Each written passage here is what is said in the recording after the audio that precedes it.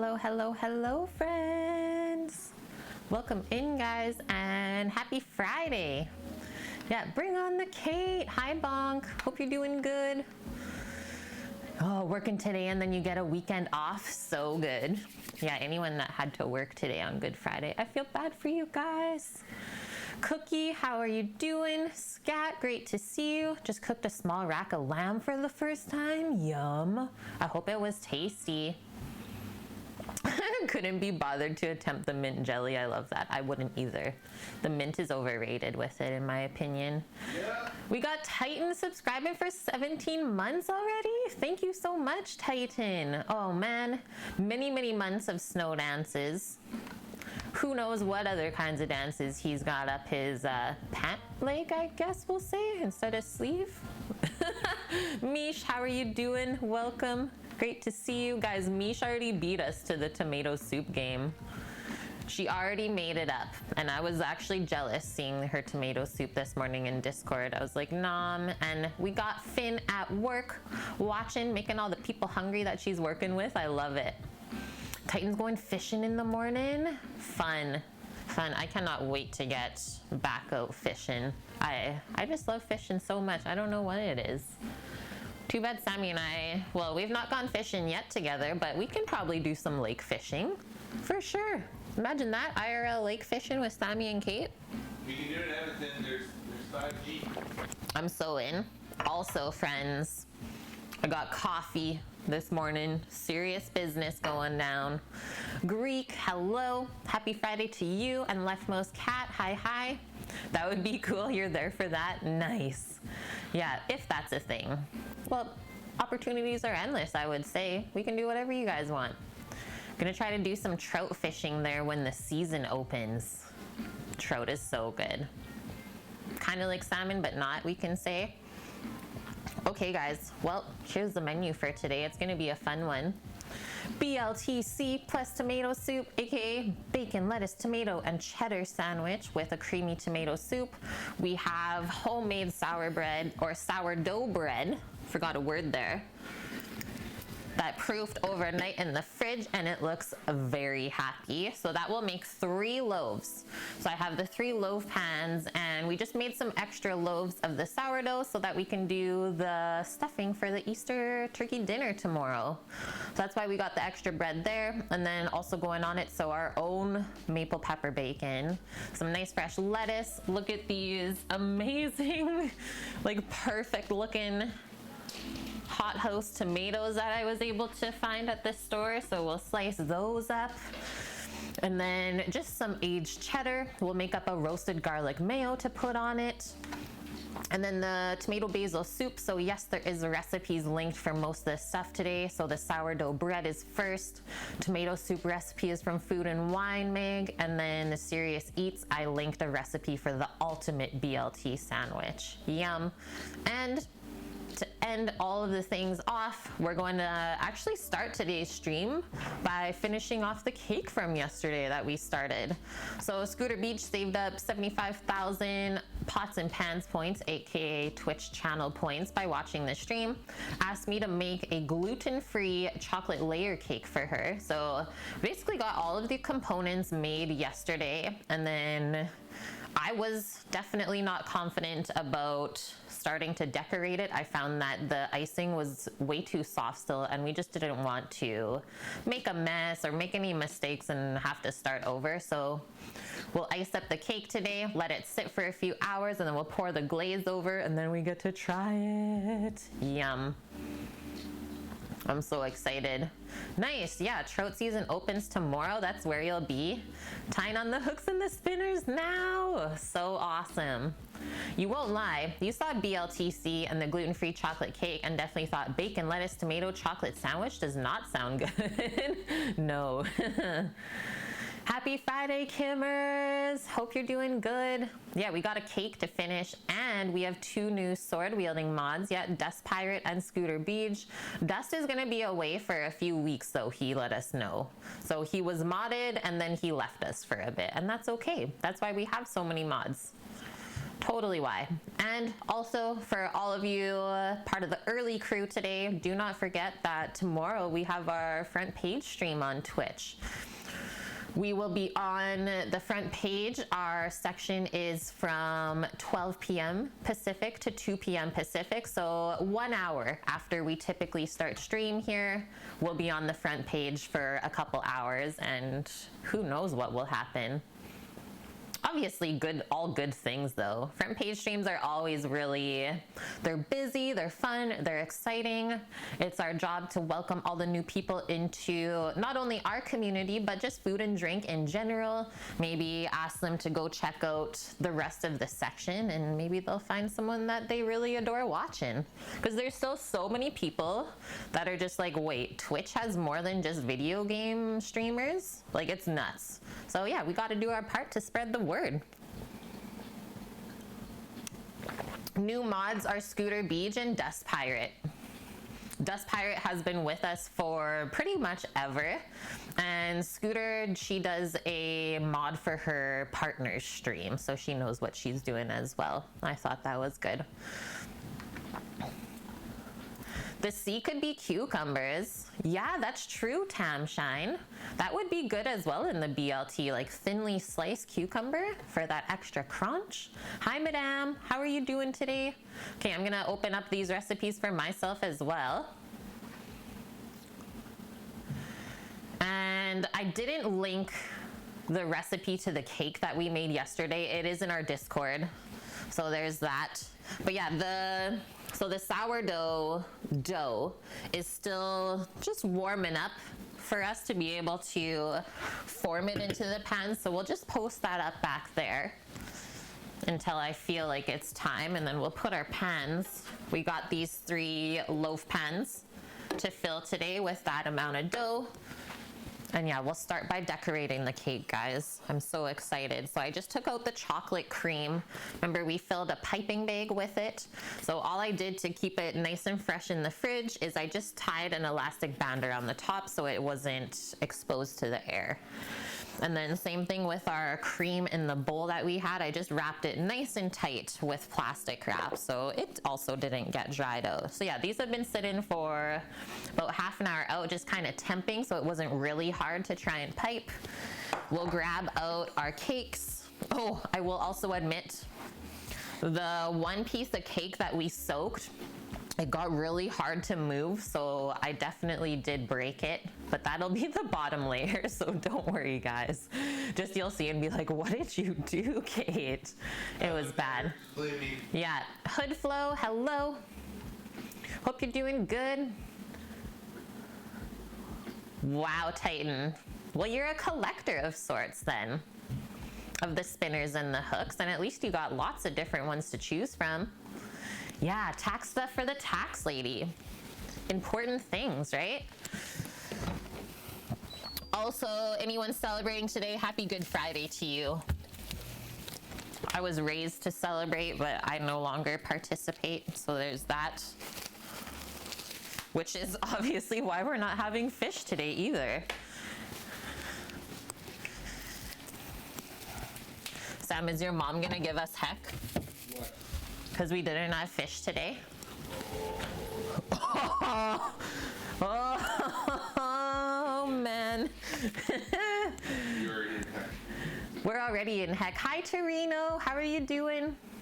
Doing all the food things today. Found the anime of your favorite food manga. Nice. Oh, wow. For the first time ever, a bunch of stores are open. Well, I guess that's a good thing.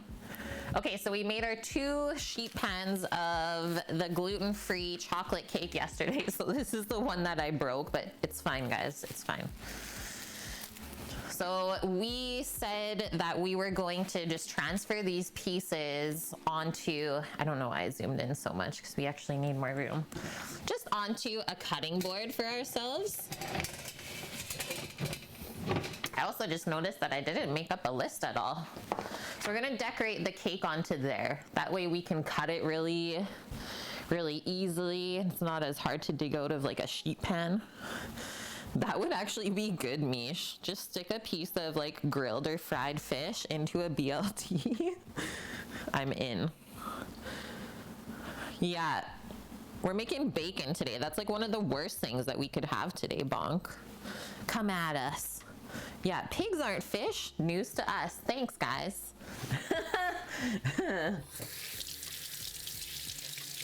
Yeah, Whistler is shut down as well. All the dining rooms. Which sucks because, yeah, we have friends in Vancouver with restaurants and they are just struggling. It's like, where do we put all this food now that we can't sell? Yeah, fish ribs. Exactly, Torino. There we go. Okay, so one other thing that will be handy for us, probably this offset spatula. Might be all we need. Oh, and I need the little pastry brush as well for the soak. So this middle piece was already soaked with the coffee syrup yesterday, so we can literally just take it off of here and lay it out. We'll just piece it back together. That's why it's the bottom piece. It's fine. Everything will mold back together and no one will know anything different.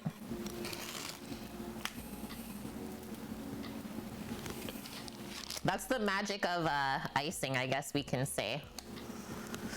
The magic of icing.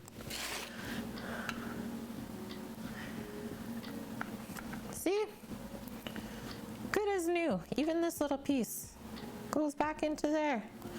No one will know. Oh yeah, Ontario is shutting down again today too for like a month. It's like, what?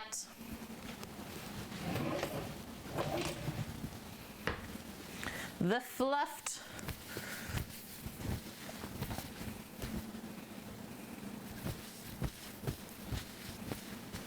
The fluffiest cake. It was quite fluffy yesterday, you're right. Okay, maybe we'll just move this over for a sec, or I guess while we're here, we can soak these other pieces. So yesterday, we made just some simple syrup with sugar and water, and then I brewed a bit of espresso and put a little bit of that into the simple syrup, and that's how you make a coffee flavored syrup to soak on the cake. It's really good. I was surprised how flavorful it was with just like a little bit of coffee being added. I guess espresso is quite strong though on its own.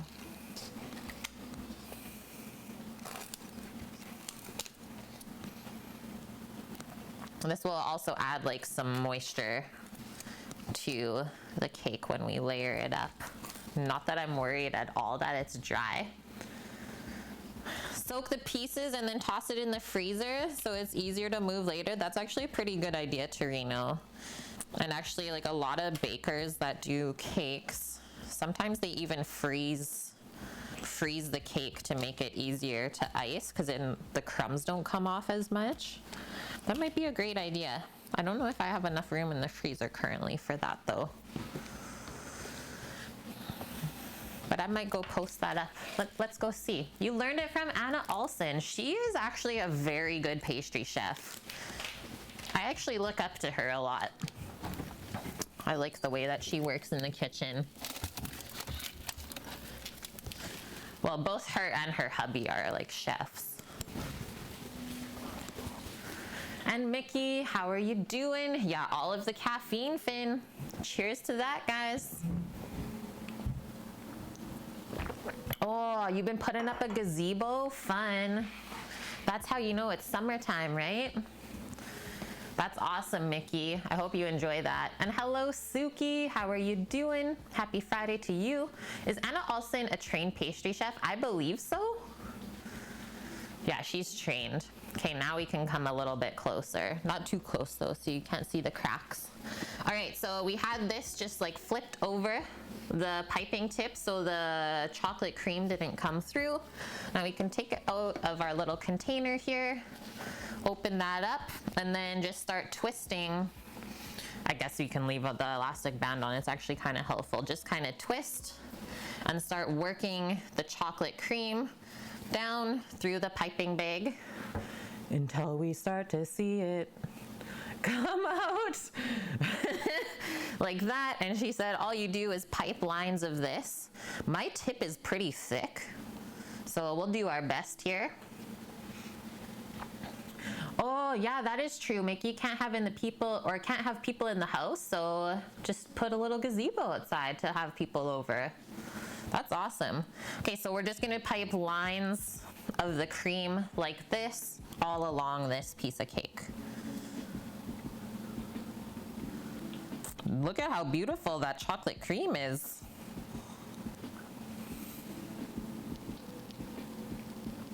I hope these layers aren't too thick.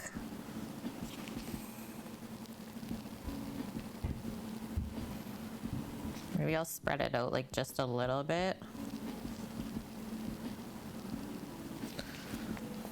I mean, we do have a bunch more in the bowl, but if we're making this like 5 or 6 layers high, well, I guess we'll go with how much cream will fill the layers. But then again, she also did ice the outside of it. I don't know what happened here, but I guess I'll just fill in. Yeah, she also iced the outside of it. So we want to make sure that we have enough to do that as well. So now we grab our other piece. Torino says, pro tip, Kate, after you soak the cake, just place it in the freezer. I don't know, we did that pretty quick that I don't know if we have to put it in the freezer. We're going pretty fast here. It's great, actually. Okay, now I'm gonna go very gently. Gonna do the next not so nice piece of cake from yesterday. Remember the one where we weren't quite able to fill all the corners on the one sheet pan? So that's that one. I thought that would be good to put that one on next as like the second layer.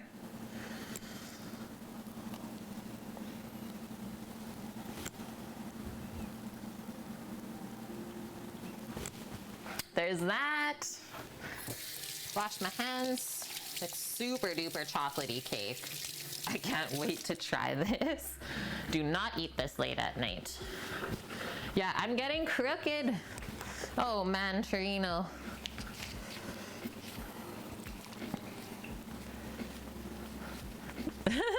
That's the national flag of death by chocolatier. Yeah, it's a wet cake. It is not dry by any means, Greek.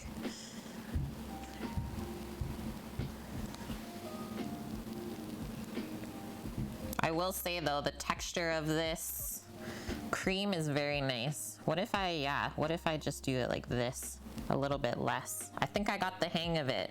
Just kind of press down the piping bag a bit more so you don't make as big of a chocolate log.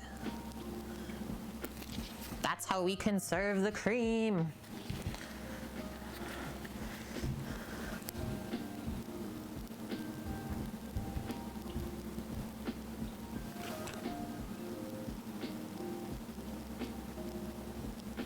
I don't know why that's happening. Like, what is this? Maybe it's just how I cut it. We never thought about that one.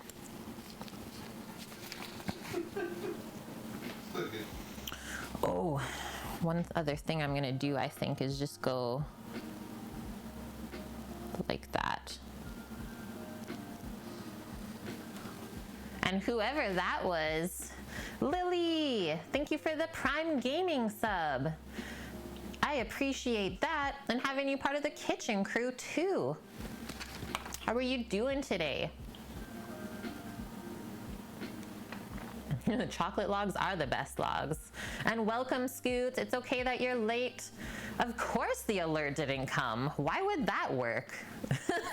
But we're just getting started. It's only the second layer, so you really didn't miss much. Yeah, it's part of making it by hand. Thanks, Greek. Thanks. I really think this cake is gonna be amazing. I can't wait to try it.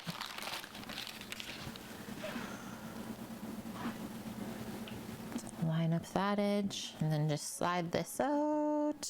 And then I'm gonna give this one a little press, I think. A little press down before we top it. Yeah. Very nice. Thanks, Lily. Yeah, I think it's gonna turn out really, really great. Almost time for us to refill the piping bag as well.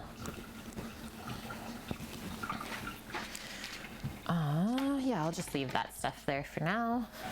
We might have enough to finish off this layer, but I doubt it. If everything was perfect, it would be a bit sus. That as well. Oh no. A blowout, if you will.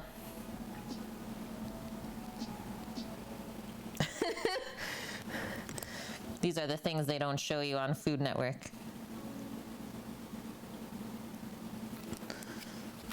You mean it's not perfect all the time? No, Sammy, it's not. Wow. Wow.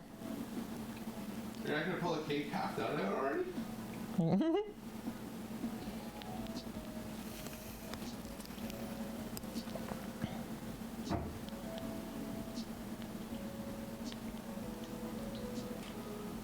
Okay, that's as much as I could push out, guys.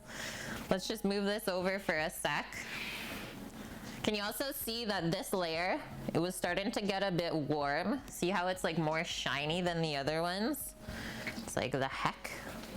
Okay, so now we're gonna flip the tip back over, place that in the bottom of the container, making sure that none of the chocolate cream will come out. You're out of here, Scoots. Take it back. I don't want it. Good morning, White Dove. How are you doing today? Happy Friday. Yeah, we're not gonna care what it looks like when you put it in your cake hole and chew it up. Exactly, bonk. It's not perfect all the time. Gotta go. Everything is a lie.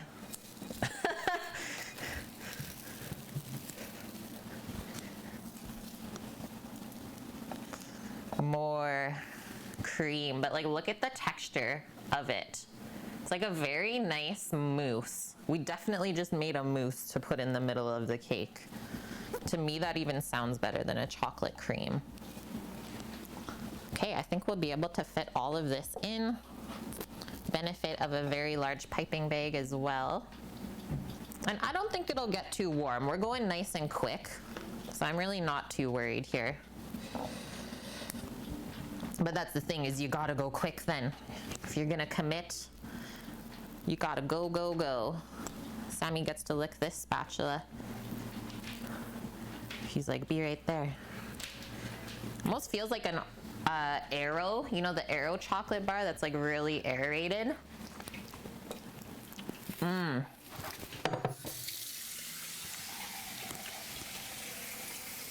Quick wash, wash. These hooks are sharp. Yeah, don't catch yourself, Titan. Wait, didn't you do that? Oh. Sammy went fishing one time, caught the biggest fish ever. It was himself. So cute. He's like, how dare you say that, Kate? Secrets out. Yeah, the Aero chocolate candy bar. Okay, now gravity. Shake it down. So here's the small amount of jerky we made. Very small amount of jerky Sammy made yesterday. So today, after the day of like air drying out, we find that's the best. We pack it all up. We pack it all up.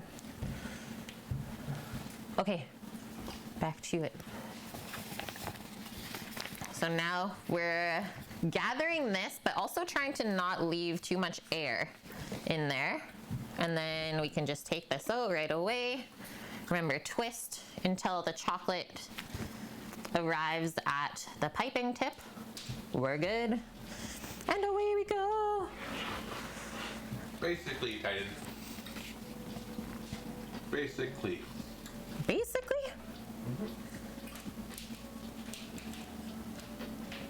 Yeah, I'm going way thinner with the amount as well, guys. Don't ask me why my cake is very crooked every time. Don't ask, please.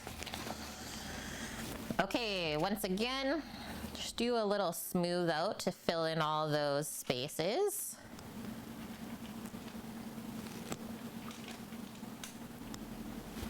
There we go.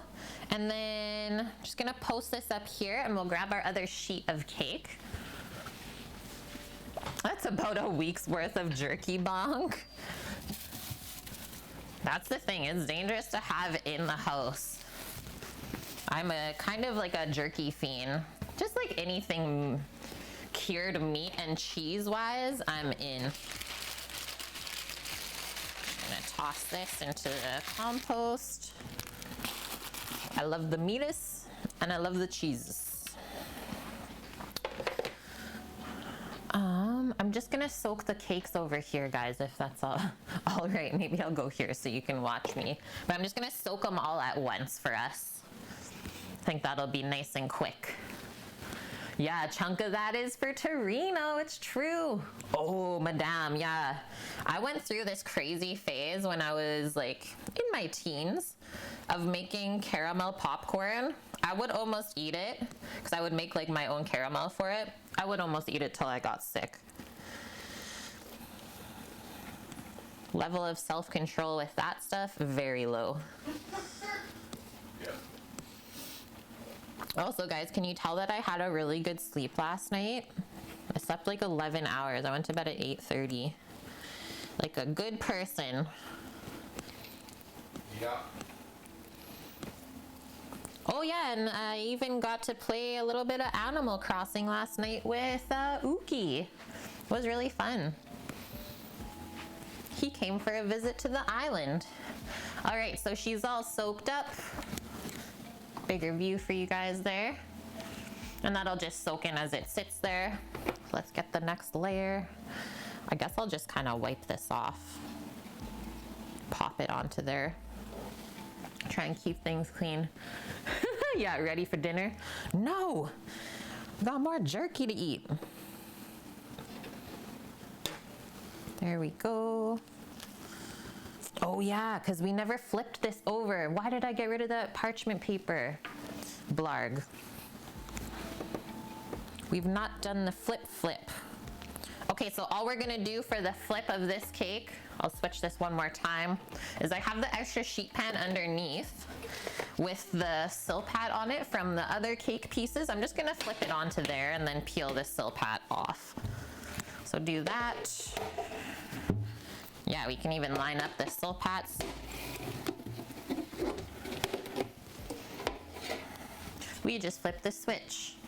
Flip.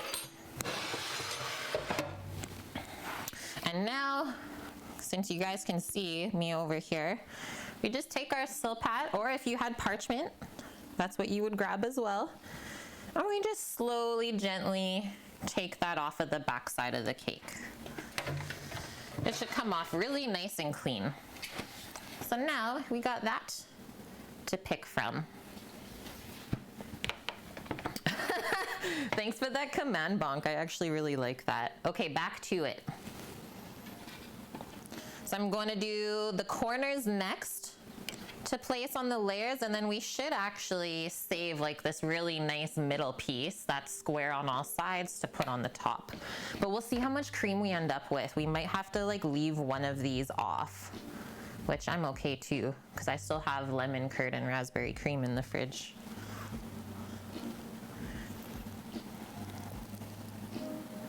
It's better to have extra than not enough, right? So give that a little press as well. Beautiful. Okay, just rinsing my hands so I don't get the piping bag too dirty.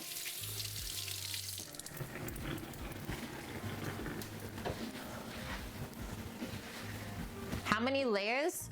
So far we have 4 layers of cake. About to do the 4th layer of chocolate cream on, but we could potentially get 6.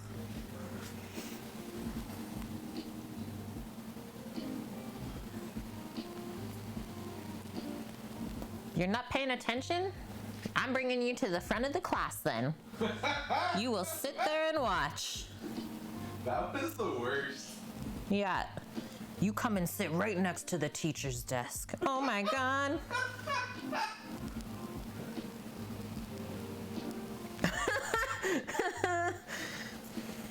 We had a teacher named Mr. Anderson when The Matrix came out. Sweet. So like after The Matrix came out, I was like, "Hello, Mr. Anderson." Yeah. Did he love it or hate it? Yeah, he loved it. He was cool like that? Yeah. Mr. Anderson.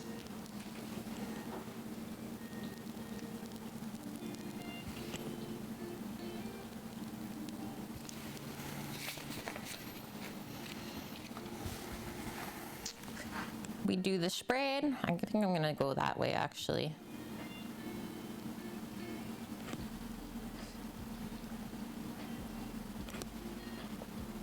Scoots, this is looking amazing.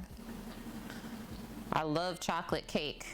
When I was young, I wished to be the kid in Matilda that got to eat the chocolate cake. I was like, I want that to be me. Hi, Night Wander. Great to see you. Okay, with that amount of cream left, I'm gonna go for the nice topping. So we'll save one piece of the cake. And we're not sad about it either. It's okay, guys. We'll pipe the top, and then we had to make sure that we had enough to do the sides as well, because we kind of have to protect it from the mirror glaze. We need to make a little layer for ourselves. I'm listening to, so the music that we play on stream now, Greek, is called Stream Beats, and it's by a, well, fellow streamer actually came up with it. His name is Harris Heller. And yeah, he created all of these copyright-free playlists for streamers to use on their stream. And it's all free. It's amazing. But like, obviously, every time the song gets played, he still makes money off of it. And it's absolutely insane. Like, since he's created all this free stuff for us, I think he's making like 60 grand a month from it. It's nuts. And like, now he has his own record label and everything. He still makes money when it gets played, even though you don't have to pay for it. It's a pretty amazing thing. Yeah, Harris is killing it.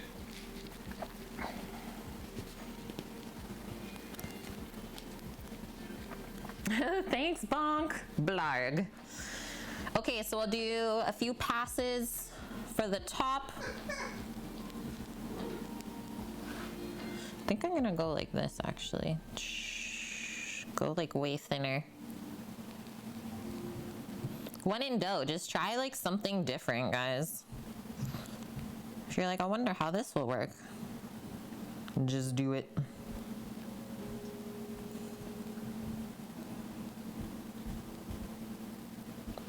Yeah. Okay, twist. Because we are gonna smooth it out anyways. Look, it didn't go that crooked this time. Okay, let's see how that looks.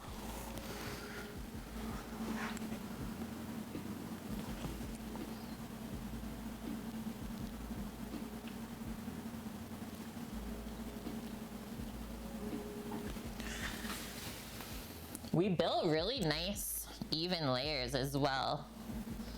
It's always a funny thing when you bend down and look at the cake like horizontally and it's like half kind of falling over. It's like, oh God, we've gone too far. But no, we're good, guys, we're good.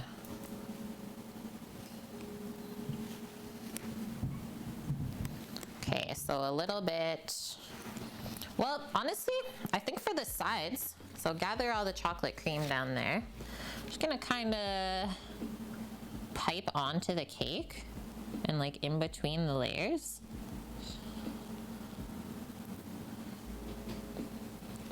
Maybe I'll do one side at a time so we can really conserve the chocolate cream and also make sure that we keep kind of wiping off this. Fill in the gaps.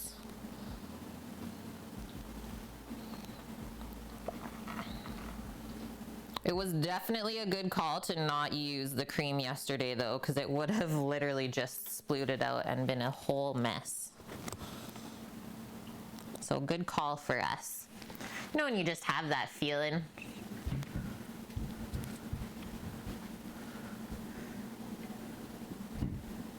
The snake technique was better, madame. We only did the 5 layers of cake because I wouldn't have enough cream to do the 6. And actually, because you can kind of see some of the cream already coming out of this side, I'm just going to even it off and see where we actually have to fill in because it's not that much.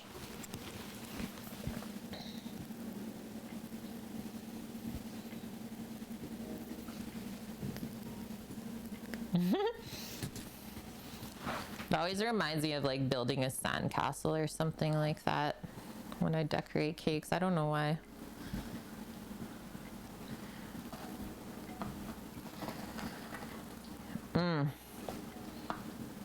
The side view of this looks really good. Okay, now we can actually come back up here and kind of marry that up. So spread a bit of that off. And then come back. Oh wow, look at that. We have square edges. Look at this.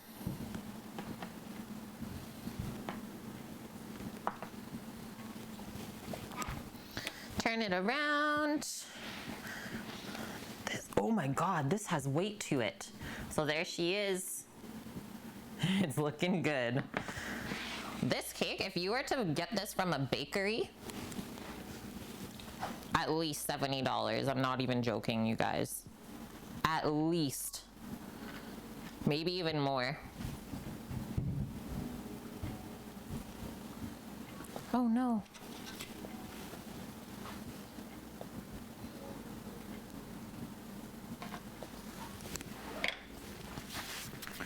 You got a cake twirler now. Nice. No, you didn't tell me yet. Okay, this is also getting a bit warm. So let's go, go, go. Very important that we definitely chill this after.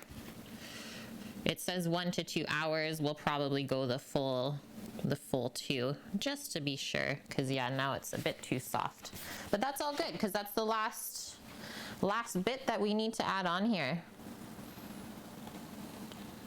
And then she'll go in the blast chiller.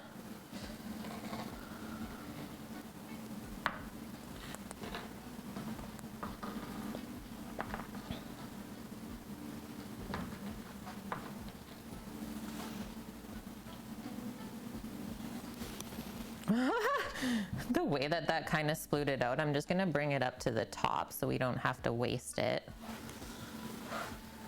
Chocolate sploot, but it still looks delicious, right?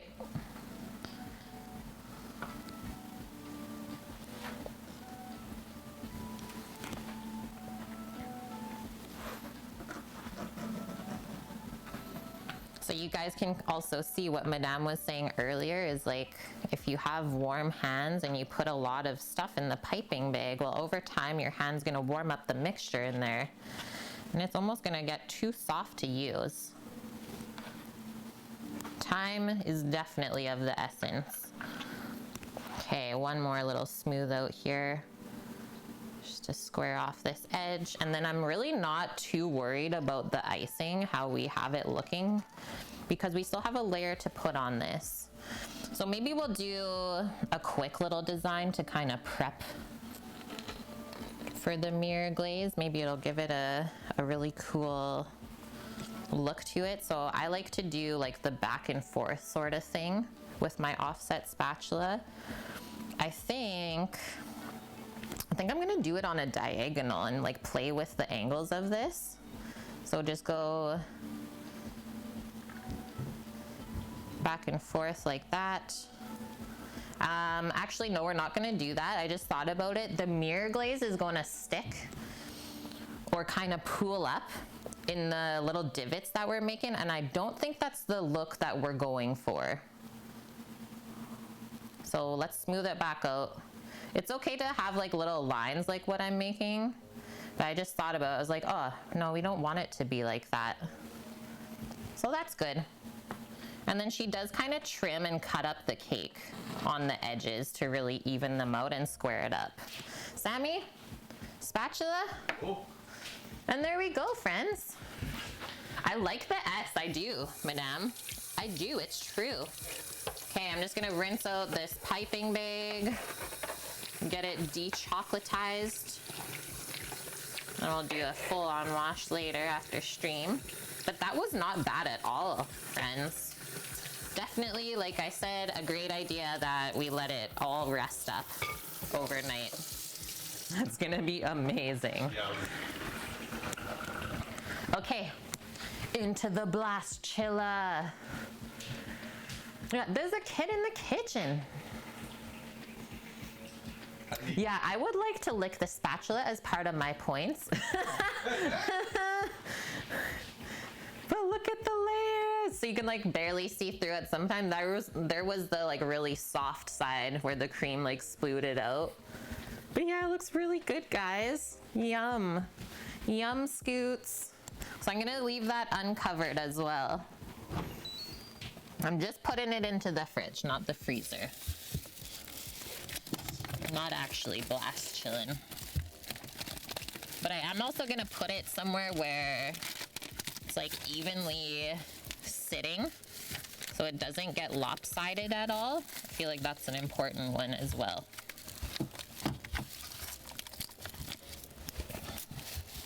Okay, there we go.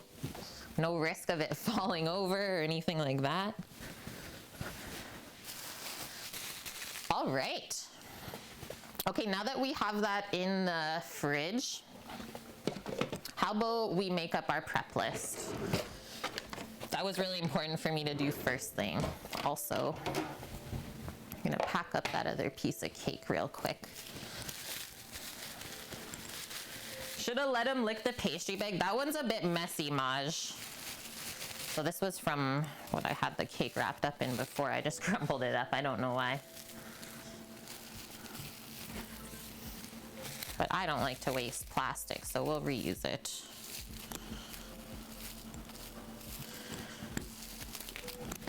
Also, why don't I set the 2-hour timer for us for that cake? Alexa, set a 2-hour timer. 2 hours, starting now. There we go. And when she goes off, we'll make sure that we're all ready. We'll have the mirror glaze made at that time as well. We have one more component to make for it. You're covered in popcorn right now. Yeah, extremely classy. Yum, that looks so good. So good.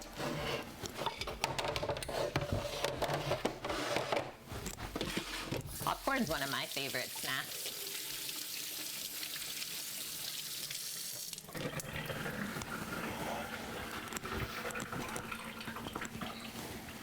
You're trying to not get more work by just doing it fast? Yes, that's the best. That's how Sam and I work together too. Get it done, and then you're free. A little gluten-free cake for us. And I will say it's easier to make like a thinner cake than to like try and cut the thin layers. Sometimes it gets really messy like that. Yeah, it's Friday. Pace yourself. Popcorn with or without butter? With. And yeah, if you do caramel, then there's even more. Okay, so we have the mirror glaze recipe right there for us coming up. But let us do up a prep list. Yeah, it's only 11:43. We're crushing it. You just shook it off, madame. You should definitely put it on your Tinder, it's true. And actually, I'm gonna take a really quick bathroom break. That's definitely due to the coffee, so hold tight, be right back.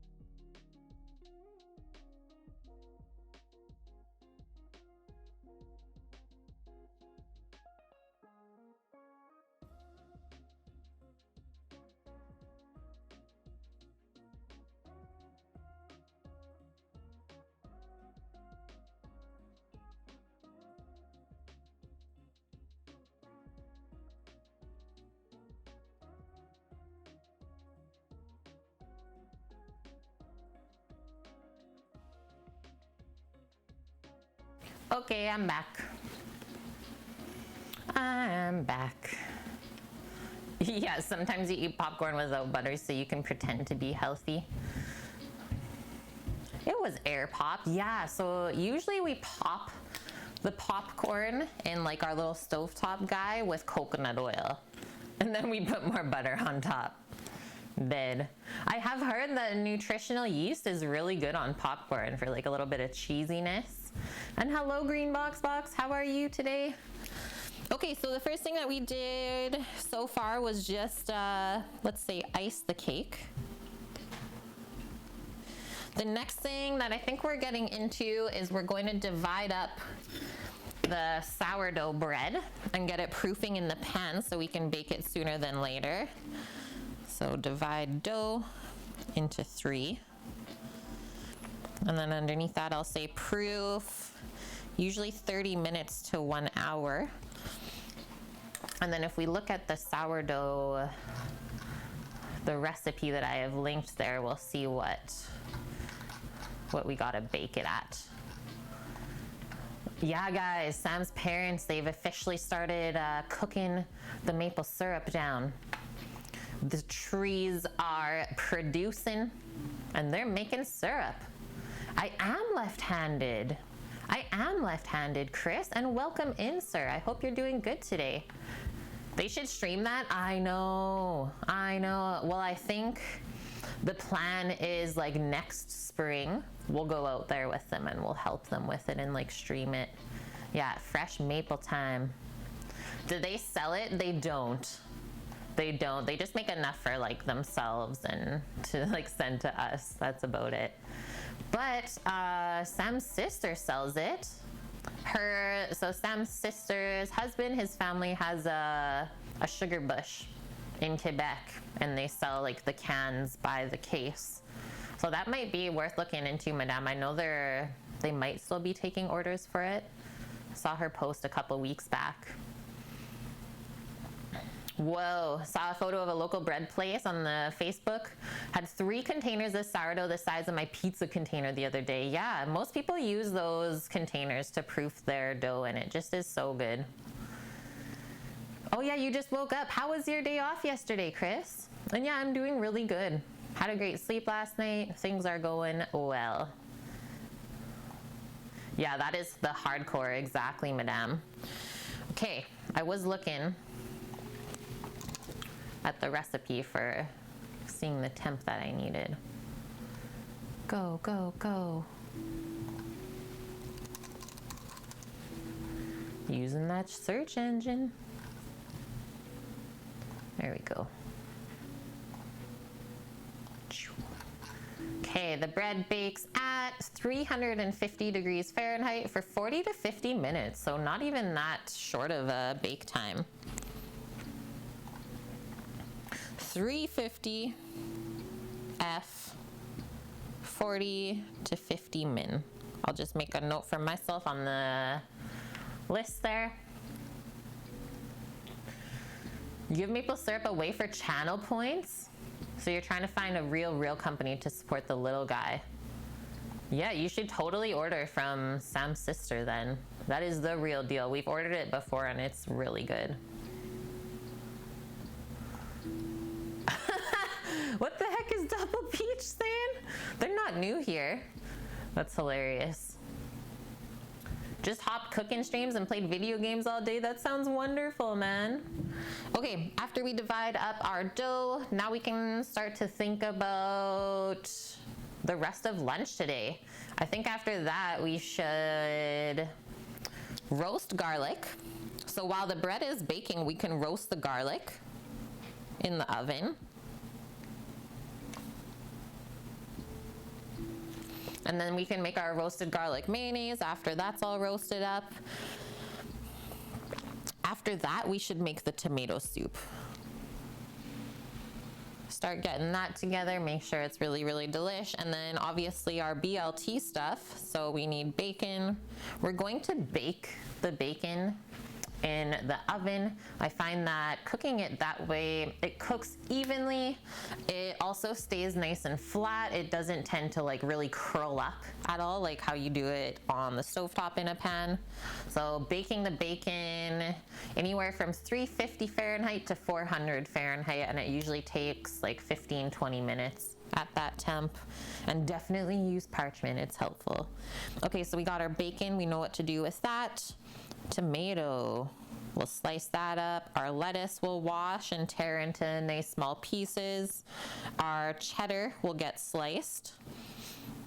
And then garlic mayo is last. And that is pretty much that, guys. And then I guess at, well, the bottom of the list, I'll just put glaze the cake and cut it.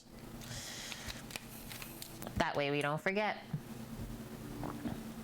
Don't know if you ever saw the beginning of the streams. You like the writing down process before you start cooking. No, please do that. Please do start making lists for yourself. Like, even after all of these years working in a restaurant, that is still my go-to thing. And that way I never forget any components of what I'm making. And if I do forget, well, I can just look at the list and be like, oh, we still had to do this. Yeah, ever since I have been a chef, cook, etc., whatever you want to say, I always did like a lot of opening shifts. So when you start your day in the kitchen, you kind of have to look over your station that you're cooking at and be like, okay, I need this for the day. And it's just so much more efficient if you write it all out and kind of gather your thoughts that way as well. I find for myself specifically, writing stuff down, it's more likely to stick into my brain. Don't know if you guys are like that too. You always work closing shifts. Yeah, so that's like a little bit different, right? Is you don't really have to make as much of a list for yourself when you're starting your shift because they already kind of set up the station for you.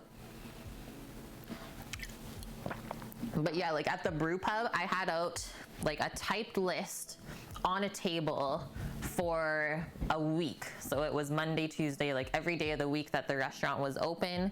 I would go down the list, like check off the stuff that we had and make a note of the stuff that we needed. But it was a full page of like super small writing. So you get used to just going through the lists every day, and that's part of the routine. That too, Bonk. As we get older, lists are a must. You enjoy the list too as a viewer, kind of a roadmap of what's to come. That too, Night Wanderer. So I was gonna say, Chris, the way that I kind of plan out my list is always with how I want my day to go timing wise. So I always start the list by doing the long prep items like getting the cake iced and getting it cooling in the fridge, dividing up our dough so it has enough time to proof up and then still bake and cool down before we have to cut into it. Roasting garlic takes a bit of time, right? So we do that earlier. And then tomato soup, kind of not as in depth, let's say. That's kind of the middle part of our day, I would say. And then I always leave the really easy stuff for the bottom of the list. So like if anything happens, you can just quickly bump it out at the end. Yeah, so that's how I do my list, guys.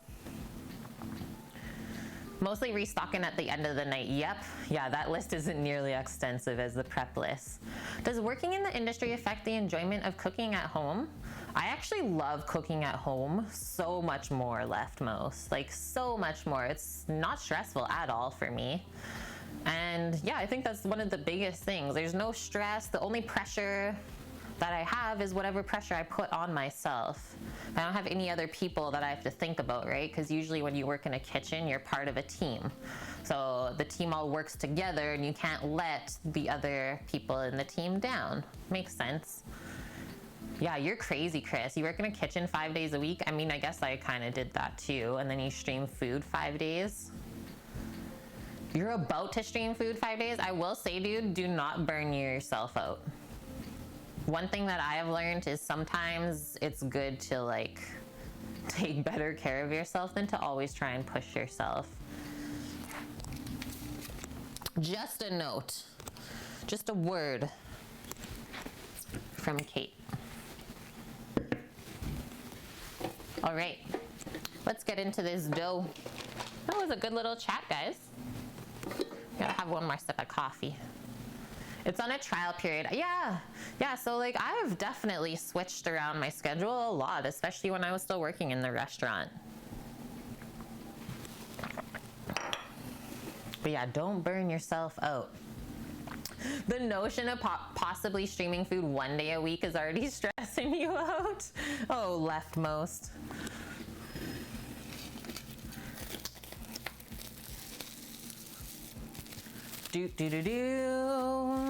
Let's get into it. We will grab a bench scraper from the dishwasher, plastic one, and then I think I'm gonna divide this just on my plastic cut-in board so it doesn't stick. Hey, looky Lucille, thank you so much. Popping in on a Good Friday, 2,500 biddies. That is definitely going towards that food truck fund, which is looking amazing, by the way, friends. Thank you very much for your generosity and just supporting our goals as well. I hope you're doing good, Looky. Seriously well. Spoilt. That's how I feel all the time. Okay, one thing about our dough, so we don't have to spray the pan when we put the bread into it or the dough. It's not gonna stick, guys. Thank you, Cookie, for the 1,400 biddies. Yeah, happy Good Friday, friends. It is going to be good.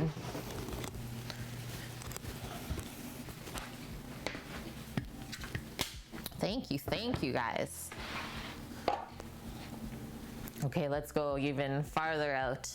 There we go. How sticky is this? I'll grab out our flour bin just in case it ends up being a touch sticky, but so far it feels pretty good. Feels pretty dang good.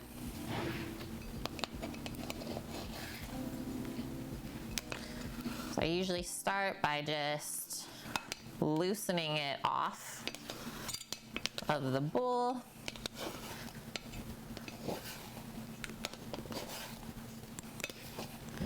Then we can give it a nice little shake to get it out of there, is what I usually do. I don't know why that works so well, but it does.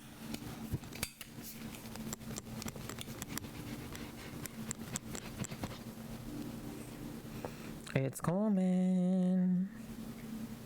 Holy. I wish you guys could see what I see right now. There you go. Look at the gluten strands in there. Oh my gosh. I love how we have our gluten-free chocolate cake and then just like the most amount of gluten.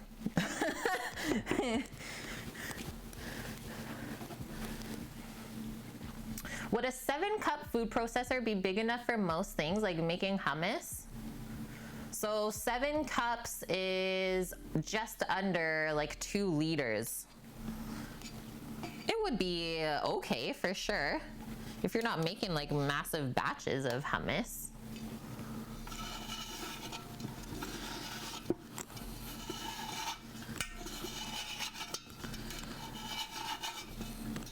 I think that would work for you, madame.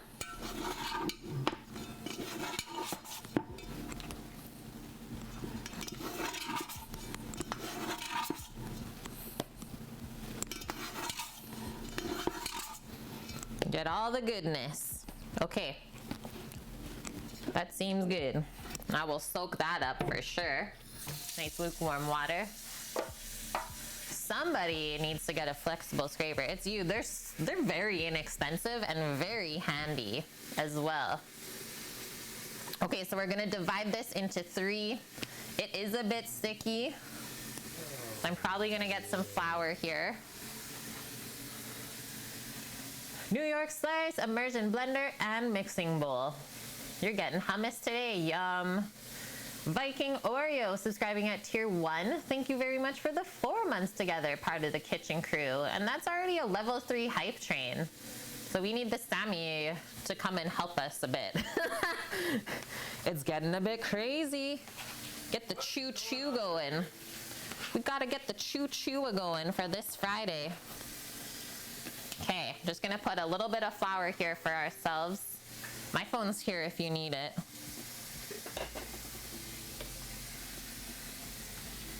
2 metal bench knives, 0 plastic scrapers. That's like me too. I got 2 metal ones as well. Okay, kind of spread that out.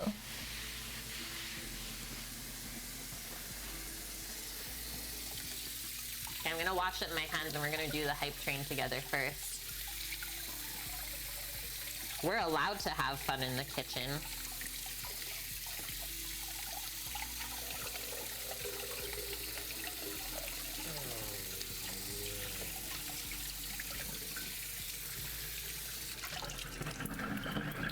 Yes, Rando, my real life brother who also streams, guys. If you've never stopped by there yet, the quality is so nice now.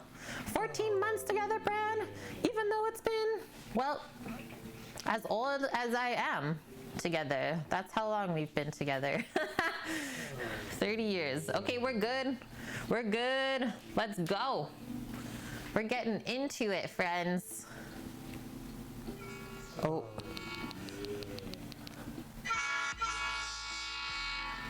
And gifted subs, looky. Okay, start this baby up.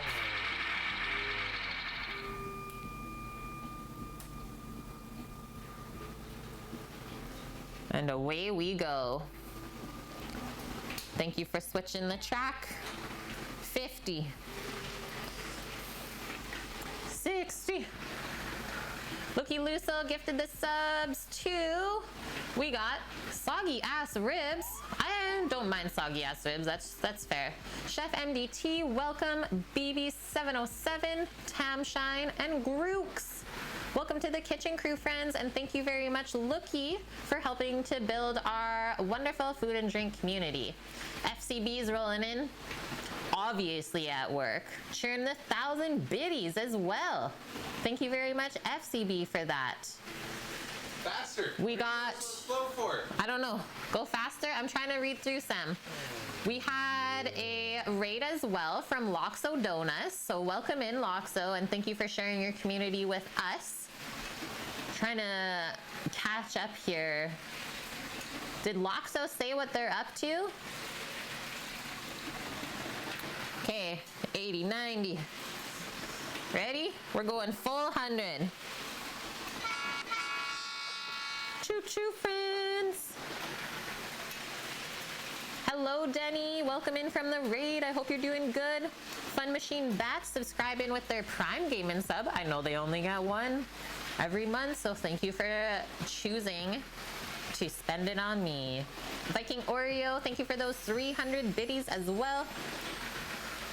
Yeah, the night bus, good spot, madame. Just finishing up your cooking stream. What did you get up to today, Loxo? And thank you for that follow, Denny, as well as Loxo Donuts. Kimmers, thank you for the 400. We'll go. Whoop, whoop. We're going round and round. Maybe we're going to the food trucks.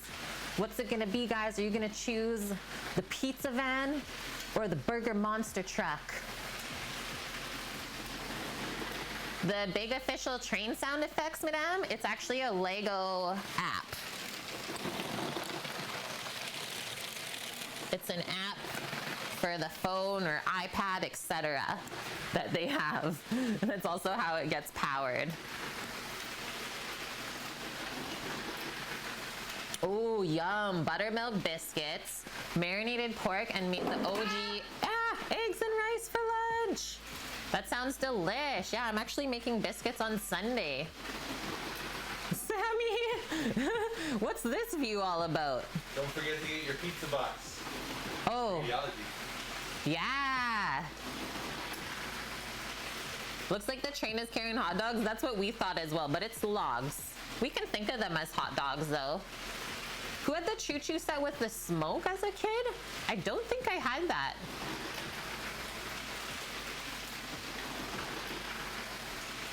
Oh, you made the dog. Eggs and rice for lunch. That's awesome. Okay, ready? We'll do the crossing one. Watch out. Yeah, hot logs. Here at Cook with Kate, we got hot logs. Yes, FCB. Thank you for the 1,000 biddies. Thank you, friends.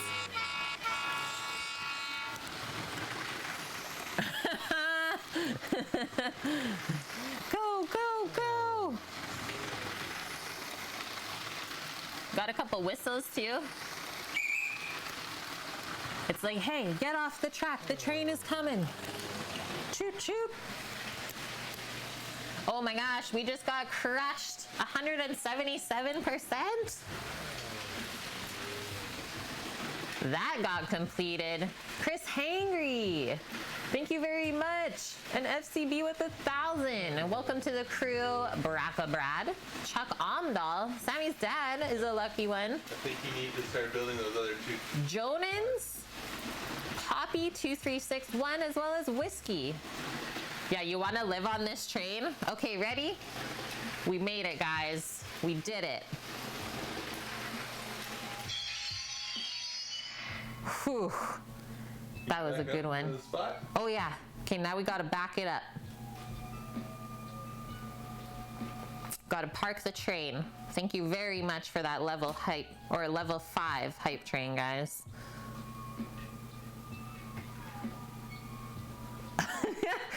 Gotta park it. Whew. Almost went over. Unreal. Once again. Thanks, guys. And I got a new emote. Yeah, we're safe. We're safe now. Cookie. Ooh, I like that one. He's like whistling a little tune. That's seriously so much fun. Thank you so much to everyone who contributed during the hype train as well.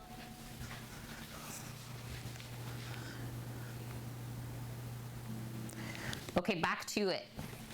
Back to our sourdough breads. Yeah, thanks, Bran. Yeah, she's growing. She's starting to make her way off of the cutting board. Okay, so we'll divide this into an even 3 loaves as best as we can. Start with something like that. Probably not enough there. Maybe add that onto it, and then we'll divide this one just in half. It's feeling and looking really good though. Like really, really good. Yum. Okay, this one's quite large, so I'll do that. All right, that looks like pretty even distribution. Ooh, it's definitely sticky. All right, so just gonna move this over to the floured area, do that, and then just gonna give this a little press out to get some of the extra air bubbles out. And we'll try and like press it into a rectangle.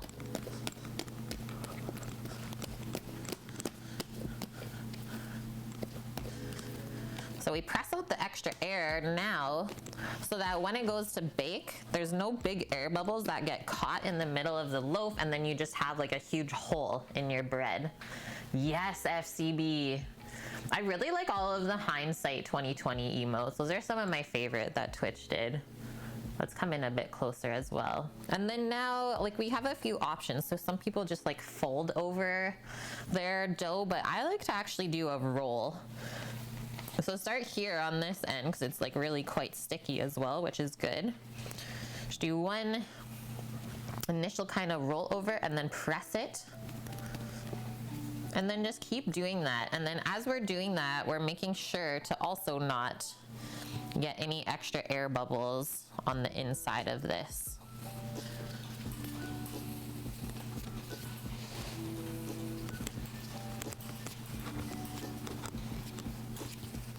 And then we leave the seam, so the end on the bottom there, and then usually I just kind of stretch and tuck in the end and just give it like a little press on the bottom. Same with the other side. And then that'll finish proofing up in the bread pan. So now we take our little log, we just place that in the pan.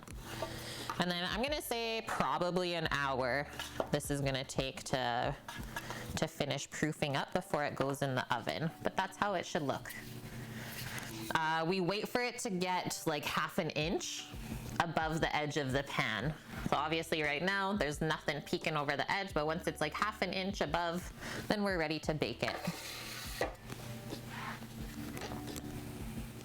Feels so chilly out, Mickey. Had frost this morning. Yeah, it was very kind of chilly yesterday here too. It looked like it would be nice outside, but it totally wasn't. And yeah, I don't use a ton of flour when I'm shaping the bread either, because you do want it to stick together. Just enough to get it to not stick to your hand, let's just say that. You had 3 beautiful warm days and now you're back to the cooling pattern, Bonk. I don't know what kind of weather we're having right now.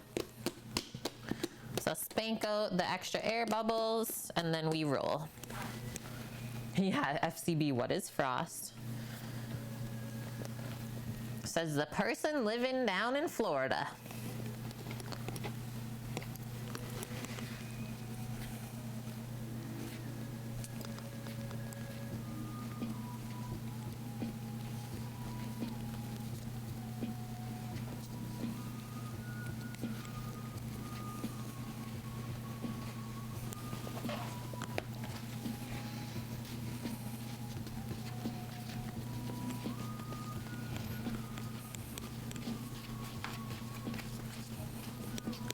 All right, there we go. The seam is on the bottom. And you can also kind of like tap out any extra air bubbles that you may see. So now we do our little flip under for the seam. Same with the other side.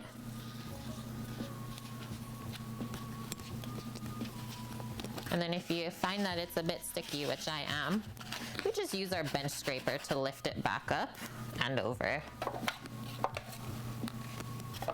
And then once you get it like in the loaf pan, it's pretty easy to move around.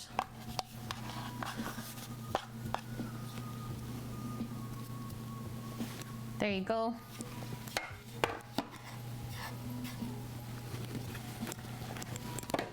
One left. Do a touch more flour. You don't know about that, Bonk? When you went to Florida for Disney World, one of the days you were there, it was in the 30s. There was frost that morning. Nuts. Okay, this dough literally went down the like side of my cutting board. It's trying to make a run for it. Ooh, crazy sticky.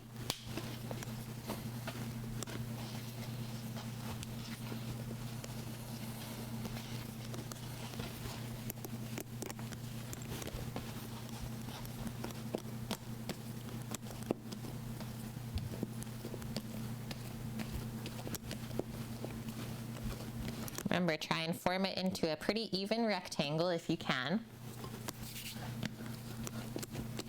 As you're pressing out the extra air. Huh? It's raining. Oh, shoot. Be Sultan. Ah! I was just like totally into my bread just now. Welcome in, Ben. And thank you so much for sharing your community with us. Hi, I'm Kate. Welcome to the kitchen. Right now we are forming up 3 sourdough sandwich breads. We're just placing them into the pan. So my hands are baking hands currently. A bit messy, but all the good things are, right? You're also loafing today. Hello, Lara. I hope you're well. And welcome, guys. Moose, hello. Sahi, Urin, welcome, welcome. Let us know if you have any questions at all with what's going down here.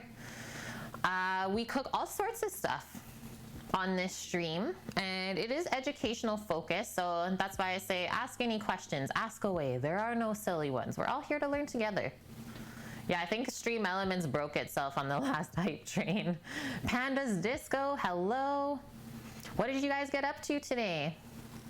How was stream? So yeah, Bonk is posting up our menu today. We're doing a bacon, lettuce, tomato, and cheese sandwich on this homemade bread, as well as a homemade creamy tomato soup. And then we're also finishing up some gluten-free chocolate layer cake for Scooter Beach, which looks amazing. Hello, Thrash, dropping in on your lunch break. Welcome in then. I'm honored to be part of your lunchtime entertainment. Will I still be on after 2:30? If you're saying PST, yes, I should be for sure. You made your first ever risotto. Oh, I'm so proud of you. A mushroom and asparagus flavor. And first try at focaccia. Did everything turn out good? Did it go good? Okay, we're gonna get back into it, guys. And then these babies can proof on up. So how I form my dough to fit in the pan is I like to do the rolling technique. You just kind of do your first flip over and press it. And then you just kind of keep doing that until you have a little dough log. And we're just making sure that it's like nice and airtight as we're rolling it over.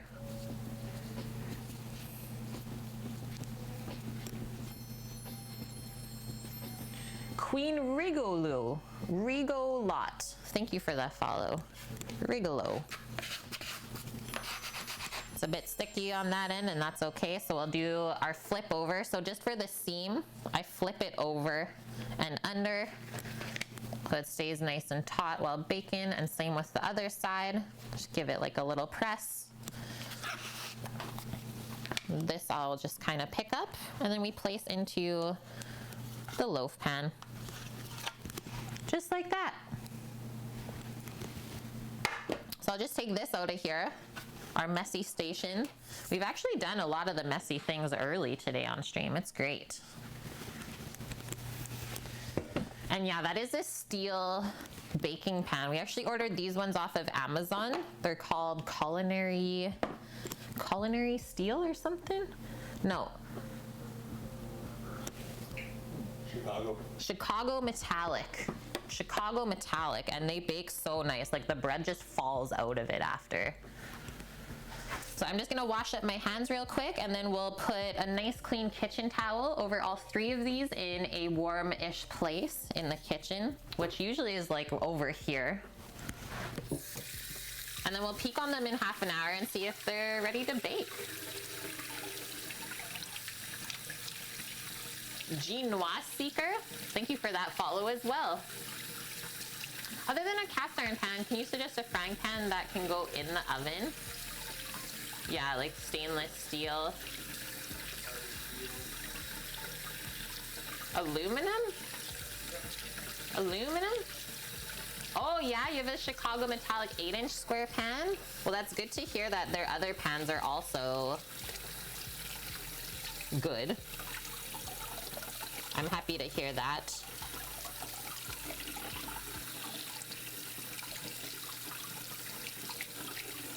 Okay, we're all washed up. Also just wipe the flour off of the apron for us. So that's really easy to do. And yeah, we're done with the flour, friends. We are done with that for now. That feels great. So our next task is getting into the tomato soup. I'm excited. And for the cake, so we set it to chill for 2 hours in the fridge. We do have a timer on for it. So whenever that timer decides to go off, we'll make sure that we have the mirror glaze ready for it.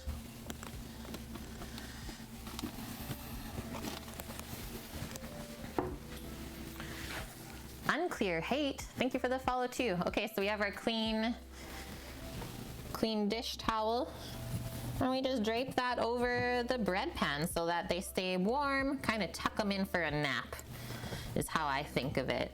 They stay warm, and then they also won't dry out and crack as they proof and rise up before we bake them. Cast iron is the best to put into the oven. I really like using cast iron pans, but not everyone has them or can afford them, right? So it's good to give some other options.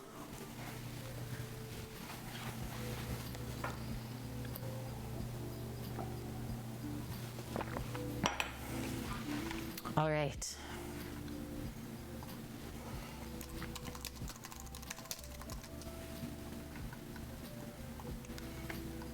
Okay, I want to read through something with you guys as well before we start anything else. We're looking really good already. So it's the Food Labs BLT Manifesto. So AKA how to make the best BLT ever. Oh, sounds good, Thrash. And thank you for your services working at a grocery store. That's an important one. But yeah, hopefully see you in a few hours. When you moved, you gave away your cast iron pan. Oh no. You feel bad asking for it back? Well, it does pay off if you can get it like secondhand at a thrift store, as they're pretty inexpensive there. You just have to re-season it for yourself. But yeah, you should definitely have at least one. Okay. They say a BLT is not a well-dressed bacon sandwich. It's a tomato sandwich seasoned with bacon? Those are big words. Those are big words. I don't think that I agree with that currently, but we'll see. We'll see what Kenji says. Yeah, what does he know? He's actually one of my faves as far as like online chefs go. So he says the grilled cheese may give it a buttery run for its money, but the BLT has more grace. It doesn't come out of its corner firing on all cylinders like a Cubano or a Muffaletta, but a BLT has stamina. Each bite improves on the last. A Reuben may sucker punch you with its 1-2 jab of salt and fat, but what the BLT lacks in pure power, it makes up for in subtlety and balance. The BLT is the true king of the sandwich ring, and it's my favorite sandwich of all time. It's definitely up there for me. As far as like simple, quick sandwiches go, it's definitely up there. But like all of the components of a BLT have to be top notch. When we look at simplicity, it doesn't mean that the ingredients are cheap and like terrible. It totally means that all of the simple items have to be the best. Otherwise it will taste bland for sure. Yeah, so simple, so easy. Sammy says sometimes he does a BLTE, puts a fried egg on top too. Probably gonna happen. Probably gonna happen today. Nice. Kenji says, I didn't grow up loving BLTs. In fact, I don't think I even tasted my first BLT until freshman year of college, when on a particularly lean-pocketed evening, I ordered one from La Verde's, the campus deli, only because it was the cheapest sandwich on the menu. I watched as they split open a cold submarine roll, slathered on a layer of gelatinous yellow-skinned mayo, oh no, and stuffed in some pale pink tomatoes cut on the meat slicer, along with a nest of bagged pre-shedded iceberg lettuce and a handful of thin yet leathery bacon. That sounds like the worst BLT ever. Like the worst. Nice, Tony. I also have a friend that has started up a business as well doing that. You grow microgreens for restaurants and farmers market. Yeah, he straight up has started that this year and he is killing it. Recently substituted kale microgreens for lettuce and it's delish. I do love microgreens or even like sprouts. They just add that little something extra to a sandwich. Definitely underrated. Yeah, grilled tomato for a BLT. Good one, Chris. Good one. Okay, so Kenji says he took a bite of this crappy BLT, immediately picked out the mealy tomato pieces. You know what he means when he says like mealy, where it feels like kind of grainy and dry in your mouth? Have you ever had a crappy tomato like that? Where it's like it's definitely underripe. So he picked that out and made a mental note to order this sandwich tomato-free in the future. He spent the next 4 years eating mediocre but cheap BL sandwiches, wondering what was all the fuss about. It wasn't until I tasted my first great tomato at the vine-ripe old age of 22 that I finally understood the true nature of the BLT. And by extension, why I'd never enjoyed tomatoes on my sandwiches or in my salads. Or yeah, overripe scoot where it's just like falling apart mush. So bad. Yeah, there's so many varieties, Tony. 7 or 8 different versions of mustard microgreens. I freaking love mustard greens. Never mind the microgreen version of it. And thank you for that follow, my dude. I'm happy that you found us today. I wanted to ask if you want, you can share where you're located, because we might have some people in our chat that can get some microgreens for you, depending on where you're at. Oh yeah, cooks not paying attention to the quality of ingredients.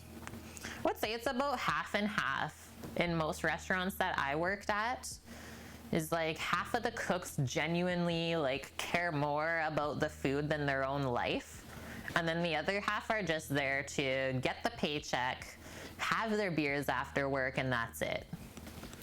So yeah. Okay guys, so if you ever want to get into trying some microgreens, Tony Clifton is in the Denver area and he sells them at the farmers market and to restaurants. Super cool. Yeah, there you go, Scoots. Maybe you guys can meet up. BLTs with tomatoes from the garden are just fire. I know, it's true, leftmost. Yeah, we will just make LTs or just T's. Yeah, just a tomato sandwich also can be really good. Really, Chris, you also didn't have a decent BLT until your 20s? I guess I'm not that picky with them. You just do the bacon sandwich? Scoots, is that what you're saying? Okay. So he says, here we go. A BLT, like he said at first, is not a well-dressed bacon sandwich. A BLT is a tomato sandwich seasoned with bacon. From this basic premise, all else follows. Indeed, a better name for the BLT might well be the Tomato Club, for it is the perfect tomato, not the bacon, that is the rarest, the most ephemeral, the most singularly delicious ingredient. Sausage egg sandwich is good? Yes, it is, Mickey. I love that for breakfast. Yeah, that sounds just perfect, leftmost. And I will also want to ask you, leftmost cat, have you ever had tomato pie? Because that was quite delicious from the garden tomatoes too. Okay, Kenji says, a BLT is not a democracy. It is not a committee meeting. It's a dictatorship. And the tomato is king, queen, and supreme leader. In the BLT universe, the prime directive is that all other ingredients shall be at Her Majesty's service. Their only role is to prop her up and enhance her best qualities. I love this, how it's written out. Really good. Yeah, Logan. Logan's right in Denver, right? Yeah. Yeah, you should hit him up, Tony. He might be down to meet with you. Just can't handle raw tomatoes, Scarlett. Also, hi. Cooked are great, but raw you just can't. And that is totally fair. Yeah, don't feel bad. This is just Kenji's opinion, right? Everyone's palate is different. You, by all means, deserve to make whatever you want for yourself. Yeah, as a result, I can never really experience a good BLT. What if you make, like obviously the fresh tomato has those certain qualities, but what if you made like a nice kind of chunky tomato jam to put into this sandwich as like a condiment instead? That'd be good. DJ Beats, it's madness. Have I ever had tomato wine? No. That's also a thing and really nice for cooking. That sounds nice. Hello, Kame. How are you doing? Did I just listen to some hearsay? Never underestimate a well-made bacon, right? Yeah, like come on now. Okay, so Kenji says, just like making a great caprese salad, making a great BLT is pretty straightforward. Get yourself some perfect tomatoes, slice them, season them, stick them in between 2 slices of good toasted bread with some bacon, lettuce, and mayo. But as with a caprese salad, there are far more ways to F it up than there are ways to perfect it. Using mealy off-season tomatoes is the primary unforgivable sin, but when it comes to BLT crimes, that's just the tip of the iceberg. There's more? I'm actually terrified. You can do bruschetta? That's impressive then, Scarlett. The acid additions help to fix the issues. Yeah. Well, that's good then. At least you don't like give up tomatoes altogether. So number 1 rule, use excellent tomatoes. Number 2, make sure you season them. Because that's the thing is, yeah, tomatoes definitely benefit, especially when they're this size, from salt. Salt will just kind of bump up their flavor and also season them through. So it's not bland tasting because they're very juicy, right? So use a good tomato, season it. Use not too much, good enough bacon. What is this all about? He says, with the tomatoes sufficiently pampered, let's move on to the bacon, starting with picking it out? Please, please, Kenji. Bottom of the barrel supermarket bacon is injected with a brine because it's a quick and dirty way to set the pink color and deliver the salty, smoky flavor we crave, cutting a days-long curing process down to a matter of hours. So that's how you make really crappy bacon. Yep. Like all of this stuff in this store, guys, the cheap bacon is not good for you. So like he said, is they inject it with a liquid brine so that they can do that within a few hours. The bacon that we make, it cures in the fridge for 6 days. Of course, no massive company is gonna make money off of something that they just have to let sit for 6 days, right? So that's like totally North America making food as quick as possible to get it to the masses. So yeah, do not get that mediocre bacon. Pay for just a little bit more, and usually it has to be thick cut for that to be good. Yeah, that sounds good, Tony. Season your bacon with a bit of brown sugar and red pepper. Yum. Oh, I think you could definitely smoke a tomato, Scarlett. You can smoke tomatoes. Yeah. So Kenji says the problem is that when they put the pork belly into the brine, it also adds a ton of moisture, causing this so-called pumped up bacon to curl, spit, and spatter as it cooks, which can also lead to uneven browning and crisping. The flavor of injected bacon is often one-dimensional. Through a few brands fared well in our blind taste tests. So they inject the bacon with the brine, and I will also say I think in that brine is liquid smoke, so they don't actually smoke the bacon. So like if your bacon when you get it from the store is all like really soft and there's not like a little outer edge that's kind of browned up and dark from the smoke ring, you know 100% it's never even touched a smoker. How long do you smoke them for, and do you leave them whole? Sam, I don't know anything about smoked tomatoes, so that's all on you.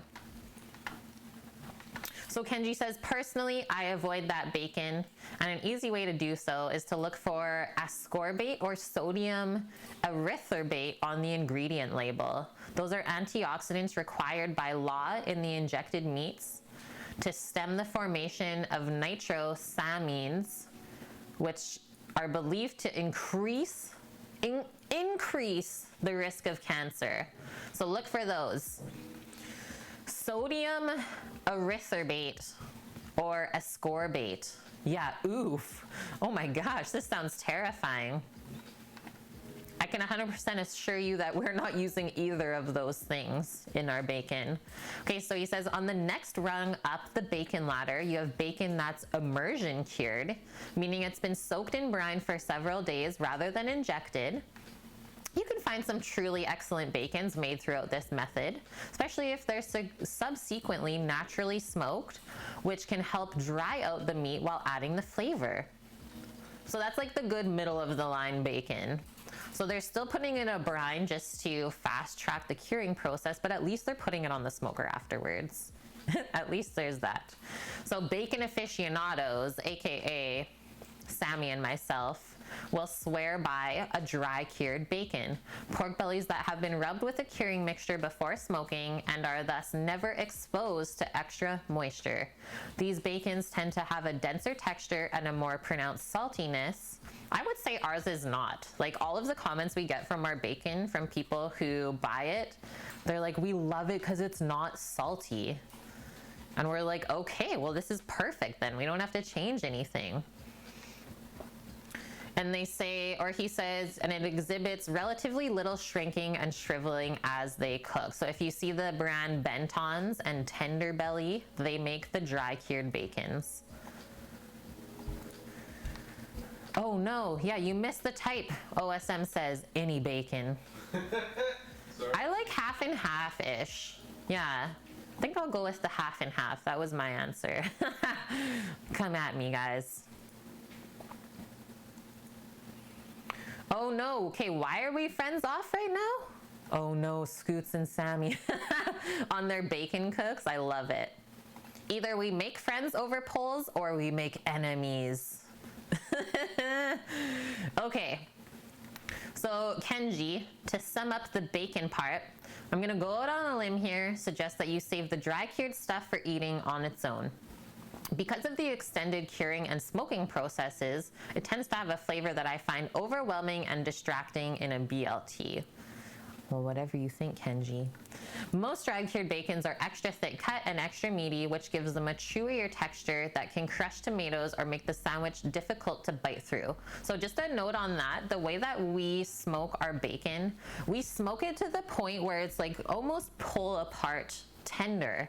So if you've ever had bacon that's like very chewy and there's a lot of connective tissue into it and it's hard to eat, that just means that they were rushing the smoking process or there was no smoking process.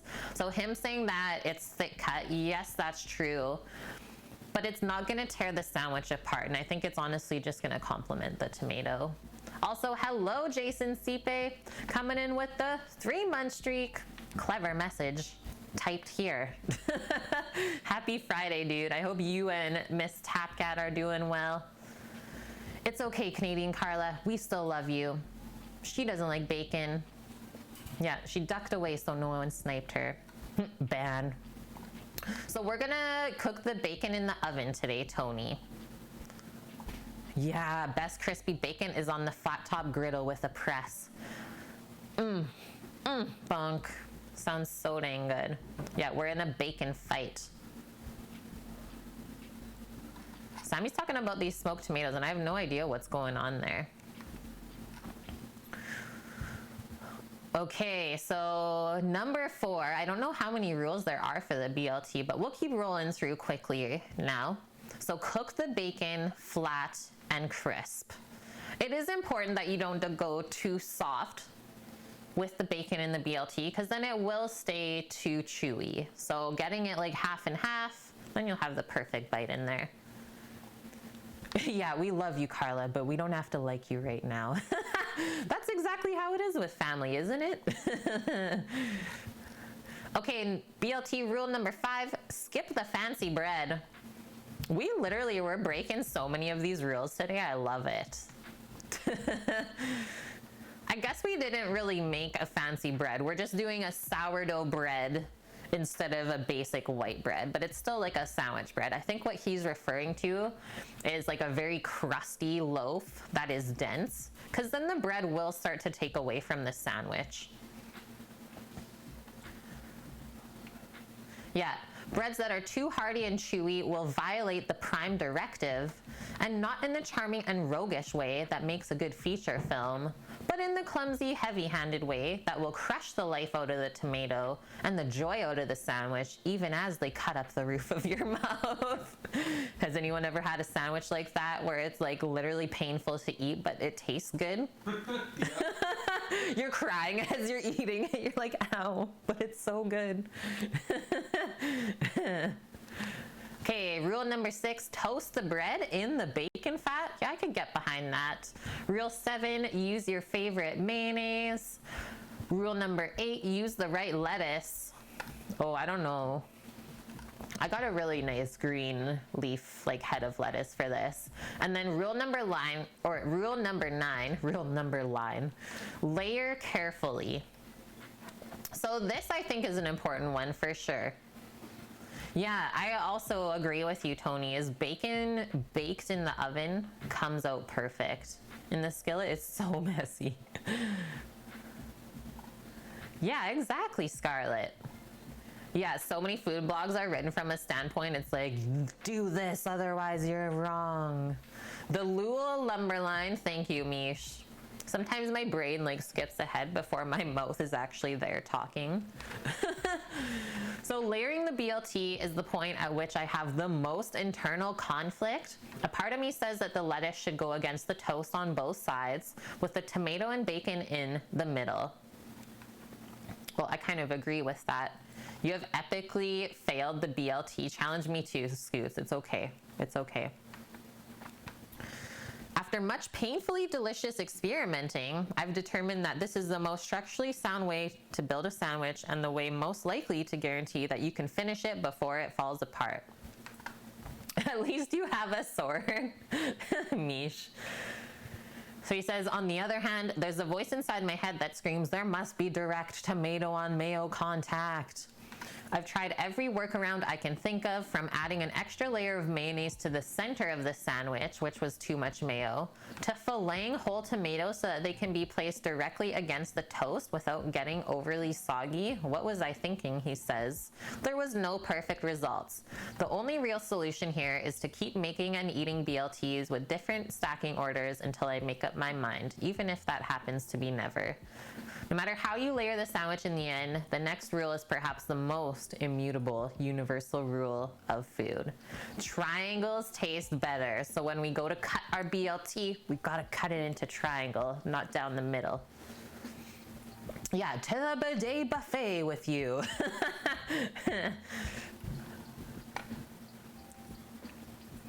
And then BLT rule number 11, don't F with it.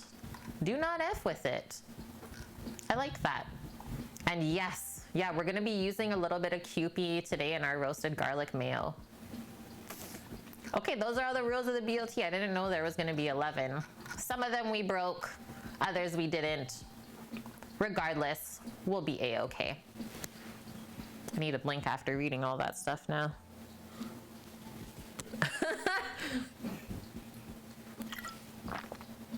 Guys, we still have the poll up for a little bit of time. Make sure you go answer it so we can learn a little bit about ourselves. Yeah, we can't remember any of them. So there's that, Mish says. Can I help with something, Carla? You're having some food issues today. If I had 1 pound of ground beef right now, what would I make? Taco salad. Oh. Taco salad. Mish says burgers. Yeah, like 5 times, it's true. Tex-Mex chili, good one, guys. Taco salad has quite a few components, so I don't know if you have them all in the house, sadly. Okay, back to this. We have divided our dough. The cake is chilling in the fridge. We're proofing up the dough 30 minutes to an hour, which I totally did not set a timer for, but like I said, so we're kind of just waiting for it to come up 1/2 inch past. We got a ways to go. I'll set a 1/2 hour timer for it now though. I think it'll take that much. It's not super warm in here today. Yeah, taco salad or burritos, that's a good one too.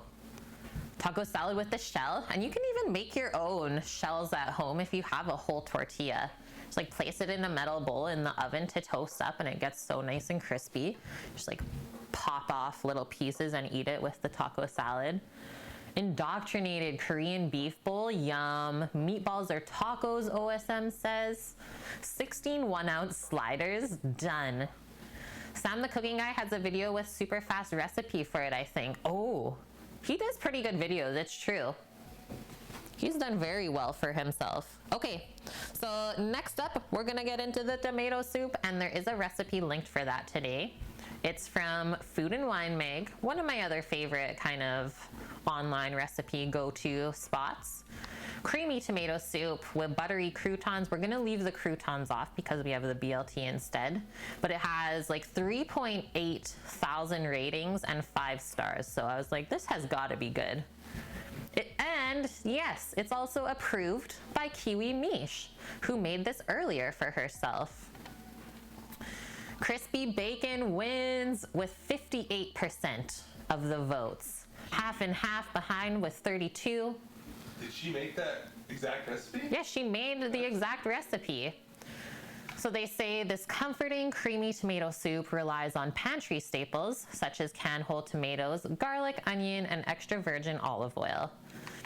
Freshly made brown butter croutons add contrasting crunch,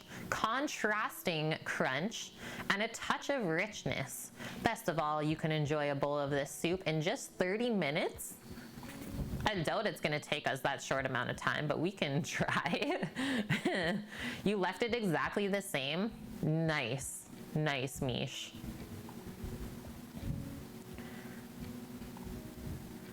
Scarlett, throw it into a blender and make meat paste and then make a long meat snake. Yeah, one big burger. There you go. 1 pound. Good one, OSM. Yo, this recipe's from March 2004. Early 2000s? I don't remember that at all. Guys, I wasn't even graduated high school yet.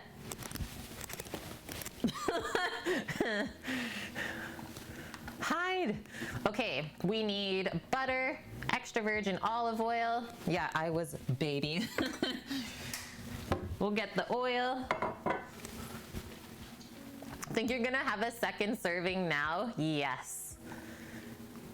I didn't say it to make you guys feel old, only to make my own self feel old.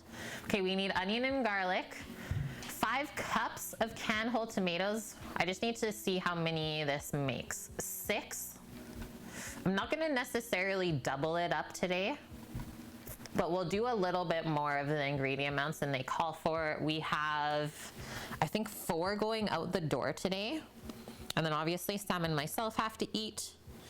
Yeah. So 4 liters of the soup are leaving today with our friends. So we gotta make sure that we make like around 6 liters. Yeah, it's okay to feel old when you are old. Okay, there's a bit of water in there. I don't have any more heavy cream, so we'll just do some of the whole milk at the end though. So whole milk just to get that little bit of creaminess for us. And then there is just a touch of sugar, crushed red pepper, celery seed, nice. I wouldn't have thought of that one in there. Dried oregano, salt and pepper. And then they tell you how to do the croutons. Thank you, American. Yeah, I'm so excited. Like the fact that I have not only 1 front page slot, but 2 this whole month, I'm freaking pumped. I am so, so excited. So tomorrow is the first one from 12 p.m. Pacific to 2 p.m. Pacific. Yes, I am Scarlett for Twitch Food and Drink Month is all of April. And they're featuring like so many amazing streamers on the front page. Minimum 1 per day.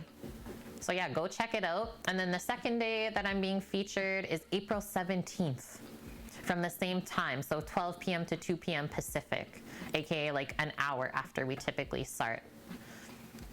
It's wonderful.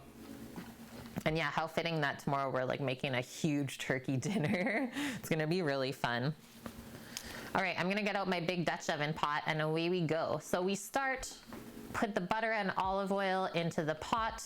We saute up the onion and garlic until it's nice and softened. And then we add the canned tomatoes, water, sugar, and all of the flavorings. Bring it up to a simmer. And then we'll blend it up. So I'll use the immersion blender, I think, today. Or actually, I'll probably use the Vitamix. I just find that the Vitamix is a bit more powerful. And if you want something really nice and like smooth and blended, the blender does a bit of a better job than the like stick hand immersion blender does, no matter how powerful it is. All right, so starting with, I think I'll use 3 cans of tomatoes then. So 3 cans of our wonderful San Marzano whole peeled tomatoes. I'll grab 1 more. We'll open those up. It's gonna look really nice bubbling away in this big white pot. Try not to let it go like molten volcano tomato soup though. I think that the Incarcerum does have a blender attachment available for it. Yeah. But the Vitamix is, you can't really mess with it, Scarlett. It is its own entity that just does things that a lot of other things can't. Okay, I guess we can get these opened up and then we'll dice up our veg and away we go. I've not made tomato soup in a while and I'm very excited for this. Like usually on Fridays on stream, we've been doing soup and sandwich day. Crazy stuff happening upstairs. Yeah, will it blend? That is the question. Do, do, do, do, do, do, do.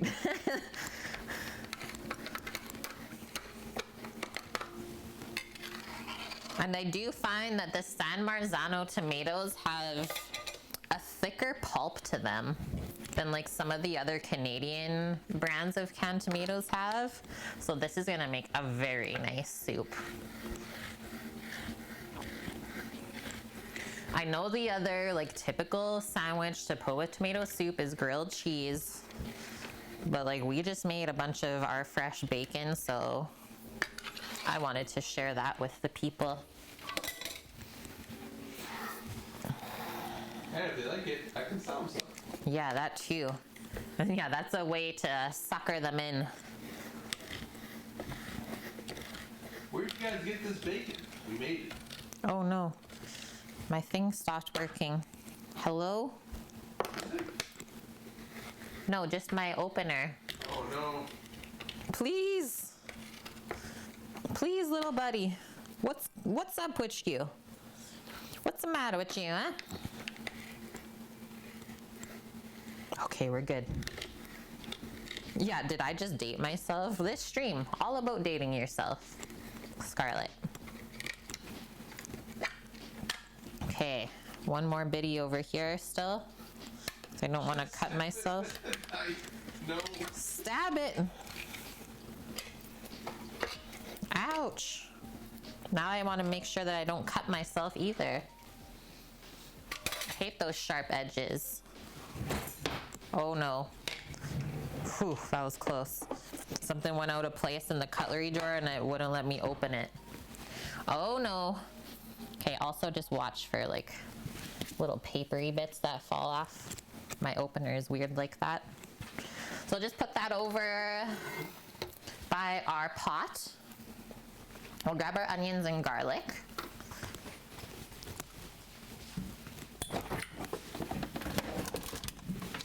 I got some onions to use up here, so I think I'm gonna do just that. Actually, this one has seen better days. I tried to save it when it was already molding, but it just kept going. Okay, garlic. I also have some nice fresh basil to chiffonade and sprinkle over the soup. We'll need more garlic than that, I think. Let's grab some butter. The butter is definitely necessary as part of like the creamy aspect of tomato soup. Yes, Bong, date yourself first. If you don't like dating you, don't date others just yet. Very sound advice from the real Bonkman. The realist.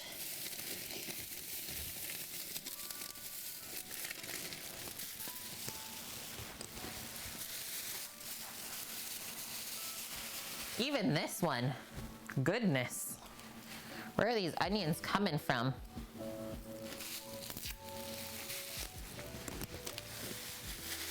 Come on now. Usually the white onions are the ones that last the longest. Okay, let's do, I got my stuff all dough'd up here. Everything's covered in flour. I'm just gonna put the knife on the steel for a sec before we start cutting stuff up.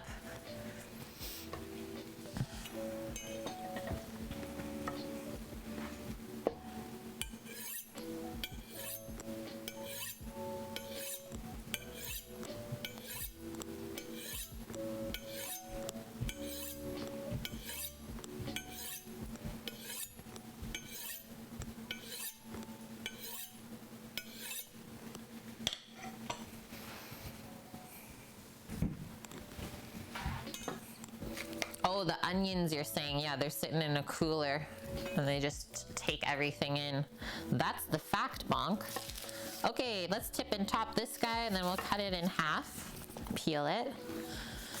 And then because we're blending the soup, you can kind of let the blender do a lot of the work for you. So you don't have to cut this stuff super small to begin with.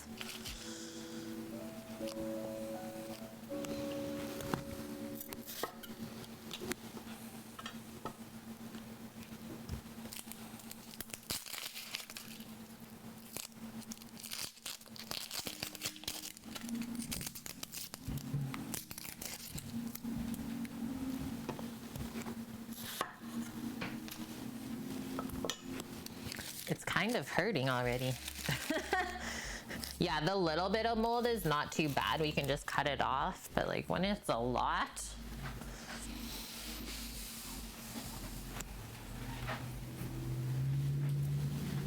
that's a bit much, we can say. Okay, we'll pour those out, and then I'll grab one more head of garlic. This smells like a chocolate cake now in the fridge. Yum.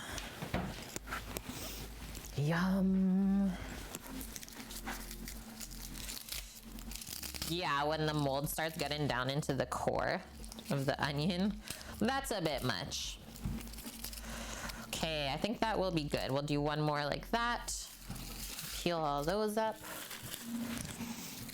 How to peel your garlic a bit quicker is to just smash the cloves open. So you break the skin.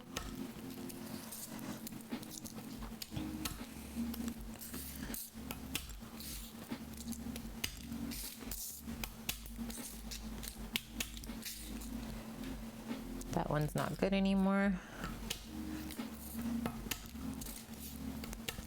And then we'll just slice up the garlic. It says to just like crush the garlic and add it with the onion. So yeah, we'll just roughly slice it up after. How long should you whisk pancakes so that they are fluffy? So you actually don't whisk at all.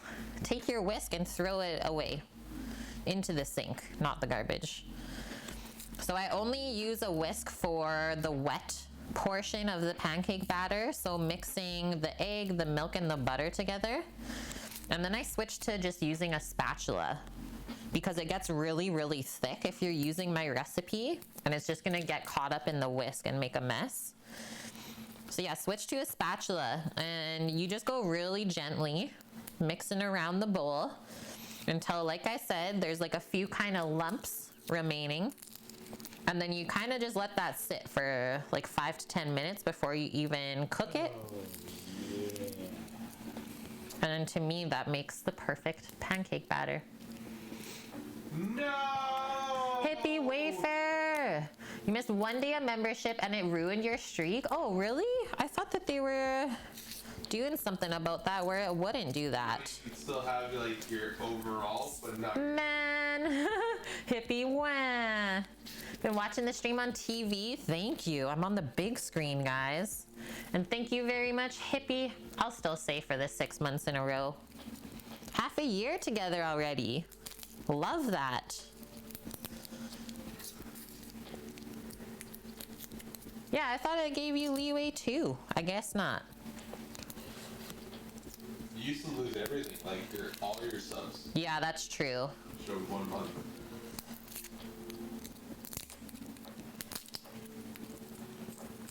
Okay, that's all peeled up. Ouch. Something was sharp in there. Stabbed my hand.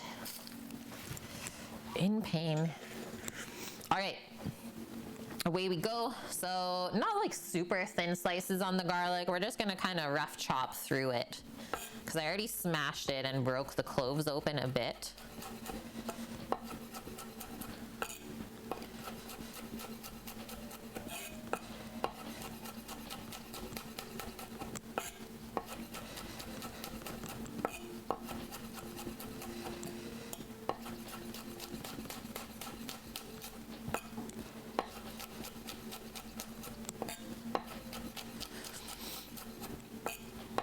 Onion's making me sniffle a little bit.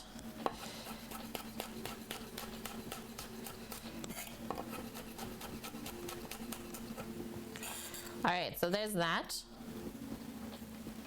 Just wipe that off. You're welcome, DJ Beats. Yeah, let me know if you have any other questions regarding the fluffy pancakes. Yeah, onions, please. Please. Okay, so I'm using this like quarter piece of red onion in here and going the rest with the white onion. And yeah, we'll go like half inch dice. Should be good. Not too small, not too big. This piece is gonna fall off, so I'm just gonna let it. It's safer that way. And then we just let this fall over too once it comes to that point, and then we just like roughly can chop through it. And I always just like chop around this middle root part because I don't really find that it breaks down much when we cook it. That's the discard pile. And then this stuff, do that, stack it up.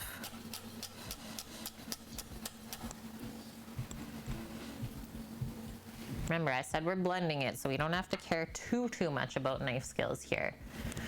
Yesterday we were modding in a stream, was doing a prediction. Apparently mods can vote now. Yes, yeah, it's exciting. I accidentally pressed the button to close it and a whole bunch of people lost the points. Oh no, madame. That's so sad, but it's okay. It was only points. Could have been worse things.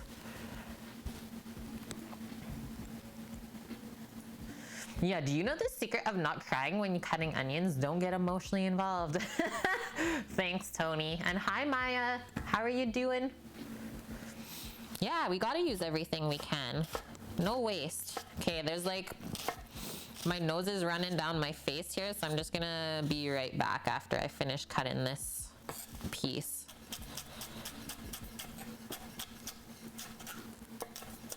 She's running.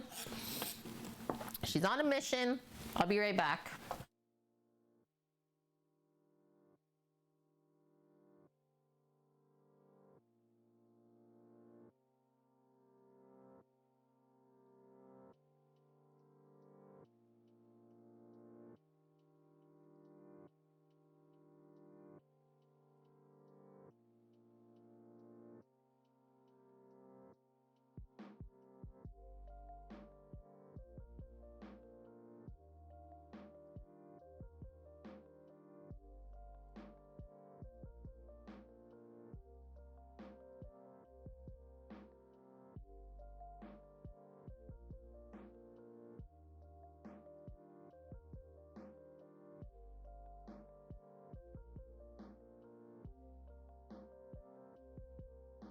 Okay, I'm back, friends.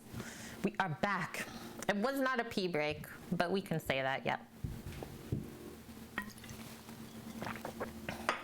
Yeah, nose break, if you will.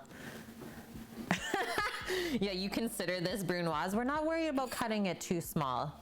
Chris is just like, Kate.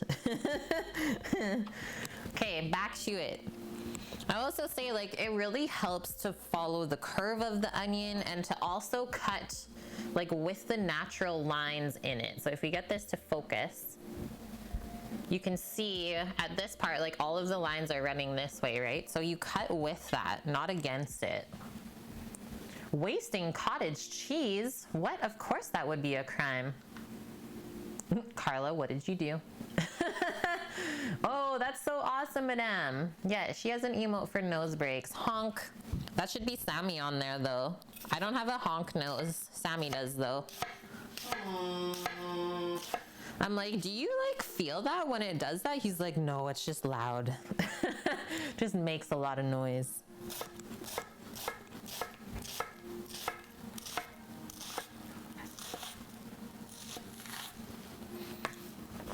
And then because I didn't really cut through all the way, I'm just gonna slice that in half and then place it on the flat side and then come back through.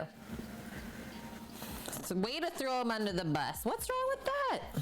I like it, it's so cute. Like I said, I don't have a nose that honks, so I'm intrigued. It's like, wow, am I missing out here? I've run you down. The truth comes out. Io sono Groot. Welcome in, Groot. Thanks for the follow.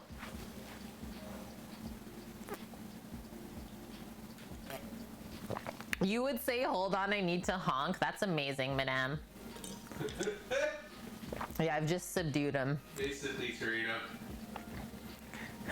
Yeah, was that a boat passing through the harbor? Wow. Okay, let's get into some of this butter, and then we're gonna get this pot heating up. I guess I can start it with the oil while we're here. So Caitlin's not allowed to request me to take her to bed anymore when I have work to do, because she sucks me into sleeping and I have work to do. So last night she did that, and there was still jerky on the grill. Yeah. Actually, I gotta wash this. I was like, hey, no more me taking you to bed. That's it. I got stuff to do. I never asked you to put me to bed. You do every time. Oh, okay. We'll go with that. It's okay. I'll take the blame here. Don't worry. The jerky was 100% fine. Just, it could not have been. Could not have been. That should be good with the butter to start. Two things like that. Put to bed. Put me to bed. Yeah, tucks me in. And thank you, Ayrton Jacob. Yeah, not the jerky. Thank you for posting the menu as well, guys. Okay, come on over. We'll turn this on to medium-high heat. We'll place our tomatoes on this, so just cover up the light bar. That's wonderful, actually. Oh my gosh, don't spill it though. Please, guys.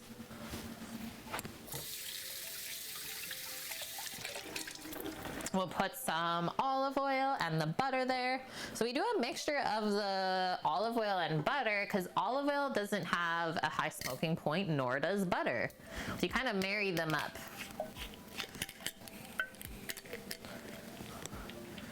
That's an adult stream? Guys, don't be dirty about it. It's only weird if you think about it that way, weirdos. Okay, we'll add our butter in. That might become a thing. When we're like in the food truck, cook with Kate after dark, could be fun. How many people are a fan of Linus Tech Tips? Oh yeah. And how many people watch the April Fool's OnlyFans thing? Because it was fantastic. Yeah, if anyone knows who Linus Tech Tips is, he does like computer related YouTube videos, also a Canadian. Hilarious, the video he posted for yesterday. I was in shock actually. I was like, that was a lot of Linus that I didn't plan on seeing before. And there's that. Linus built your PC? Amazing. What? Sure, you know, is that a fact? Or a myth? Like, Suavita. Sammy needs to know. Before you left, what is it? Is it NZXT? or no, it's Oh, what is... Doesn't exist anymore, right? no, NXT? no. Why can't I think of it right now? NCIX. Hello, Toadass. Yeah, I messaged Linus back and forth when he used to work there too, when I was in Edmonton. But I'm trying to get him to talk to me about the food truck. So I want to see if he will do the tech stuff for the food truck and do it on a YouTube stream. I think it would be pretty cool. For some reason, I think he'd be into it. And he's like just on the mainland, Yeah, so it's not very hard. far. Well, that's awesome that you guys know who he is. Just another thing that we can all relate to with each other. Hey, Eugene, look, it's our friend from across the water. Do I have... Okay, give me 1 sec here. This screen is bugging me. Yeah, I seen it. You too. saw it, Sam? She's gonna lose it.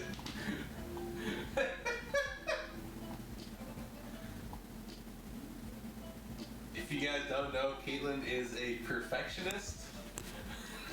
It's like, what is this little line that I see here? And I wanted to say, Suavita, we've not done the mayo yet. It's coming up on the list. We're just getting into the zuppa. Are you making mayo? No, but I'm making roasted garlic mayo. So easy thing about that, you just take some roasted garlic and mix it into mayonnaise. Yeah, tech up the food truck, exactly. Question, is it difficult to run a Twitch stream? It depends on the type of stream that you want to run. Cooking streams are the most in-depth. I don't think anyone can argue with us on this. But like the planning, the organization, and everything that it takes to run a cooking stream is insane compared to like a gaming stream. Especially if you want it to be like high quality, let's say.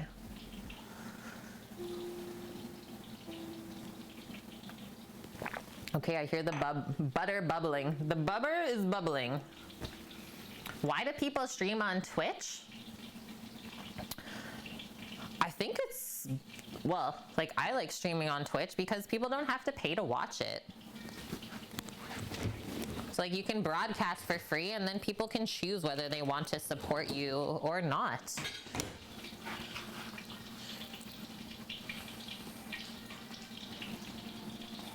Doing the transfer.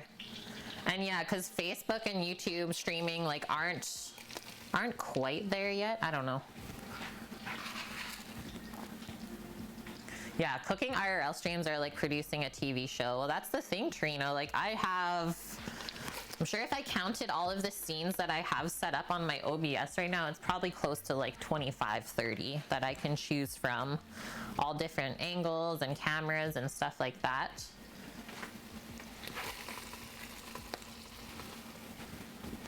The bubber is bubbling. Yes, Bonk. I guess, well, I wish Can One Do a Thing was here so that he could see my coffee stutters today. Would have been perfect. That's so true, OSM though. Yeah, any great stream can like have their own hurdles going on in the background. I can imagine like Joe Syracuse, his music stream, not that easy to put on either. Yeah, streaming at first, not too expensive, but if you want to keep going and like be a top tier streamer, you have to invest in yourself. We'll add the garlic as well here because it's nice and chunky so it won't burn. Those are great questions, guys. And yeah, we're never afraid to share any of our knowledge with you either. Yep. Even just getting a good mic setup that was like one of our larger things that we spent money on. Audio is key. That is our bread proofing timer.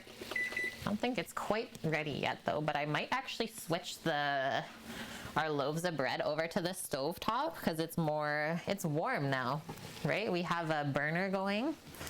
It might proof a bit quicker. Okay, definitely need a red spoon for our tomato soup today. So let's just stir all this stuff up. It will take probably 5 to 7 minutes to get it like nice and golden brown and cooked down a bit. And I think I want to get a little bit of herbs too. Like I think I have some thyme. Actually, no, I'm gonna leave the thyme for our turkey dinner stream tomorrow.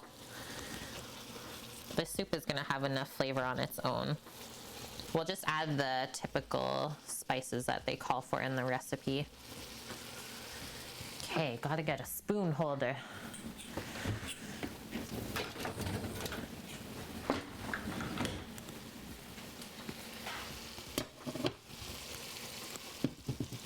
There we go, and I do have the pot on medium-high heat still.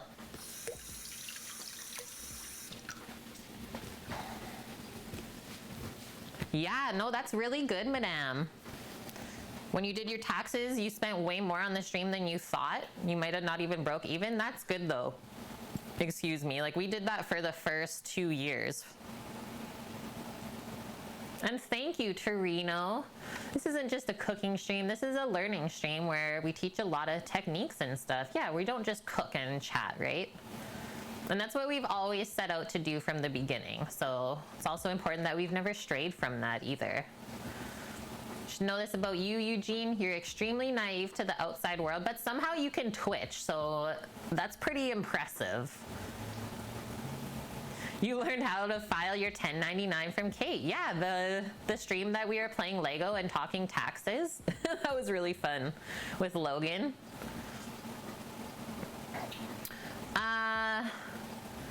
What do I use for a lavalier mic transmitter receiver? So we have a couple things. I use a Sennheiser. I can switch this up for now while we're chatting. I'll try and take it out of the pocket here for you guys so I can show you. We're unbuckling. So it hides in this little pocket on the back of my apron, and we got that specially added. Like, we sent it back to Vancouver and our friend Will added that on and then sent it back to us. So it's like just enough to fit that. There it is. It's called the SKXSW. So body pack transmitter. And then we have two Sennheiser, are those amps, Sam? And then the Focusrite is the receiver? No, the Sennheiser is the two receivers. The one Focusrite is an amp, and the other one is in front of you, which is the... Okay. So we have this talking to a Sennheiser amp. There's a Focusrite, the Scarlett Solo receiver, and then we also have the Go XLR kind of controlling all of the audio as well. And all of that stuff, I think most of it I got linked in my Blacksmith. I know there's only like available 20 slots to link for my stream setup, but I'm pretty sure I got all that stuff. I gotta stir this, it's sizzling. Yeah, yum. Smells so dang good with the butter and olive oil in there. It's like creamy already.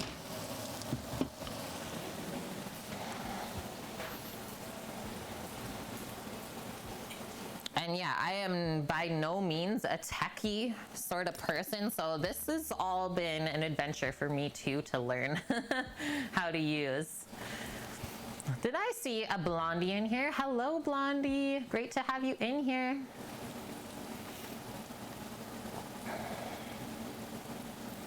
Yeah, that's the thing, is the Sennheisers, I know that they are initially expensive, but it is worth it. From all of the other like transmitters that we've looked at and heard about, Sennheiser is the way you want to go.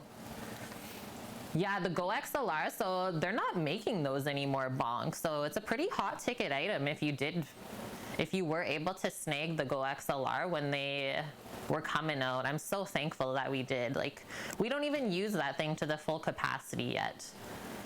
I think that's also a smart thing to do for yourself, is like buy stuff that you can work into over time. Yeah, you buy now or you'll just rebuy it later. Yep. That's also like, so we went to TwitchCon.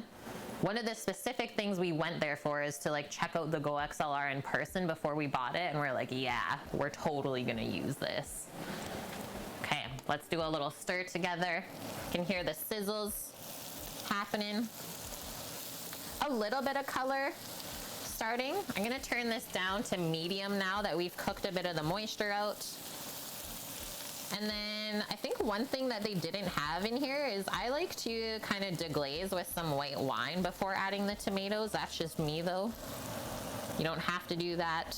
If you want to, by all means, just add a little depth of flavor in there.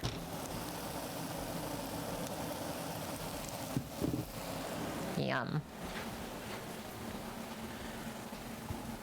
Contemplating ordering a pizza for supper? Don't even contemplate, Torino, just do it. Okay, sounds good, madame. I hope you have a safe trip over there. Yeah, get home in time for the glaze. Hopefully. See you in a little bit.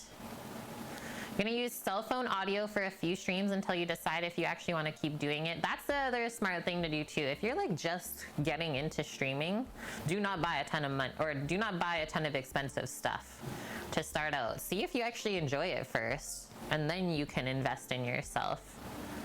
How much time for glaze? I know the timer is gonna go off pretty soon. Sorry, 22 minutes on that timer.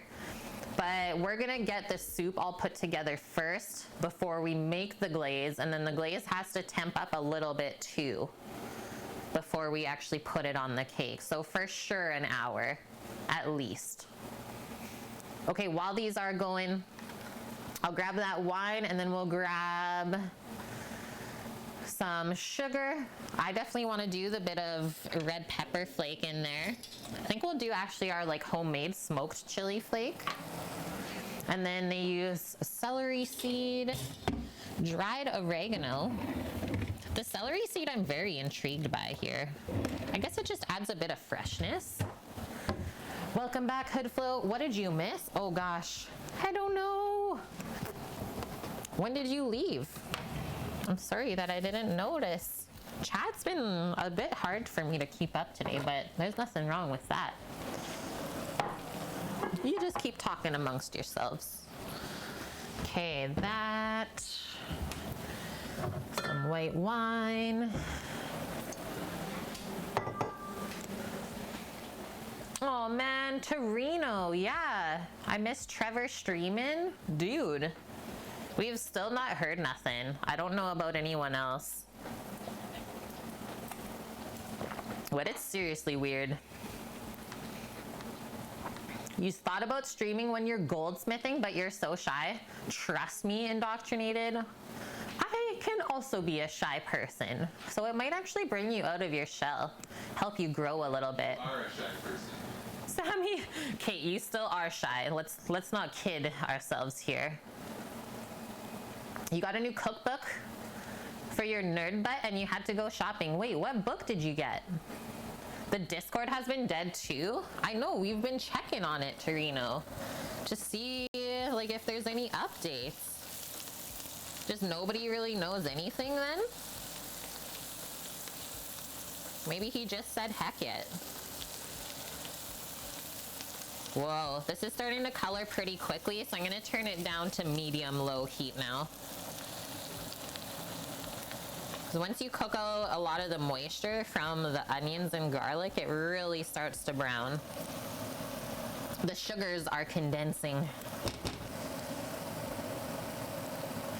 Okay, that. The official D&D cookbook, sweet. That's awesome. I bet you there's some really good recipes in there. Okay, that's all we need for this. And then, like I said, we'll do the milk at the end. Yeah. Well, he did a few of them, Torino, the outdoor survival island type stream, but what ended up happening? Did he get kicked off of that one island he was on? He just got... Something happened. I don't think he had enough food. He didn't have enough food yet. He was starving, poor guy. Something happened. Yeah, he wasn't quite prepared enough. I think I'm with you on that, Torino. That's the thing. Until you attempt it, you don't really realize what it all entails, right? Very cool, Hoodflow.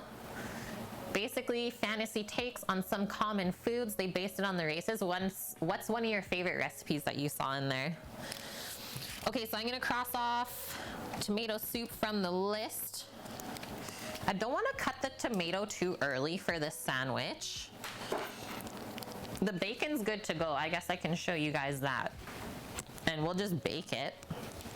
Maybe while we're waiting on the soup, we can tray it up. But I was thinking I would like bake the bacon at different times so it's nice and fresh for the people. Does that sound good, Sam? Because it really doesn't take long to cook bacon in the oven.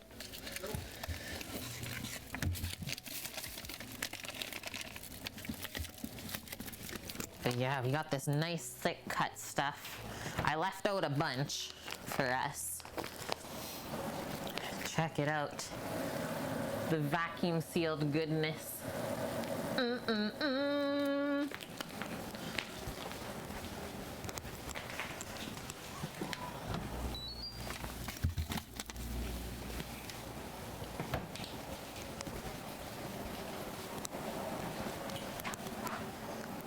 Maybe this is a great time to make the mirror glaze, so it can temp up for when we're ready to pour. Let's give this one more stir. We're getting very close now.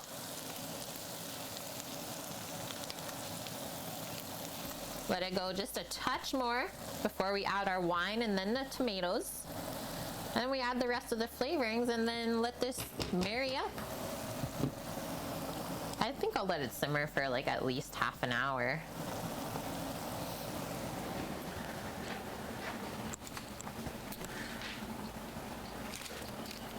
Okay, I'm flipping the page back over for myself for the chocolate mirror glaze. So we need water, sugar, corn syrup, sweetened condensed milk, dark chocolate, and gelatin, which I measured out the dark chocolate yesterday. As soon as we put the tomatoes and everything in the pot, we'll switch up to this.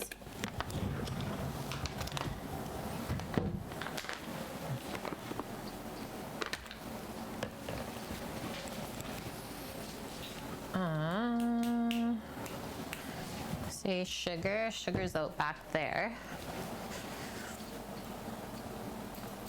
Okay, and then just water. Easy mode. All right, all right, all right. Oh, sneaky onion stuck. There we go. Yeah, yum. This smells so dang good.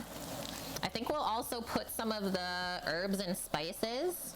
We'll put them into the onions and garlic. Let them saute up for a few moments.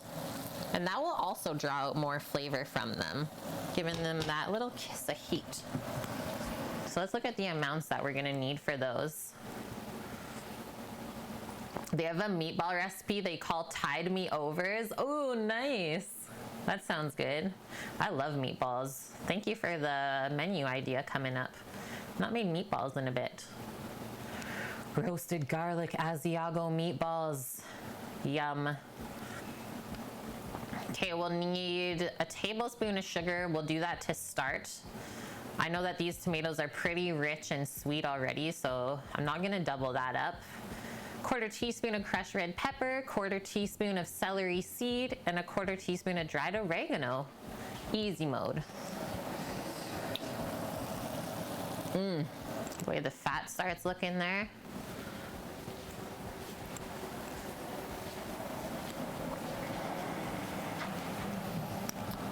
Our breads are getting there. What's everyone else cooking up today? I've not asked yet. I love to hear what you guys eat or make at home. And it's okay if you order it in too.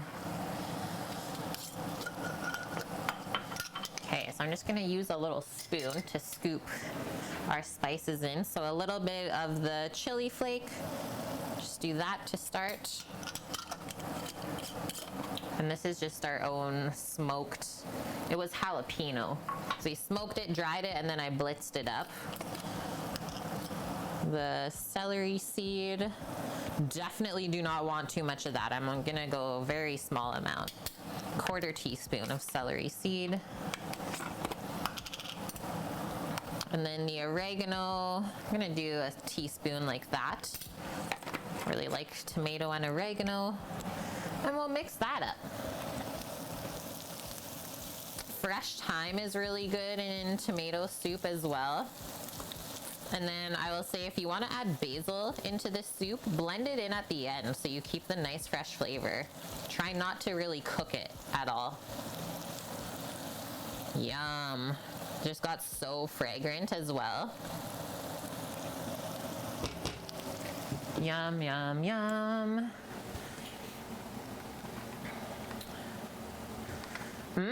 A savory bread pudding with some leftover rosemary bread and mushrooms. Sounds amazing. I love bread pudding. Salmon, wild rice, and sauteed Swiss chard. A very nice and healthy cookie. I would definitely get into that. Anybody doing anything for the holiday weekend? Yeah, we're doing up our cook tomorrow scoots. Getting hungry again, Torino. Me too. You have a really good frozen pizza recipe. Heard one Italian old-timer say you shouldn't cook your basil. It's why you put it in any dish at the end. Yeah, better flavor. The nice fresh flavor. Okay, let's add some wine. How much? As much as you want. Usually I go like half a cup-ish. Let it bubble on up. A couple glugs, if you will.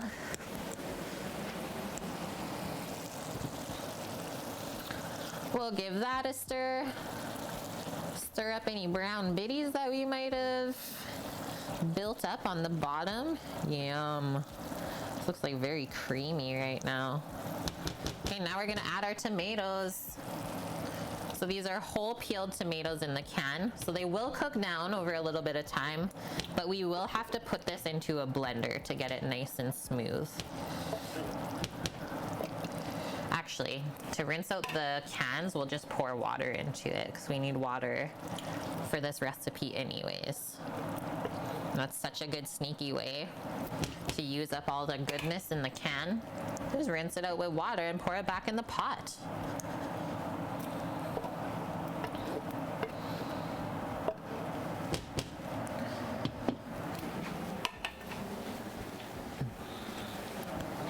Switch that to there now.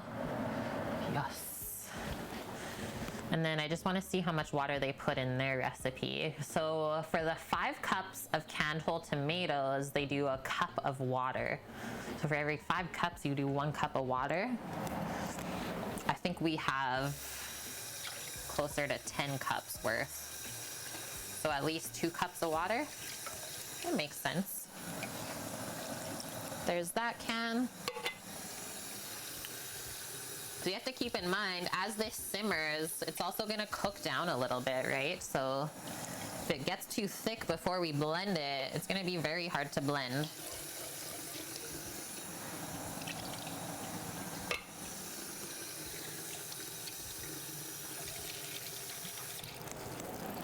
Let's go with that to start.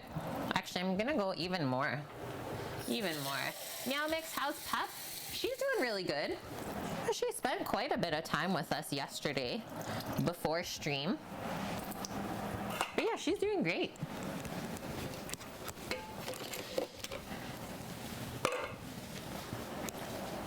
Okay, let's give that a stir. Whoa, this looks crazy.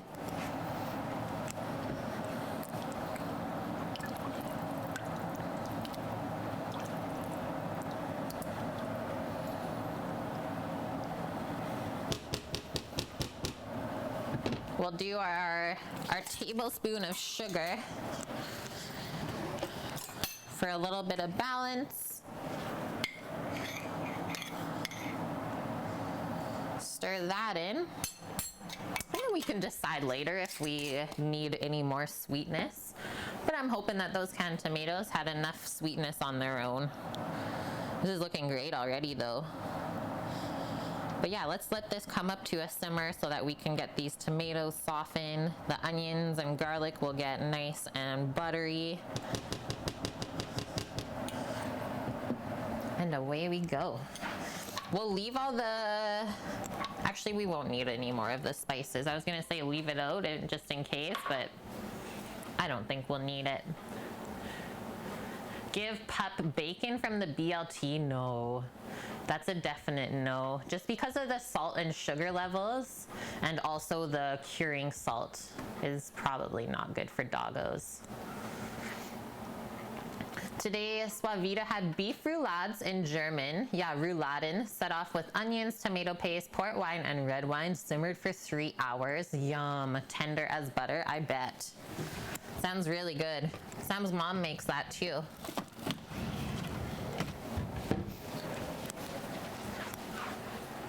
Yeah, it makes sense. But we did find out, or Sammy has been doing some homework, and we are able to try making dog jerky. So a special type of jerky that dogs can have for treats that doesn't hurt them at all. So that could be fun. Yeah, the nitrates, they're not good for us to begin with, so definitely not for the doggos. Do they ever get a bit of scraps? For sure. But like nice healthy stuff, so like veggies or some broth that has no salt in it, something like that. Or sometimes cheese. The cheeses. All right, so we're just gonna let that to come up to a simmer. I have it on nice low heat. And I guess we are done with the olive oil now. Just gonna do a quick switch up back to the chocolate cake. We'll make the mirror glaze together and hopefully that will time out. There's like 7 minutes on our timer for the cake, and our bread isn't quite ready yet either for the oven, but everything's working. It's working, it's going good. And we're also like halfway through our list already, so that feels great too. Yeah, when the bread goes in the oven, that's when we'll roast the garlic for the mayo. That just makes sense rather than doing it earlier. Okay, I'm gonna take one more quick break, blow the rest of my like onion stuff out of my nose. I will be right back and we will get this done. A cooking stream cooked fish and her cats tried to swipe it. That I believe. Cats will get into your food for sure when you're cooking.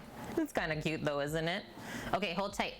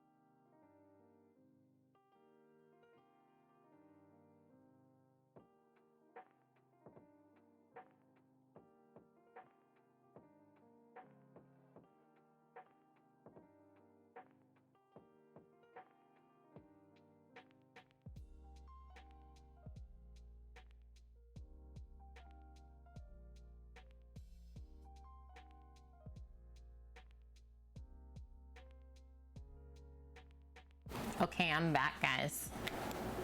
A mushroom bread. Oh yeah, in the book. That sounds good. Okay, I'm just bringing up the YouTube from our cake recipe from yesterday, so we can see how she makes the mirror glaze. Hey, Van L Handyman. That's my real life dad, guys. Thank you for the 33 months in a row together. Holy heck. Almost 3 full years. Insane. Whoa. Okay, we gotta back it up a bit.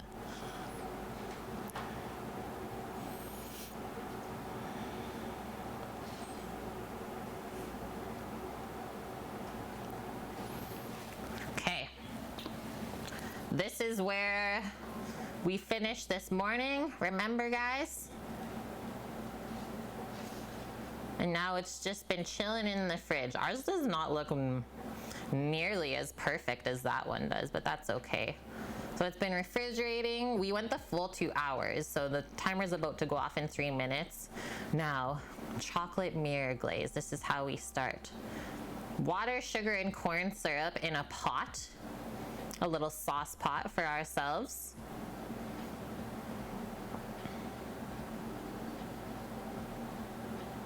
I only have the dark corn syrup, so hopefully that doesn't affect it too much. So we want it to, what did she say? What the heck was that temperature there? Went way too fast for me.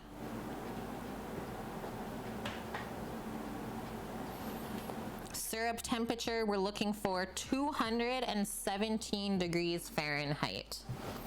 217 degrees Fahrenheit. Okay. Also, just gonna pop this because it's getting warm. So we need a little pot as well as our scale.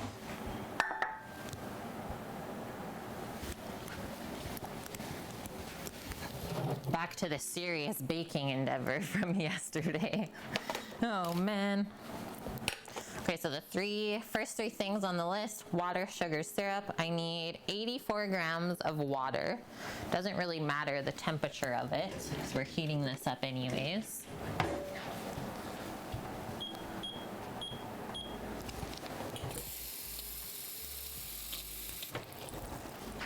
$84 grams.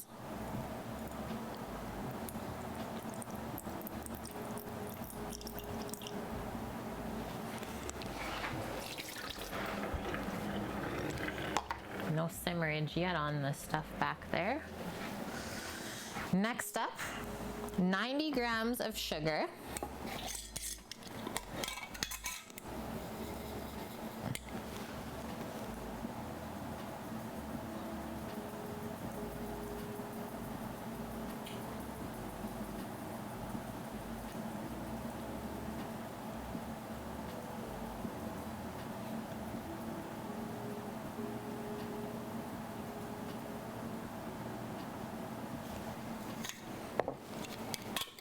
And then 135 grams of corn syrup. Like I said, she used clear. I have the golden one. Hopefully it doesn't matter too much. I mean, this is what we're looking for. So this one will just have actually a bit more flavor. So the first ingredient is glucose, which is a sugar stabilizer.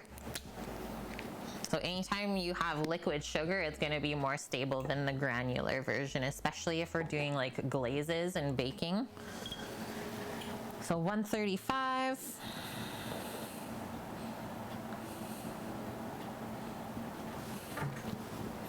Plus, I also said it didn't matter that it was darker because we're flavoring it with chocolate anyways. Maybe if it was like a clear glaze, then we'd want to use the clear corn syrup. 32. There we go.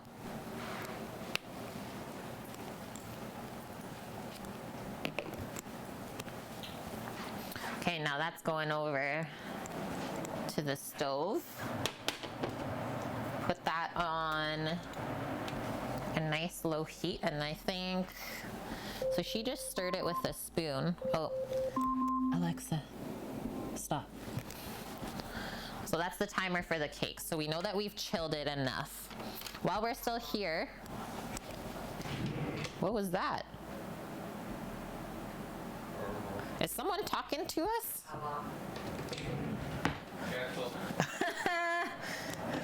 Okay, I just want to give this stuff a semi-stir.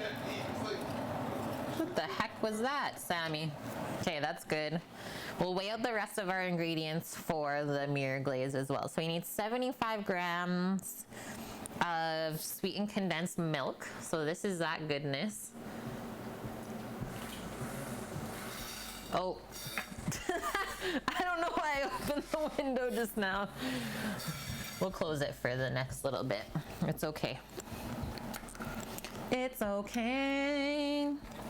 First day of yard work today, friends. Exciting stuff is happening.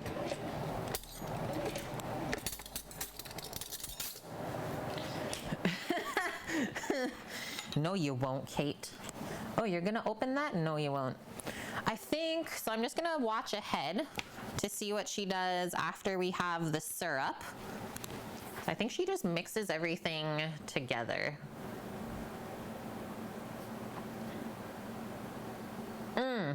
So she does the gelatin together first and then adds the condensed milk to that.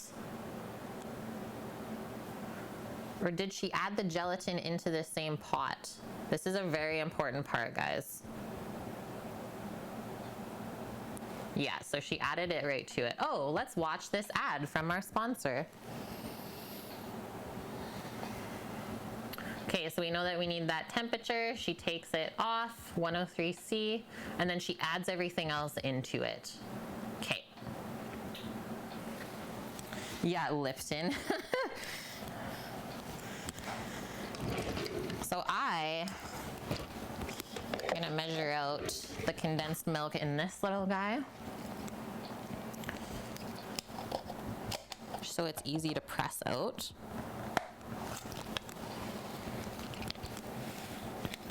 Like that. And we'll still weigh it. It's totally fine. Give this syrup a stir. Nothing really happening yet. Sugar's like just barely liquefying. So 75 grams of the sweetened condensed milk.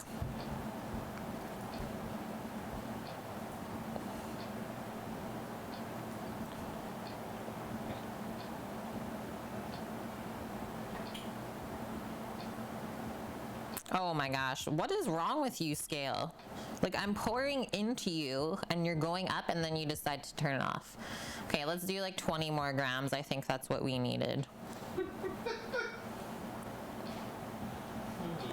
You'd think after all the times that I swore at this thing, I would get a new one, but hey. Some things never change. One day, guys. Okay. That should be the 75. Like, why? Why did that happen? It's like, oh, I'm tired. You got one job. Please. Okay, we'll measure out the gelatin next. Does she say anything by the Mayo Glaze? She doesn't. I don't often use powdered gelatin, but I'm pretty sure that we have to pour it into warm water, right, Sam? To get it to like activate.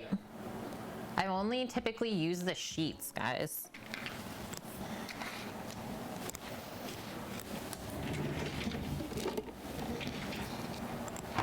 So we'll get the gelatin amount that we need, which is only 9 grams, so not much at all.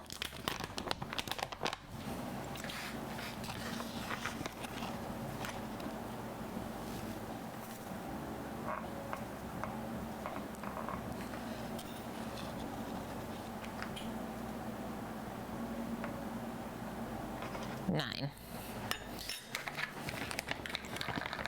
Oh, sorry, Strike None. You're right. This recipe was good for me, Strike None. It's like bringing me back and helping me to not forget those things. Cause yeah, you're 100% right. Gelatin always goes into cold water. What the hell am I thinking? But like I said, I usually just use the sheets, so that's how I know that. But it's obviously the same for the powdered stuff, hey? Okay, and then the next one, so the dark chocolate, did she just like melt it in the microwave?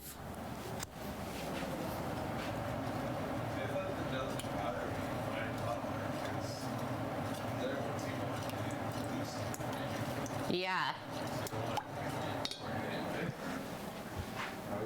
That's how Scoots uses the powder? Oh no.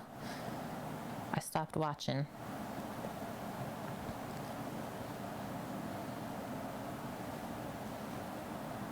Oh my gosh, enough with the ads. Please.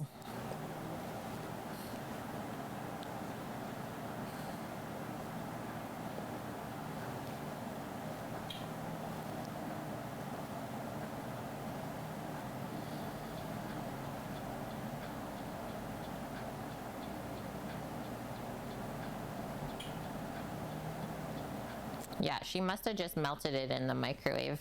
Chef Mike being put to work today. So this is that stuff. But you're the expert, Strike None, so there's that. Reevaluating everything that I've done in the past. Okay, so here's our dark chocolate little bitlies. Sugar we're done with now. That can go aside. It's always easier when we start to eliminate stuff. So I guess what we're waiting for now, let's go over to the stovetop. This has come up, our tasty tomato soup. So let's give that a stir. Now that it's simmering.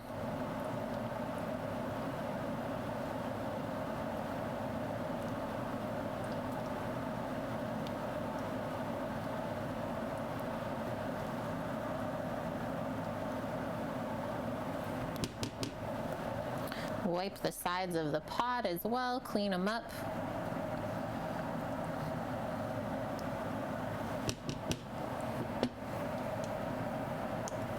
pretty good simmer, I would say. Okay, and now this stuff. Still waiting for the sugar to dissolve a bit, but we're getting there.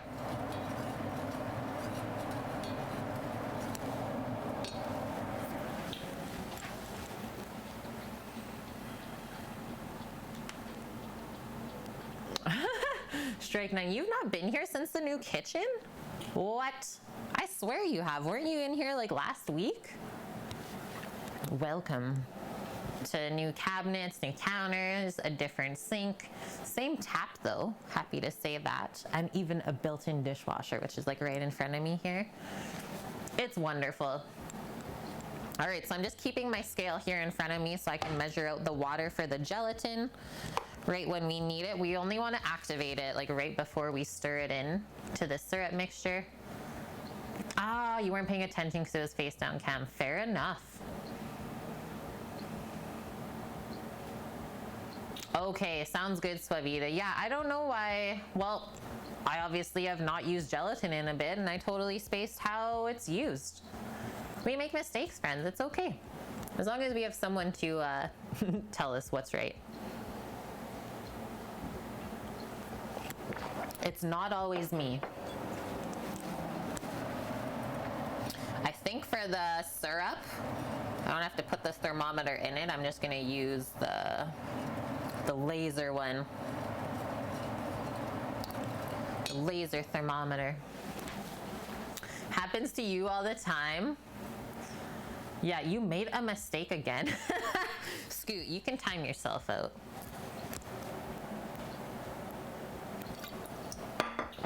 Hilarious.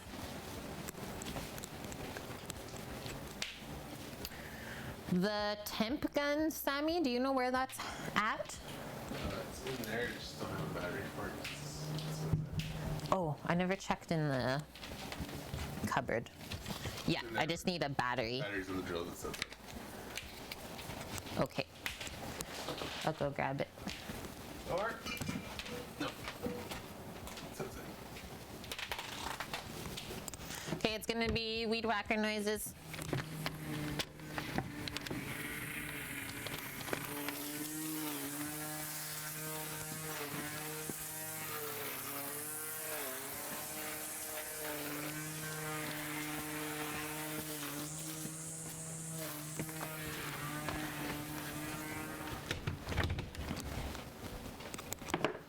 Got it.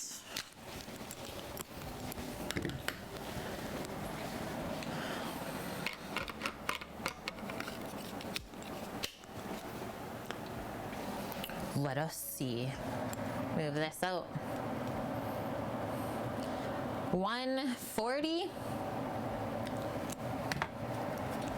Got a ways to go. Let's turn this baby up.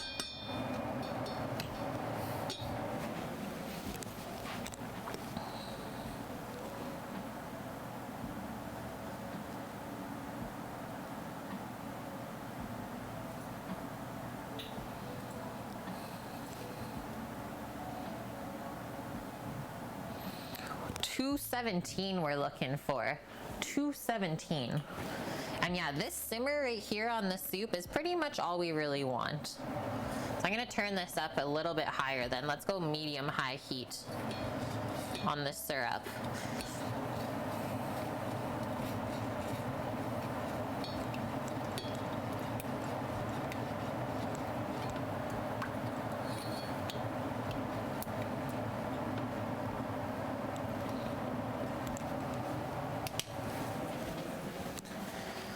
Almost there. And then we gotta let the mirror glaze cool off a bit. I'm pretty sure at that point I can see some of these loaves are like just getting even with the pan as well. So they're almost ready to bake too. Nike, my dude, how are you doing? And welcome in. Also, happy Friday to you and your waifu. Hope the week was well. But yeah, those are soon, maybe 20 minutes. So I guess while we're waiting for that to come up, I'm gonna grab one more just like whole head of garlic, one that's not been taken apart. We're gonna prep it for roasting. Just grab a ramekin.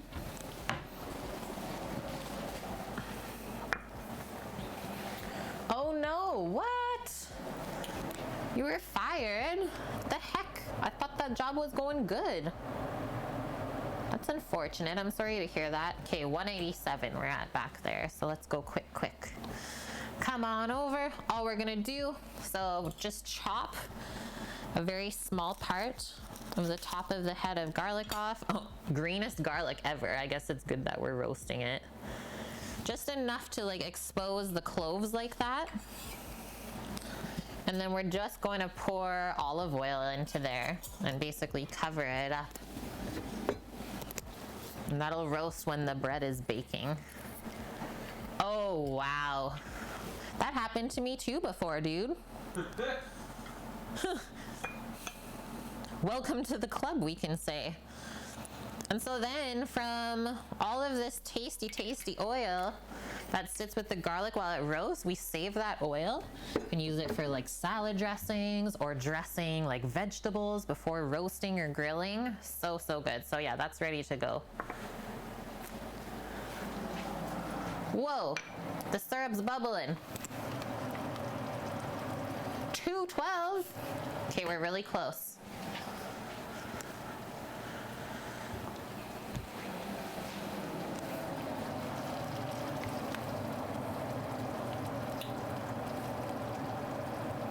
We want 214.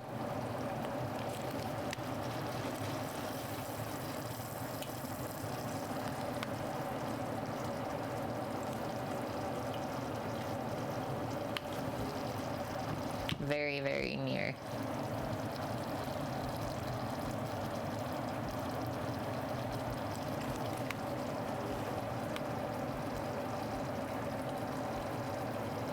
I don't know, it doesn't seem to really be getting higher than that. It's like 210.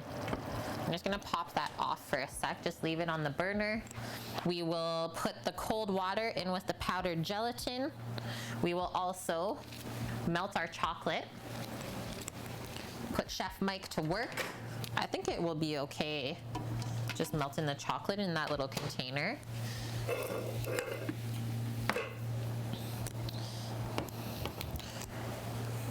And so like at the end of the day, me cooking this recipe from a YouTube video, it's nice that she gave us the ingredient amounts, but the not so nice part is like she didn't give us any direction. So we really are like, it's all about stopping and playing the video and watching along.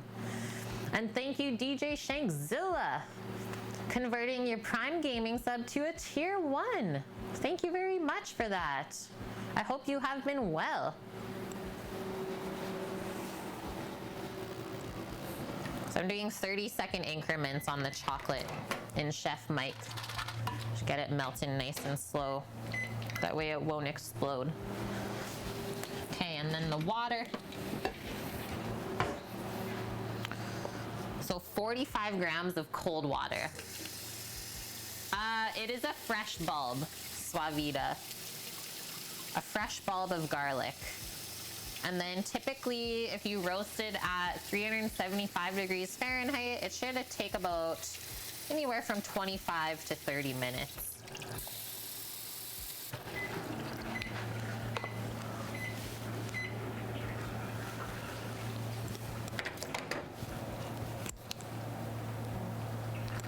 Chocolate's coming along. Maybe 2 more intervals. All right, come over here, guys. We'll turn this on. We got our powdered gelatin all measured out. We need 45 grams of cold water in here.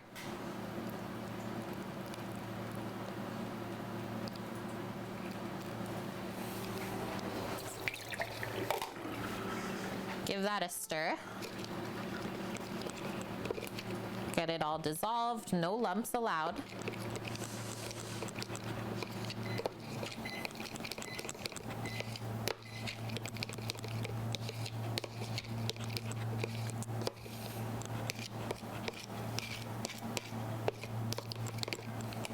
beauty. Done with the scale.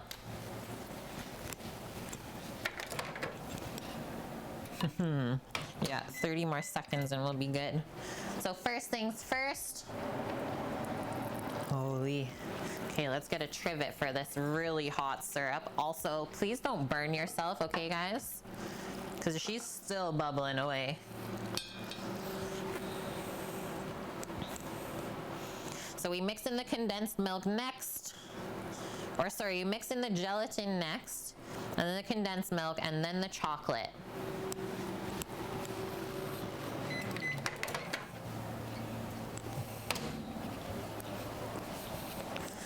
Look at this goodness. Bloop. And my gelatin does not look nearly as liquid as hers. I don't know what the heck, guys. It should melt right into this, though. Should dissolve right into it.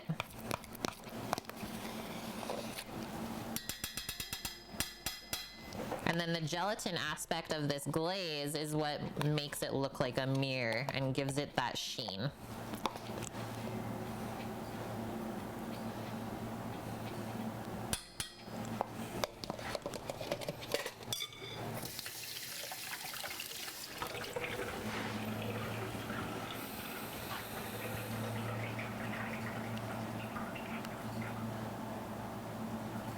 Let that dissolve.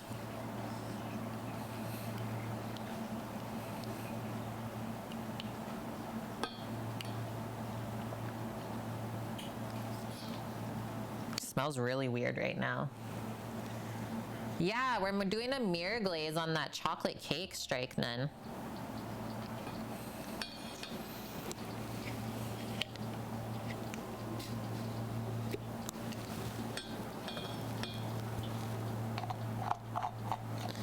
A pour over, if you will.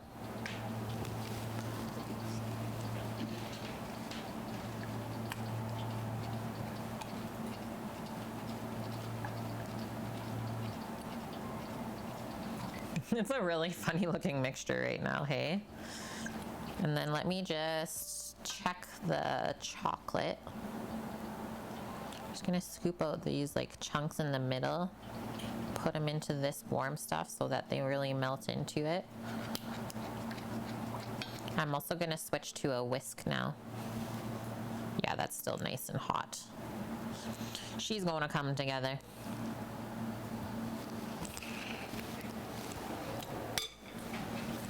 Let's get the baby whisk. Yeah, you only do bread. Strickland is the bread master. Look at that.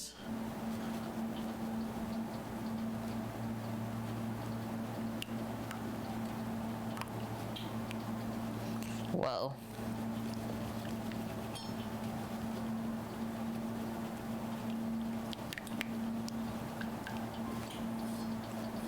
It looks really funny, right, guys? It's okay, though. We need to add more chocolate.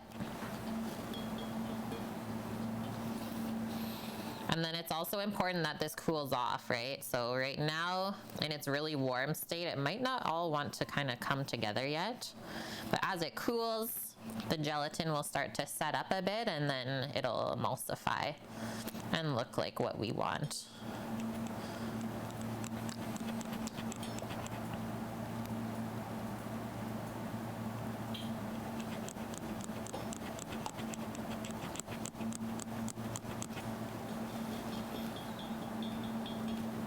Interesting little mixture, though. Doesn't look as good as hers. But I mean, this whole part of the making the cake, none of our stuff really looked as good as hers did, but it still has turned out. So there's that too. Give yourself a break. You've done great. Yeah, more chocolate, Finn. The tater tots. Yeah, don't test the temperature by sticking your finger in it. That's true, Strike Nun. We're gonna check to see if this sugar syrup is still hot. Oh, yeah, it is. Yeah, sure is.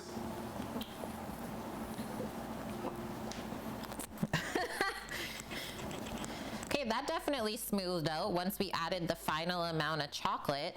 So that's why baking ratios are so dang important. It's like a happy ratio between the fats and the sugars and the chocolate. Craziness. Okay, that's looking really, really good. I want to keep stirring it just a little bit more to make sure it all stays together.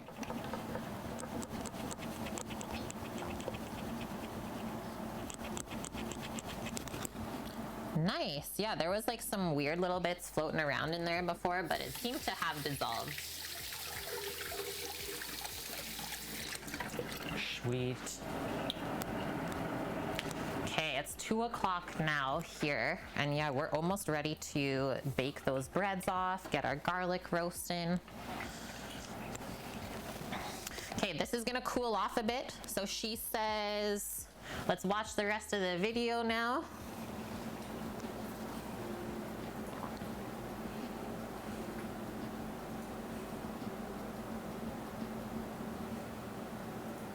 My iPad's gonna die soon too.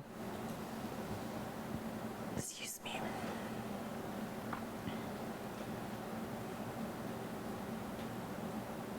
I think she said cool it to 30 Celsius. Yeah, isn't her pot cute? Oh yeah, now we strain it into the container. Yes.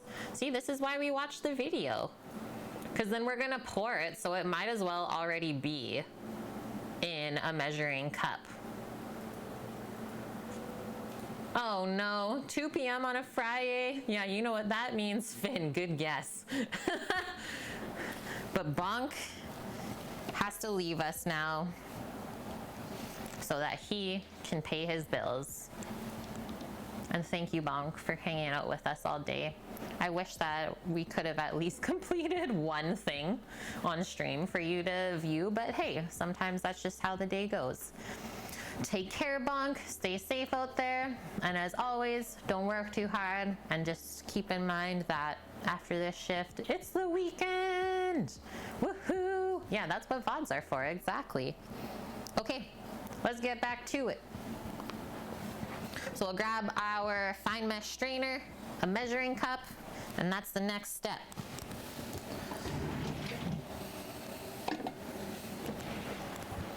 I'm gonna do this little guy. Yeah, bye, Bonk.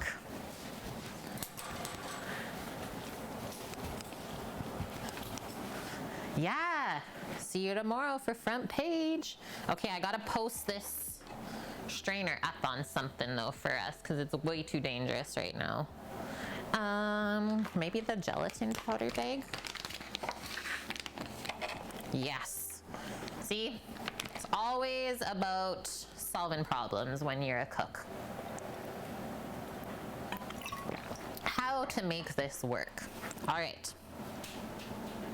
Yeah, you can see as it sat, it kind of already got a film on the top of it. Whoa, maybe I went a bit too quick there for the moment. Definitely don't want it to go over the sides of the measuring cup. So we'll whisk as we pour. And so she did this. We're straining it just to make sure that there's no chunks of chocolate that are gonna be in the glaze and whatever else that may be in there. Maybe it looks like a bit of the gelatin bitties? I don't know. But either way, we want this to be very nice and smooth. No chunks allowed. And this is more than enough glaze, I'm gonna say. We might actually cut the cake into the pieces and glaze each one individually, so it can pour down the sides, because I think that looks really good too. Yeah, Sammy? I think we got time for that today. We're doing really good so far. All of this done in the first 3 hours?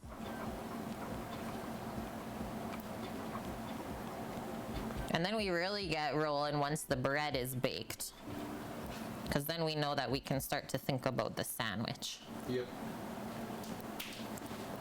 That's also why we did the bread dough like one of the first things today, because yeah, Not every day is the same when you bake bread.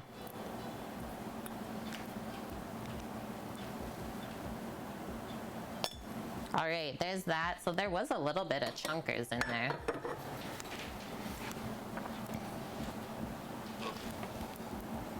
And now she kind of just like wipes off the bottom of the strainer to get any extra bits off. Beautiful. Definitely gonna dunk that.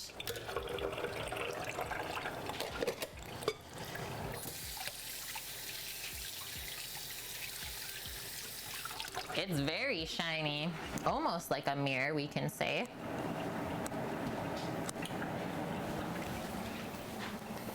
Holy. And then I'll use the temp gun on that too. Use the temp gun on that one as well. Glaze temperature 86 Fahrenheit. Yeah, we're at 115, so we'll need a little bit for sure. I'm just gonna place that onto the counter because that'll help cool it off as well. Gonna take the scale away, put away our extra sugars and stuff like that. It's always helpful if we keep a nice clean space for ourselves. And then I'll grab the cake and we'll cut it up. And maybe by that time the glaze will be at the temperature that we can pour it.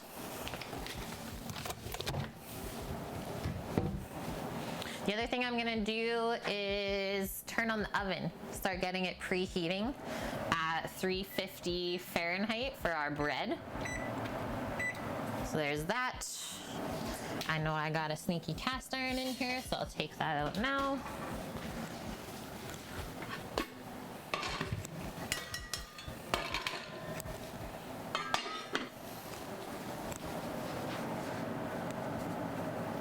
Give a stir to our tomatoes, simmering away happily on the stove top.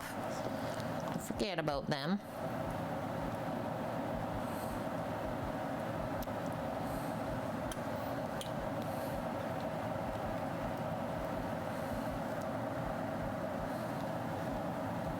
Yum, this is starting to smell really good now.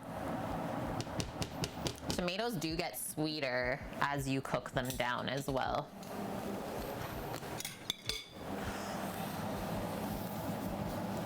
Yeah, those breads are very happy. Okay, I'll go grab the cake, guys. Okay, sounds good, FCB. Enjoy the din.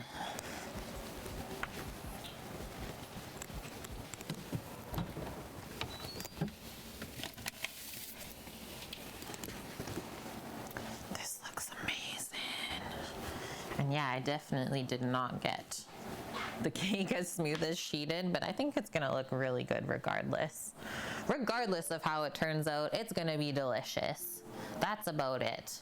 And so did I see her like cut? No, she cut the cake after she glazed it. Okay. Okay. That's fair. But like I said, I think I want to cut the cake before we glaze it. Let's grab. So I like to cut cakes actually with like a serrated knife. That way we can just go straight down. Something nice and long. She uses a serrated there as well. And so I'm just gonna do like nice big pieces of cake, like long ones. Pour the schmoo. What's the name of the channel with the cake? It is Boon Bake. Boon Bake. Right there. Boon Bake. 1.1 million subscribers. Maybe one day we'll get there. Boon Bake.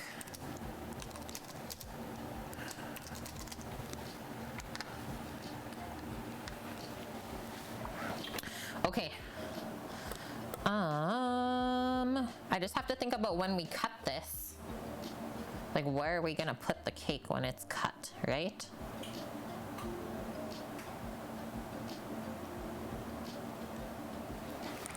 Just organizing myself. It's fine. I know that I have to save the one sheet pan for our bacon. Yeah, you're very welcome, Suavita. Okay, so let's do it this way.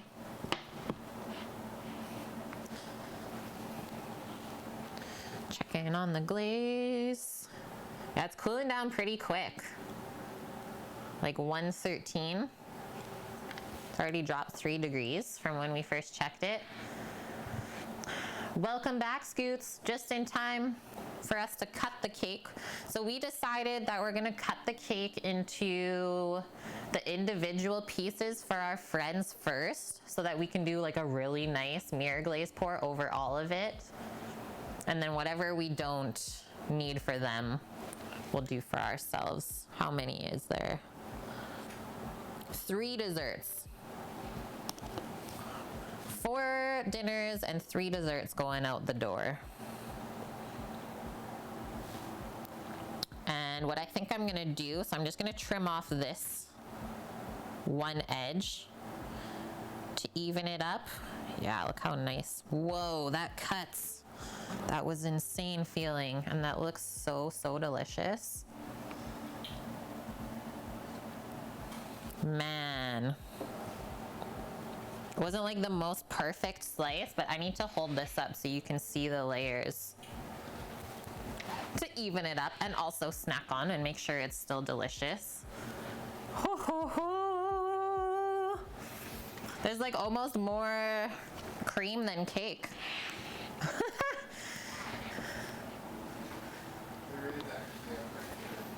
Sam can confirm there's more cream than cake. Heck yeah. Okay, so to make clean slices every time, we gotta run this under hot water. It'll also, yeah, just help it cut way nicer. We'll get separation of the layers that way. I'm not gonna go too hot though, because that cream still seems a bit soft. I don't know how.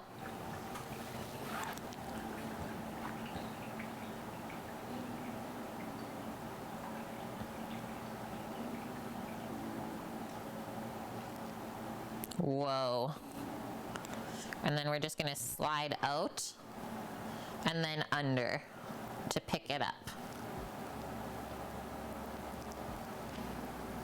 And then we're gonna move it out of the way. That cut was beautiful. Now how are we gonna get this off? Just like that. Okay, now I gotta show you guys that one. Whoa. Holy. I know we didn't get all of the layers that she did. We minused 1. But wow, Scoots. This might be one of the most amazing chocolate cakes I put in my face, and it's gluten-free. And it's gluten-free. Splinter Cat, hello. So good to see you. I hope you've been well. Very nice cut. Yeah, see how it didn't like start to smoosh when we were running the knife through it? It just like cut basically like butter. And thank you, Green Box. Oh, I wish you guys could have some too. Funk Savvy, hello. And yeah, I would say definitely that's like a $6 slice of cake. If you complain about paying $6 for that, we're no more friends. We are no more friends.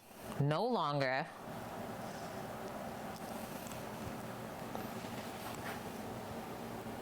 Put that one there.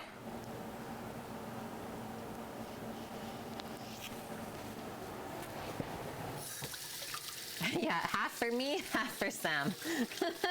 I am definitely happy that we made extra though. Like all of that work, it's gotta pay off. I want a cake for a couple days after this one. Yeah, the spring weather and the longer days. Exactly. That's so good to hear, Splinter. Yeah, that's a $12 slice. Oh, Cookie, thank you. Thank you, Chocolate, as well. Okay, that's our oven He's saying it's hot and ready. So we're gonna take one moment here. I'm gonna pop all of these babies into it. They're just starting to peek out of the pans, but I don't like to overproof these little guys either. And this is sourdough too. But yeah, they're all happy and ready to go. So I'll get those guys in because they do take like a good 40 minutes to bake through, as well as our roasted garlic that we prepped. Just quickly show you here. I just have it in a ramekin, a whole head of garlic. Just cut the top off of it a little bit and then placed it in like halfway up with olive oil. And this will take about half an hour to roast. So the breads I'll put in the middle rack there, and then we'll check halfway. So like at the 20-minute mark.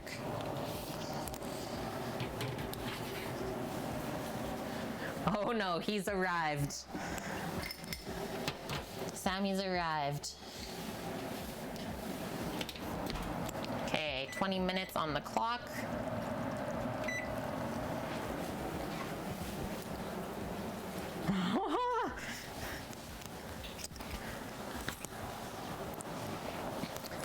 Man, bear, pig. Okay, you can't take too long because I gotta do the glaze right when it's temp. Also, I don't want to glaze it while it's soft either, so I actually wanted to get it like cut.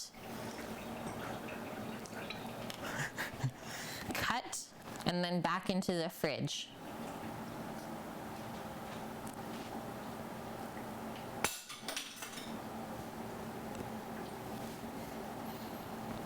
Rating. Rating of the chocolate cake, Sam.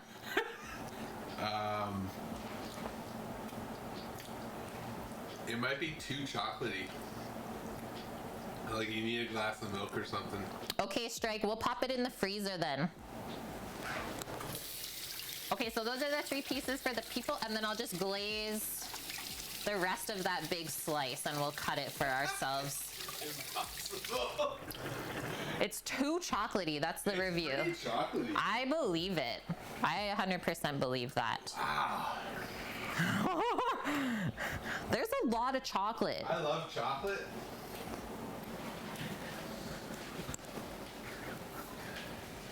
It has to put a glaze on that stuff? Okay, I don't know why I didn't share this with you. Like, look at this. Mmm.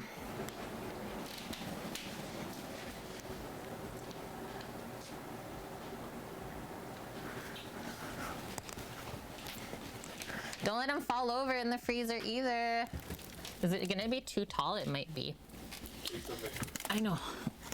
I just gotta do this. Move over, meat. We got cake coming in. So want a nice, like, stable surface where it's not just gonna, like, collapse on us. That would be really sad.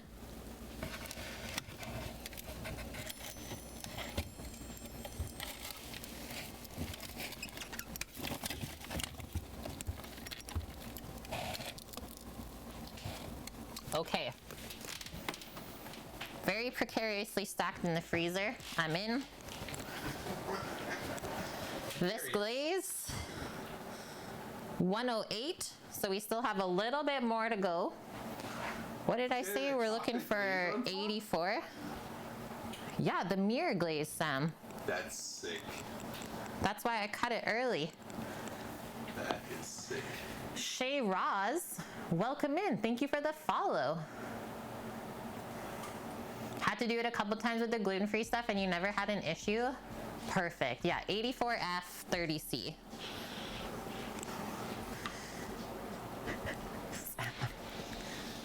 Glass of milk to chocolate cake, never bad. What's wrong with that now? That'll take that cake to another level. What?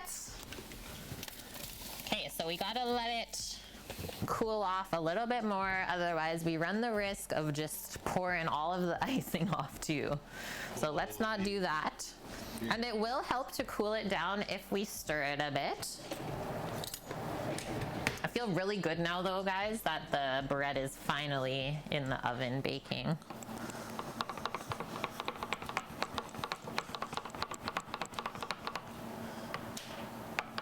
I'm just gonna double check with my instant read as well. The step in reviews, yeah. Are you having a good day so far, Shay Roz? Yeah, we're still at like 111. We got a ways to go. Too much chocolate, but he'll just keep eating it, won't he, Scoots? So he goes for jerky. I gotta cleanse the palate, guys. Okay, let's take a peek at the soup. It's looking pretty dang good. It's reducing a bit too, but that's okay. We can always add a touch of water if we need when we're blending, or maybe even just a little bit of beef broth for some richness, some depth of flavor.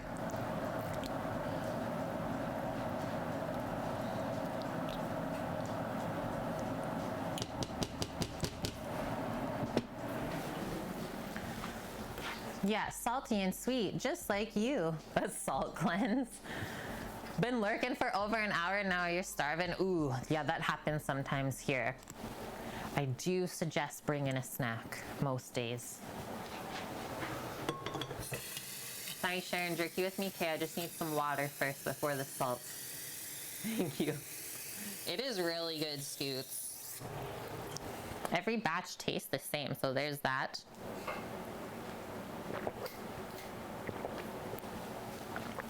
I was gonna say it's quiet.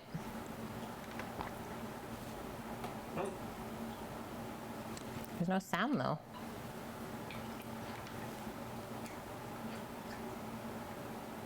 Oh, it's barely there, okay. Okay, I think I can pop the window now. It's like getting really hot. The tomato soup currently, it's a very simple recipe from Food and Wine Mag. Yeah, that feels good. Man. So far we have butter, olive oil, 3 cans of tomatoes, white onion, garlic, there's water, sugar, red pepper flakes, celery seed, and dried oregano. And that is the recipe, so the middle one there, second in line from Food and Wine, the creamy tomato soup. That's what we're following today, and yeah, we're not really switching it up. Yeah, don't find the stream at 1 a.m. People are like, I'm starving, but I should be going to bed. I'm sorry. Okay, I will get the blender base out for this soup though, because we'll start blending it right away here. And a nice big ladle to transfer it. And then once it's blended, we can place it back into the pot. Yeah, the only thing we've not added to the soup yet is the cream. We've not added the cream. Do not go into Discord and do not do Instagram after 12 o'clock. Or you will be making a box of Annie's at 2 o'clock. Yeah. 2 a.m. box of Annie's? Oh, man. German potato salad. Oh, yeah, Tony, good one. A little of our own thing is we added a touch of white wine in there. They didn't call for it in the recipe, but I like to use it.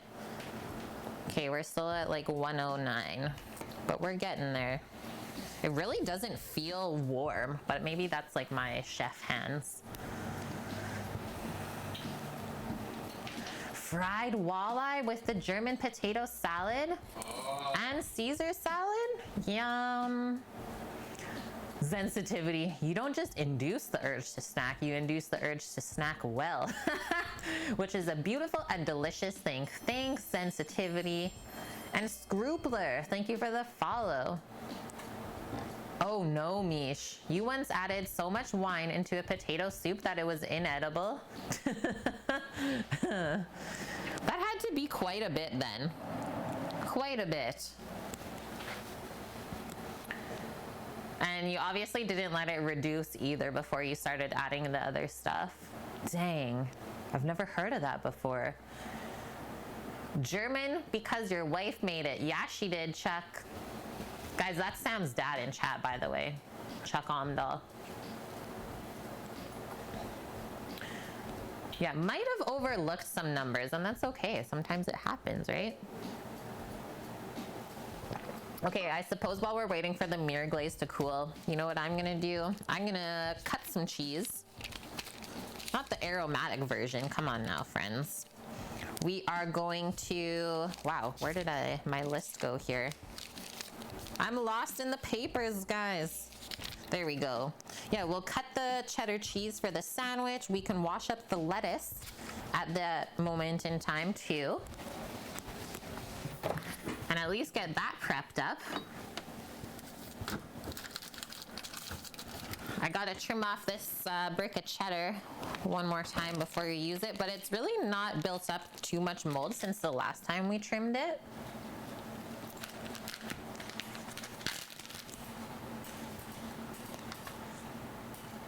Custard tsunami, hello.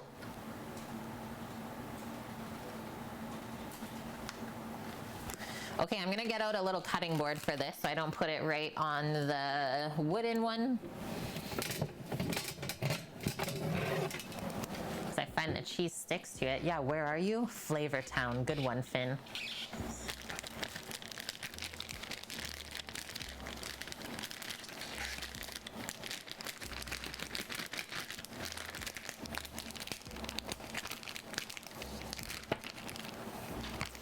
And probably use most of that brick of cheese. You're gonna finish it. We're gonna finish it? Yep. Sammy says we're gonna finish it. I'm gonna use this slicing knife. This one right here. So we gotta trim this little bitly off.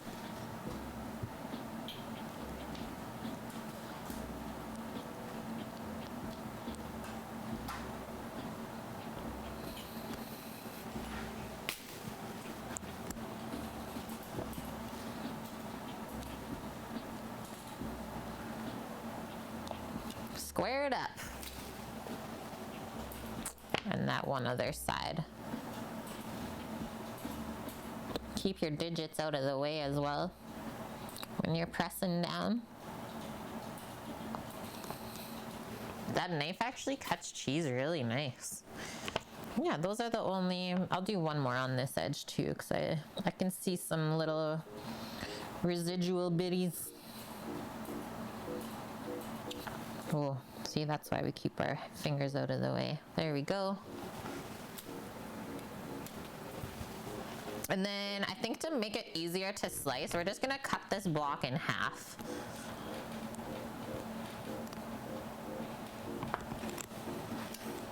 And then we can turn it back the other way and cut through.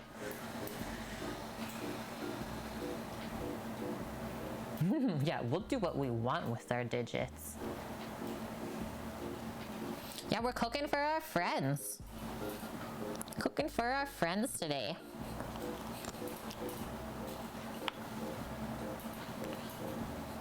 Guys, I think we're breaking all of the rules on the BLT that we read through this morning.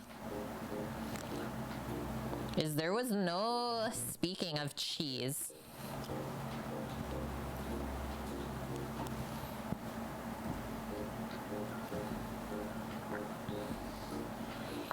There was no talk about where the cheese goes in the BLT.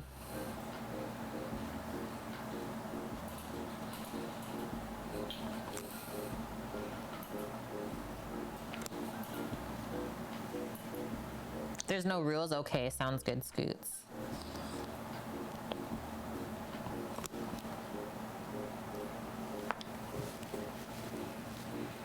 You're always anxious to trim the mold off cheese and keep using it, but you just realize that's how it's matured. It's true. Yeah. You're telling yourself facts right there, indoctrinated. So don't be scared. Just trim it off. Like if you eat brie cheese, you're literally eating mold. Same with blue cheese. That's made with the mold in it.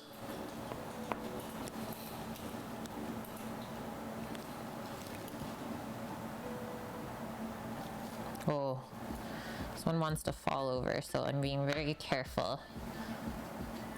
I think I'm gonna swear I'm gonna stop on that one. I get frustrated when the knife starts to slip, and it's just not worth it for me.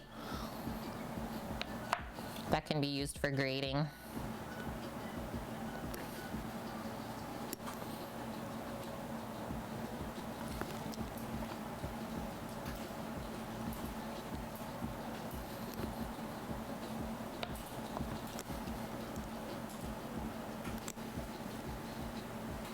Don't say it. Roquefort is funky, a little stomach turning, and also amazing. How about when you can like taste, I've tasted some like funky cheeses before where you can like taste the barn and what the cow ate and the grass almost. Those are really funky cheeses though. Some of them I have to draw the line at.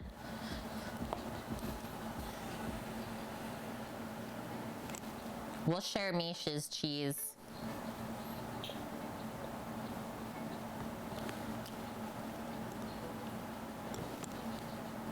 I'm very excited to take a peek at these loaves of bread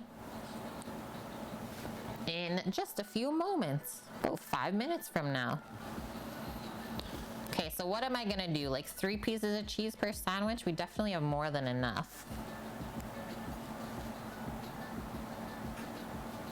Sammy says slice as much as we can though, so we will.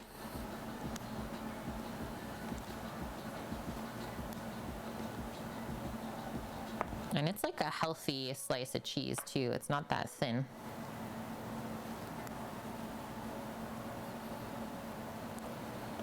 This ain't no Kraft single. All right. 1 piece for myself. Wash the knife off because the cheese will stick. That's yummy.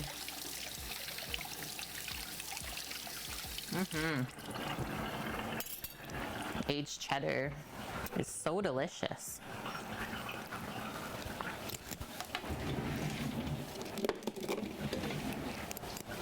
Just place that into a container for ourselves. Just kind of stack it up. And then let's check the temperature of this mirror glaze.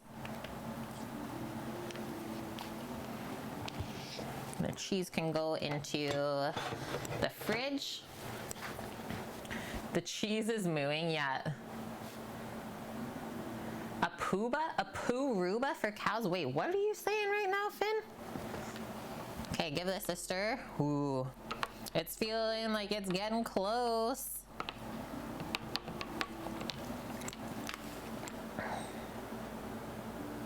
Only 107? Man, takes forever.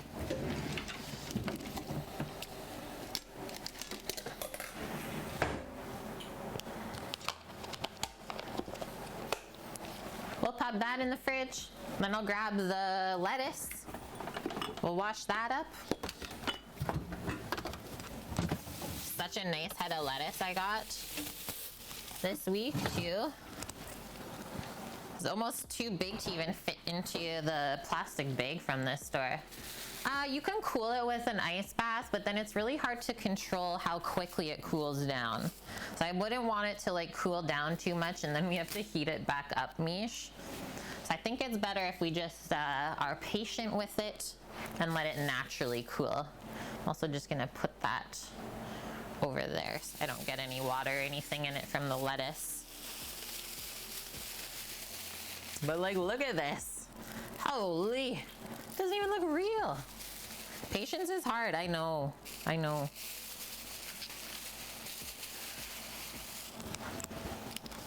So cheese I can cross off. Roasting the garlic, baking the bread. Lettuce is next.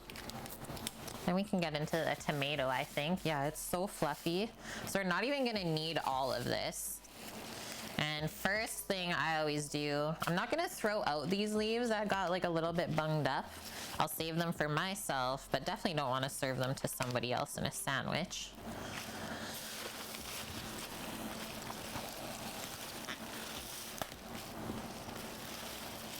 Probably do 1 leaf of lettuce per sandwich, roughly. We'll tear it up to size. So we'll do like six pieces. 5. We'll do this one.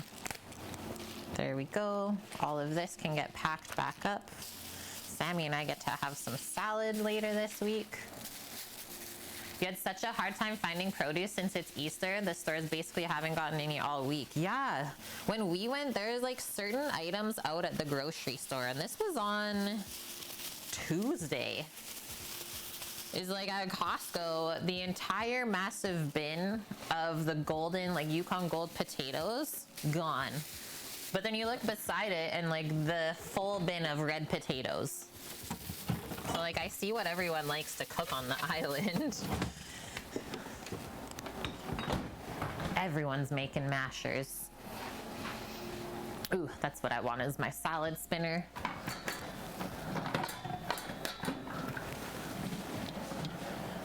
The store was a zoo today. I could believe that too. Okay, so open up the spinner, and then like I said, so we'll just kind of cut or break or tear this up, whatever you want to say, into like bite-sized pieces for this sandwich. So this, I'll just cut in half, and then we can like stack it really nice on top of itself. That's the bread timer, and we'll also take a peek at the garlic roasting away.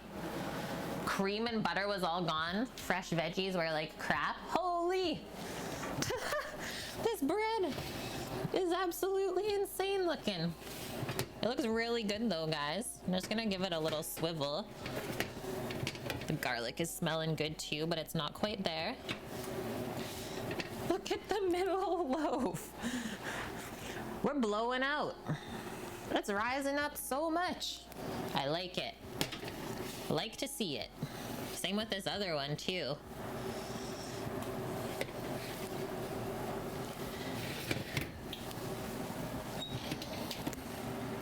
The garlic, why don't I set 10 minutes? That'll be the 30 minutes in there. I'll check it. Hello, Annie. Happy Friday to you too. I hope you get a good week. And I hope you get a little bit of time off this weekend as well. And hi, Jurassic Pork. Well, that's nice of you to say. Okay, we're just getting our lettuce ready for the BLT. That's the L portion.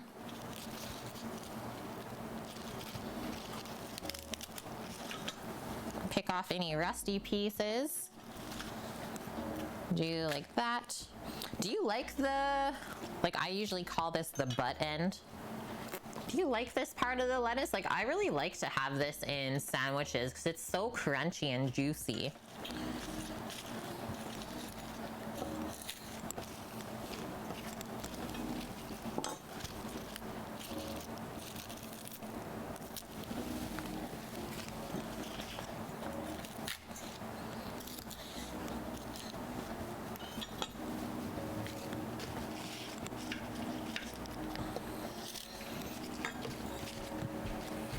Yeah, you like the crunch? Okay, good. Some people like hate that stuff and I'm like, I don't get it. Just got back from working on robotics. You were there for 5 hours? How are things going with that, Annie? Gonna trim off that end. And that we'll just cut in half. I see this little bitly up here. We'll trim off.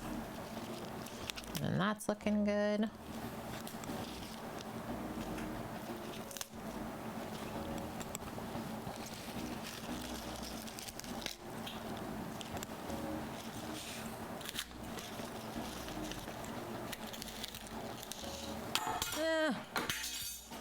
I don't know why that happened, but it didn't hit me. Yep. It's like I don't know, my hand just like dropped it there for some reason. And now's the time to talk about not trying to catch a falling knife. So see how I just like got out of the way and let it fall, like took your hands out? Don't try and save your knife. Gravity's gonna work its stuff no matter what. And I can just see you grabbing the blade at the wrong part. You're making progress, but it's slow. Well, at least you're making progress, Annie. And thank you for the follow, Jurassic Pork. Okay, so we're gonna take this. Just take that out of the base or bottom of the salad spinner, whatever you want to call it. And we'll run this under nice cold water, and then we'll spin all of the water off of it. What? Spray paint the wood with gold glitter spray paint? I am in. School colors are red and gold. That's gonna look awesome, Annie. Yeah, only catch a knife if you really don't like your toes. And that's also the reason why chefs have like cut resistant footwear on. I hate to see like people working in a kitchen with just sneakers on. Terrifying. I'm no better in my own kitchen here. Like I'm wearing slippers. But yeah, protect your feeties.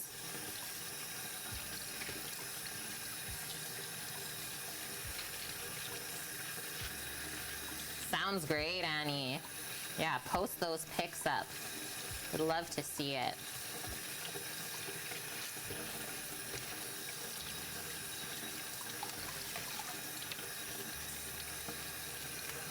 Beauty. Easier to replace a chipped blade in the rare instance that happens than to replace a finger. Facts. Facts, leftmost.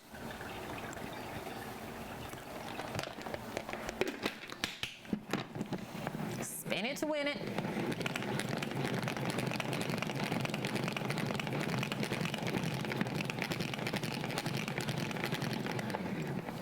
We'll release some of the water out. Just show you how much we spun off. It's quite a bit.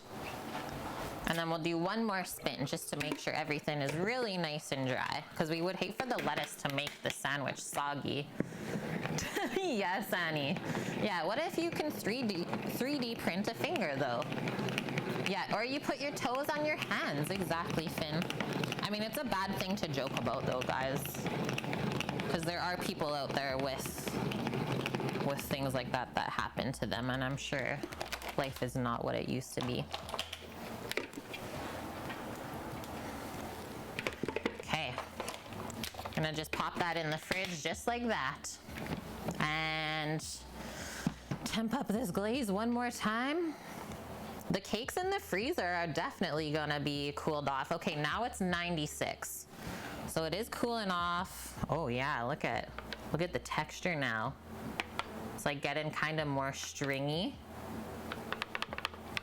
Nice. Okay, so we're almost there.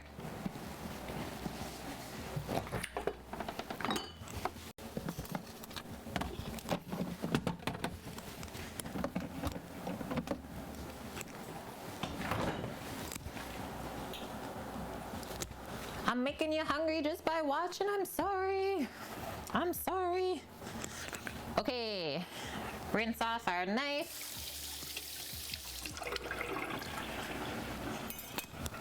Wipe up this area. And maybe while we wait the final little bit, should we blend up our soup? I think this is a good time for that. And then we're ahead over there too. Yeah, so the soup is in the Dutch oven on the stove top there. But it kind of does look like the main part to a crock pot, you're right. Okay, so I'm just gonna turn this off. That's our stirring spoon. And I'm just gonna start ladling the soup mixture into the blender base. Be very, very careful when you're blending hot liquids, because the steam could potentially push the lid off. So don't just like place it on the blender on high and walk away. Don't do that.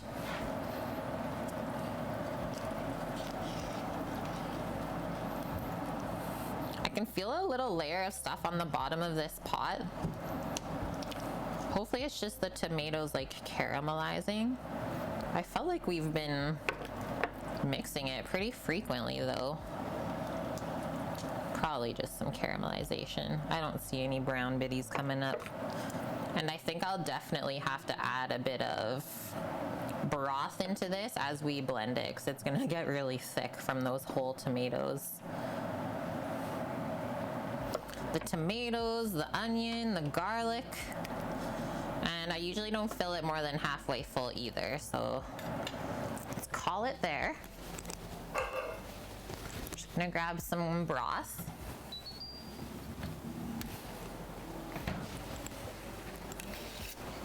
And this is a beef broth, so it's gonna be pretty rich. I'm not too worried about the little bit of fat on top. About a cup to start there. Just pop the lid on. I'm gonna vent. So my blender, I can vent the top. I'm just gonna like open that once it starts going. And then always start on low speed.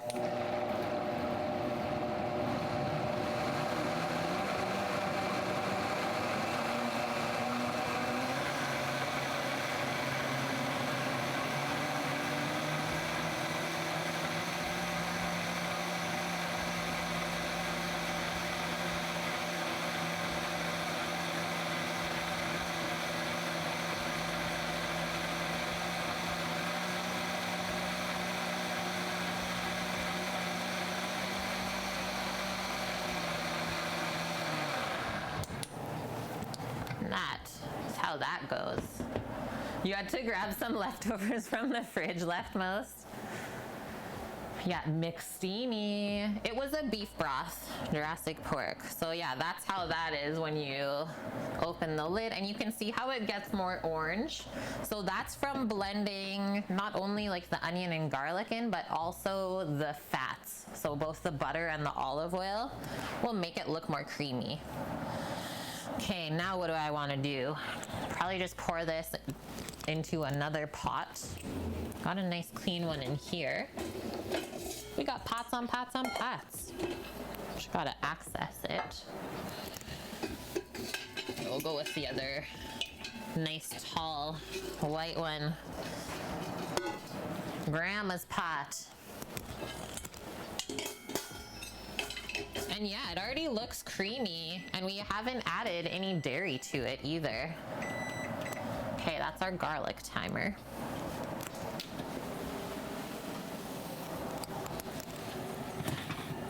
Oh yeah, I would say she's done now. So carefully, carefully, carefully grab that bubbling ramekin of hot oil out. Just gonna place it on the stovetop to cool off there for us. And the bread, we're gonna keep going. So that's the half an hour mark. Let's go another 10, and that'll be the 40 minutes out of the potential 50 that they said we would need. And then this, I'm just gonna push out of our workstation there. Away. Push it away.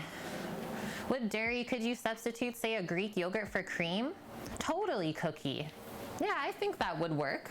Just, I would recommend just stirring it in at the end, almost like using it as like a little dollop for garnish. I don't know how the yogurt would cook with all of the ingredients together, but if you mix it in at the end, I'm sure it would be really good.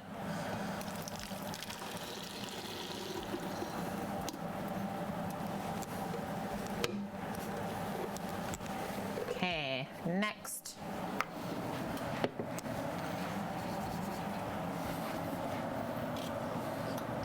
And I don't like making blended soups too thick either. Just enough to coat the back of a spoon.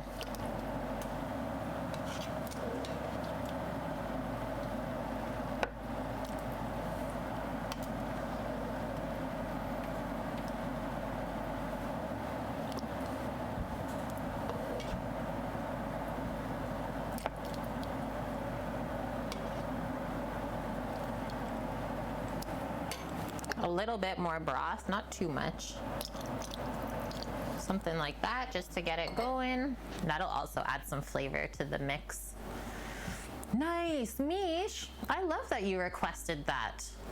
Quiche Lorraine with your 75,000 pots and pans points. Guys, she saved them up watching the stream, and she knew exactly what she was going to request me to make for her live.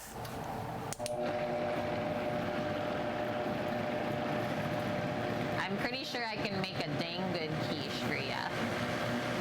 Ooh, a a coconut cream. That would probably be good too, as long as it wasn't too sweet.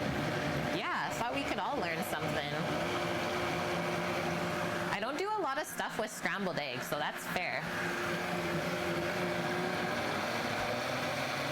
Turn it up.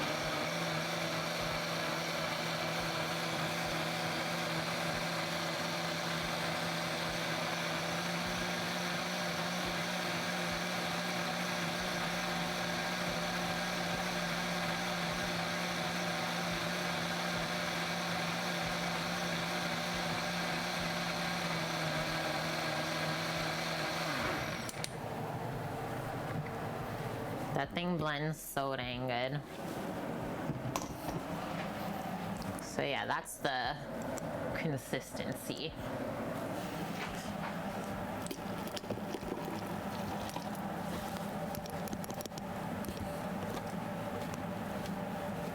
Oh, right. I wanted to blend a little bit of fresh basil into here, remember?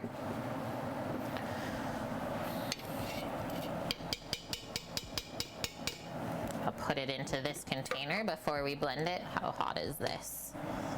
Not too bad, but I'll still use a cloth.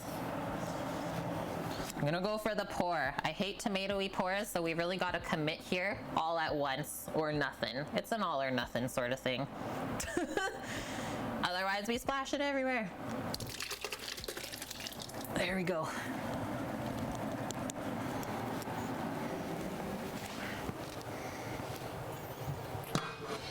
The fact that I did not like splash anything there, I'm so proud of myself. Like one little bit there. Man, we're good.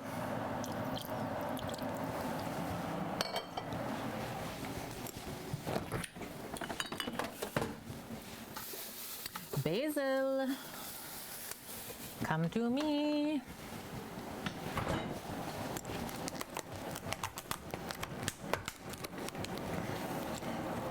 Ooh, a surprise little bunch of parsley that we can chop up for garnish for this.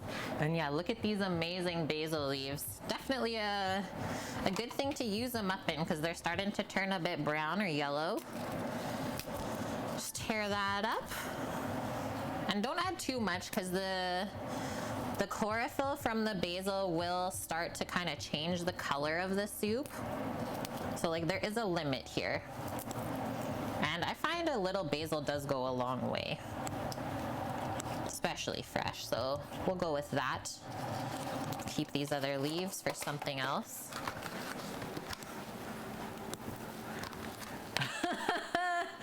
Daff, you missed it earlier. I had so many coffee jitters. It was crazy. I could barely talk. But welcome in. It's good to see you today, my dude. I was like, that's not gonna take long. Shay Roz already knows what's going on. Who's gonna click on that? I don't know why they never learn, Annie. I don't know.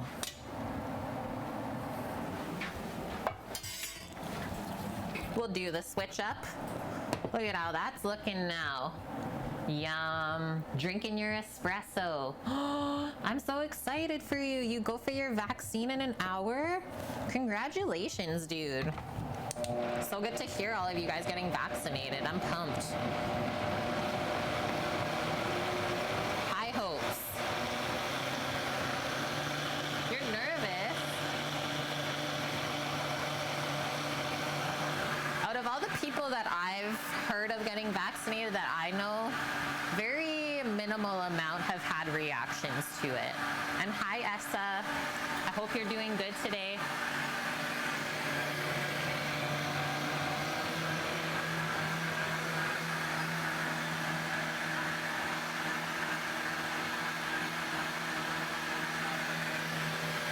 Oh, you don't like shots. That's fair.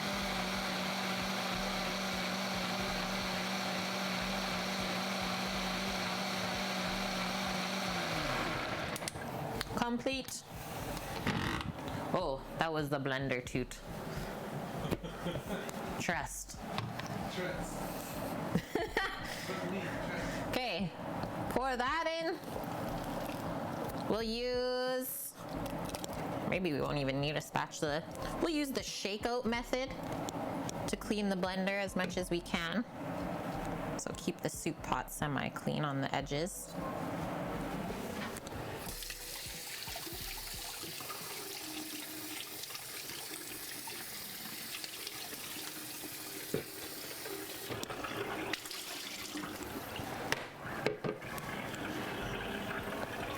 That color is looking good. And the texture, consistency too. I'm gonna give it a little taste and see how the seasoning is. But first I think we'll have to temp the mirror glaze because that's really where our attention is still.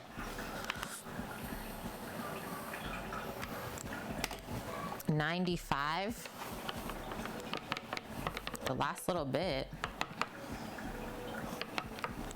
It's like just barely warm to the touch. And yeah, it's important that there's like no real warmth at all to it.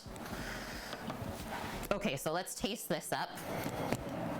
See how we did. Give it a stir.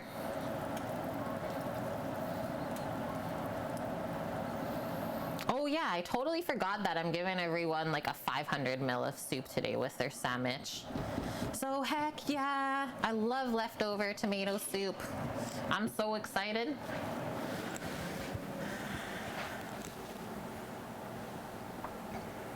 Macron is closing schools again. Your sister lives near Paris.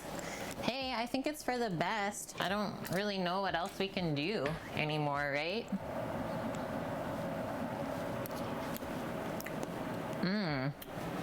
That's really good tomato flavor, guys. I've not added like any seasoning yet, but it's tomatoey and kind of acidic, so I'll add a touch of sugar just to balance it out later. And then you really get all of the like herbs and spices that we put in. It's like the basil, the oregano. I don't really taste the celery seed too much, which I think that's probably a good thing. But yeah, once we add the salt, it'll taste even better. So I'm gonna go 3 scoops like that to start.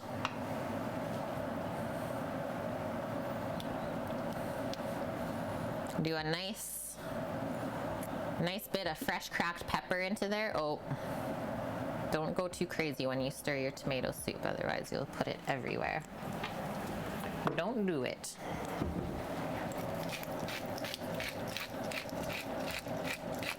Finn, 1 year you had 40 tomato plants. Rando Crown made so much soup. Yum, I can't wait, Finn. Soup for the masses. Yes, yes, yes, Evan. Tomato soup on the wall. Okay, I'm gonna use our instant read thermometer. I'm gonna temperature check the bread. So if you put it into the middle and it reads 190 Fahrenheit or more, you know that it's baked through. Smells super good too. First one definitely done, which means the other one's probably as well. Yep. Yep. So oven can come off, and then those are coming out to cool. Check it out, guys.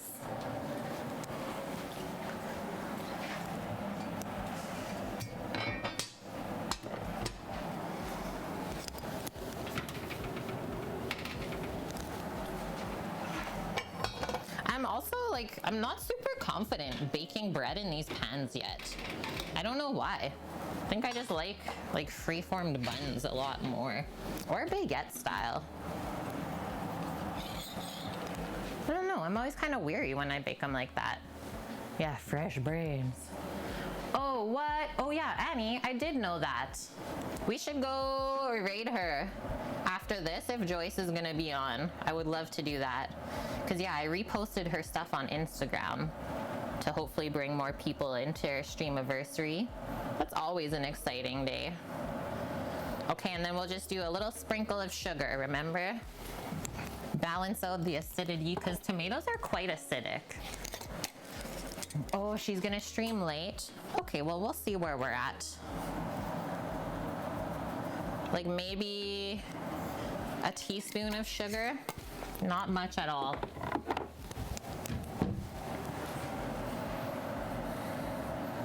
No, it'd be good on the soup for a garnish if we drizzled some of the garlic oil into it. Yum.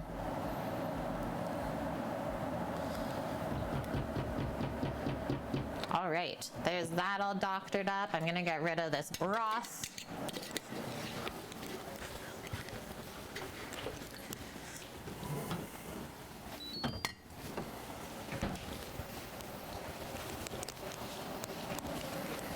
Joyce is good people, 100% she is. Oh, she's streaming now, but she plans to stream for a while. Oh, perfect then. We'll definitely go raid her, Annie. And thank you for reminding me of that. Okay, tomato soup is 100% crossed off. Let's just have one more final taste. Make sure we're happy, because yeah, it might need some salt.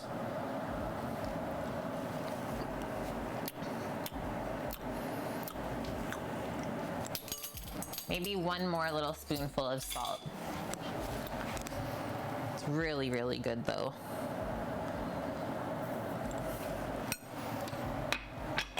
Tastes better than the can in my opinion. And I feel like it should, right? After all of the love we put into it.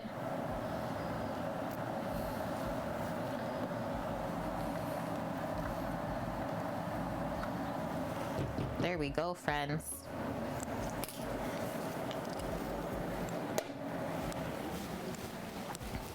Okay, come over here.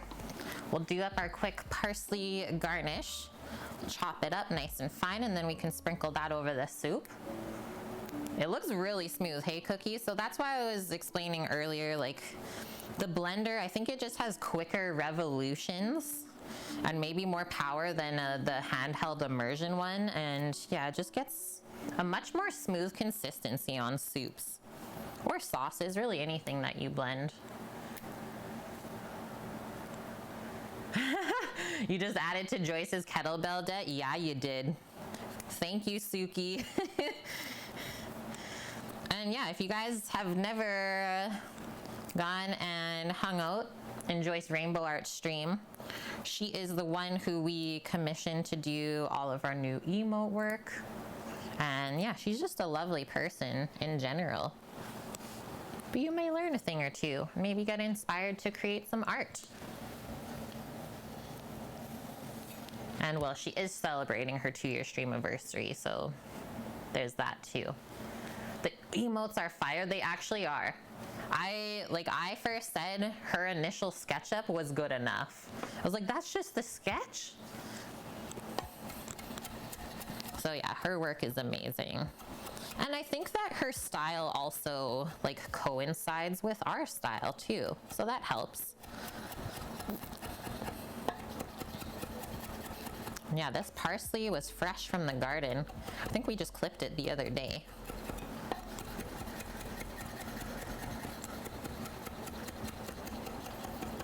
Oh, is she close to commissions right now, Scoots?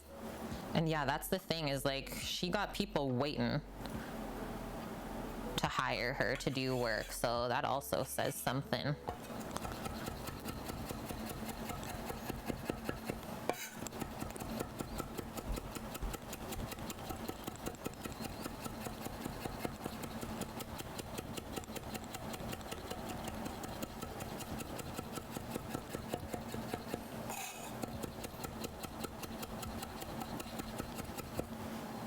Boom, there is that, real nice and fine.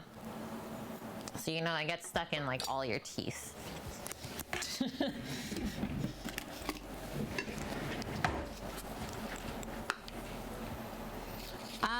Yeah, I picked up parsley from the garden like 2 days ago, Scoots. It overwintered really well, but we did have the garden beds covered the whole winter. But yeah, it just like kept growing and it's looking better than it's ever been. Any garden updates, Annie? They are now uncovered and Mamacita was doing some work in them outside today. But yeah, like sad to say, I'm not gonna commit myself to anything gardening wise here. since we're gonna be leaving like halfway through the summer, it's not worth it for me to put energy into something that I'm not gonna be able to see through. I have to keep my priorities elsewhere. As much as I want to do all of the things, I just simply can't. And that's like part of being an adult, is like realizing that. But I am happy to say that I'm sure like Finster is gonna share her garden with me when we go there. And yeah, we'll do herbs on the windowsill for sure. I bet we'll be able to put a little herb window garden in the food truck. I would love that. And it also helps to like have a little bit of greenery in there. Yeah, go nuts on tomatoes and peppers. I freaking love growing both of those. It's just great. And yeah, try like all different varieties too. So that's just gonna go into the fridge so it stays fresh for us. Checking this glaze one more time. But like, look at so look when I lift the spoon out. It's like, whoa. It's getting thick. And mirror-y. Sammy helped with the kettlebells too. Thank you, Sammy. Thank you, thank you.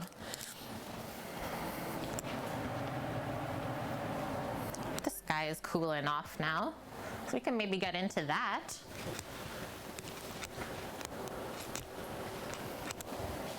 Nothing grows well in South Carolina. I would never have thought of that.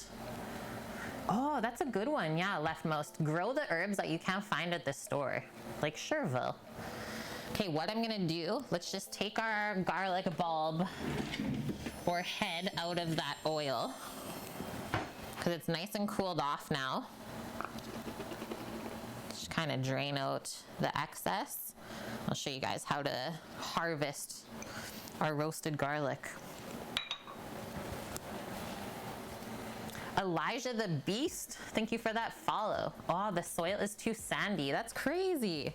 Let's just take the mirror glaze out.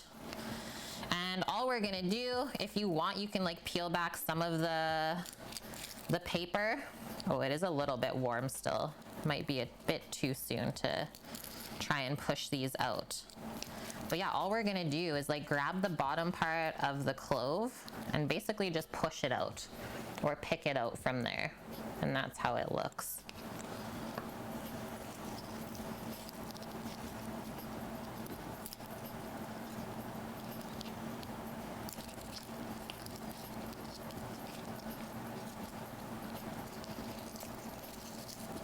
Some people are able to just like grab the bottom though and squeeze it. Like I said, there's a bit too much hot oil on the inside for me to comfortably do that at the moment. So I'm just gonna pick them out one by one. And then once those are cool, we're just gonna mix them into some mayonnaise. So we're gonna do a mix of both the Hellmann's and some Japanese Kewpie mayo. Nice and rich stuff.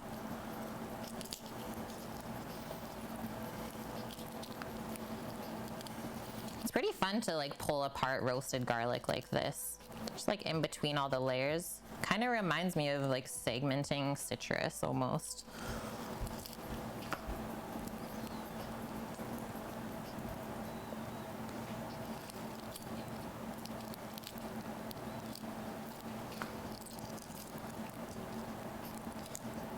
Whoa, that one was really soft. Just like mushes in our hand.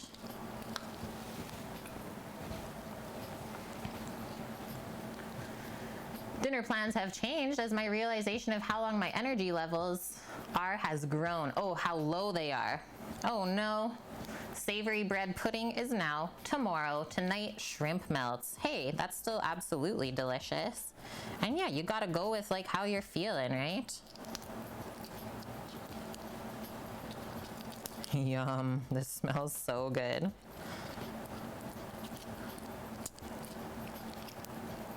Whoa, that was really hot in the center still. Terrifying.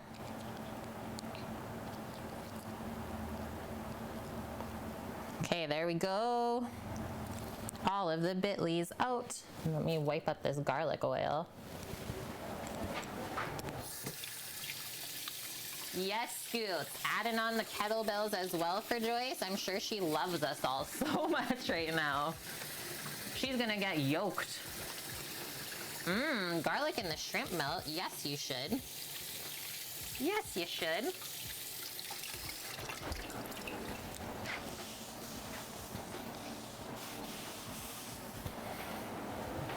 Okay, we'll let that cool off. And then I'm just gonna take a quick bathroom break and then it's mirror glaze time, so BRB.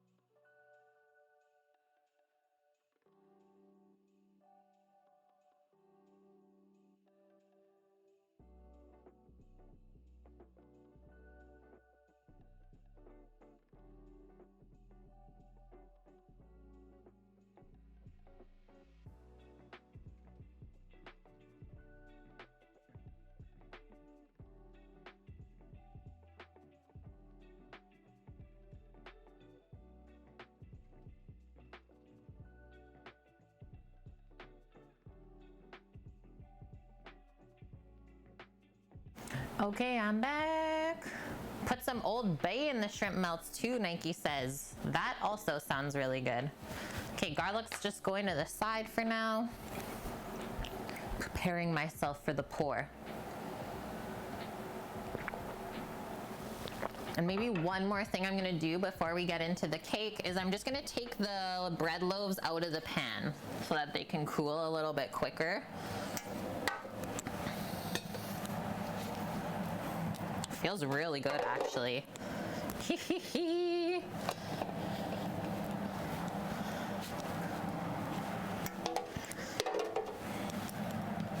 Yum. Can turn that off as well. Sweet. Yeah, I don't know what that is. Penzeys Bicentennial Rub. I'm intrigued. Okay, we got some frosty, very firm cakes. I'm definitely not worried about these slices for the pour. They are firm. Yeah, like rock hard. Okay, come on in. So this is what we were doing earlier. We were slicing pieces off of the cake. Yeah, put that one in your face. Look at the layers. Now earlier we made up this chocolate mirror glaze with all sorts of interesting things. It's like water, sugar, corn syrup, gelatin, chocolate. I think that was pretty much it. And now it's temped up, so it's cooled off enough so that we can pour this over the cake pieces and then the icing won't run off because this is too hot. Yeah, coriander, orange peel, pepper, sugar, and turmeric.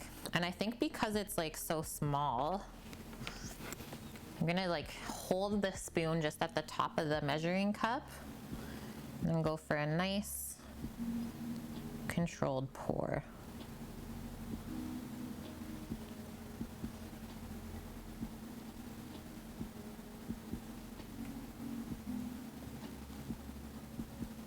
Yeah, don't go too quick because it really starts going, but I do want it to run down the sides.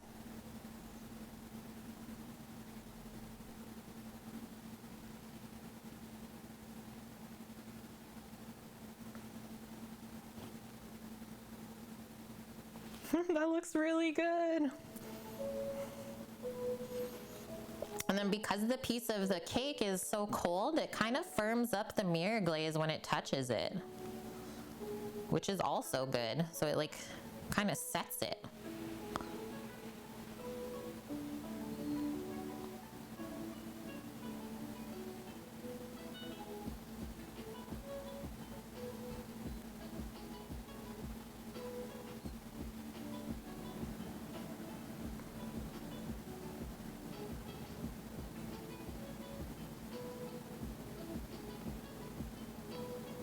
I'm in the zone right now if you guys couldn't tell.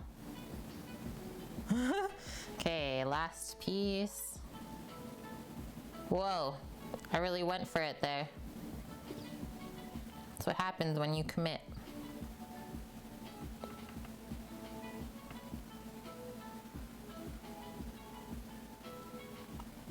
I love the way it's pouring though.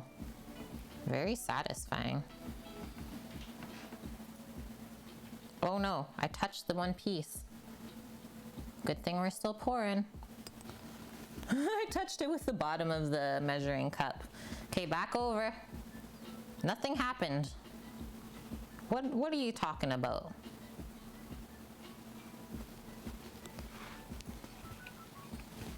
Wow. Okay. Ready? And I think I'll just set it back in the freezer so they firm up. So that's how I wanted it to look. It's like just kind of the streaks going down the side. And look at how shiny it is. Very, very nice. Man, Scoot. It's beautiful. Wicked. Okay, now we'll take out our big chunk because we got lots of glaze left over. And we'll do that whole piece up. So yeah, we'll set that glaze and then we can package that up for our friends. Those 3 pieces are leaving this household today.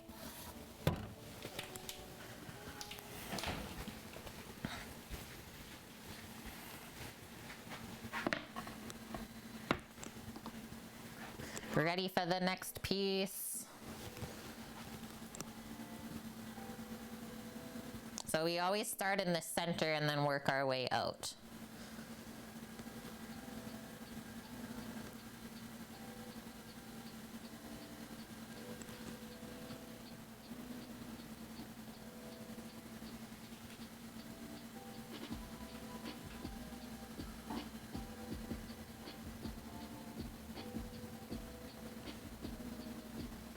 I feel like we'll be able to freeze the extra glaze mixture though, and then just like bring it up slowly in the microwave next time we want to use it.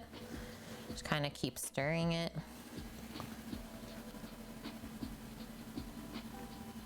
Oh, don't put the measuring cup into the glaze.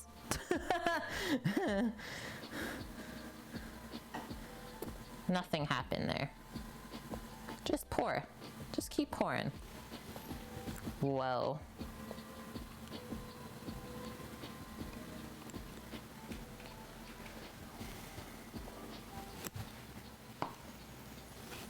Very shiny indeed. So that's exactly how it should look, guys. Exactly. Yeah, Professor Mendel, how's it going? Guys, Professor Mendel is a trained pastry chef and she also streams food and drink on Twitch. So please go give her a follow. If we could get a shout out, that would be wonderful as well. And she's a fellow Canadian who lives right here on the island. We met up, what, a couple weeks ago now? It was wonderful. I even tried some of her French macarons and they were so dang good. Okay, this monstrosity going into the fridge so we can set that up and then we'll go cut it a bit later. We don't want to cut it while the glaze is still warm though, because then it's gonna just keep running.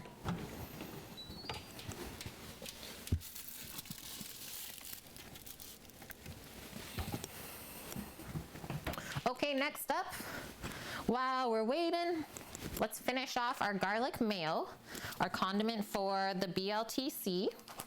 And then we can tray up the bacon. We'll slice the tomato, and then hopefully by that time, the bread is nice and cooled off that we can slice and taste a sandwich together. Yeah, we finished it. Whoop, whoop.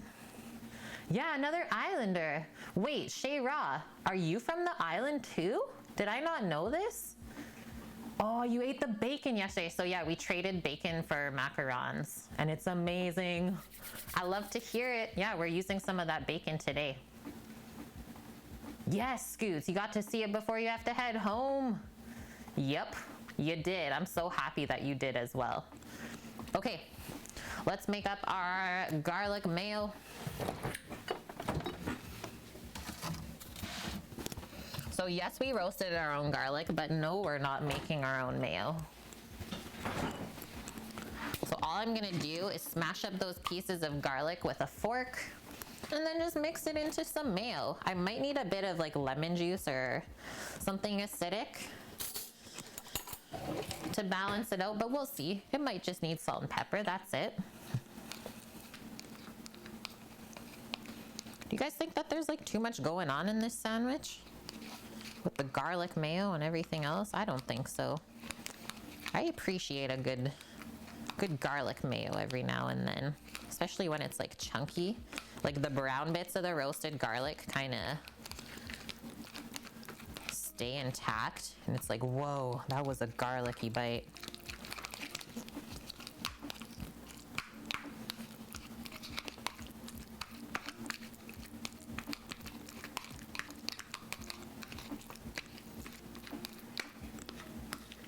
You're out of here, Scoots.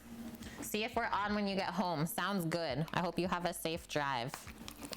We might be on when you're back. I hope so you can see the final result. But yeah, drive safe, Scoots.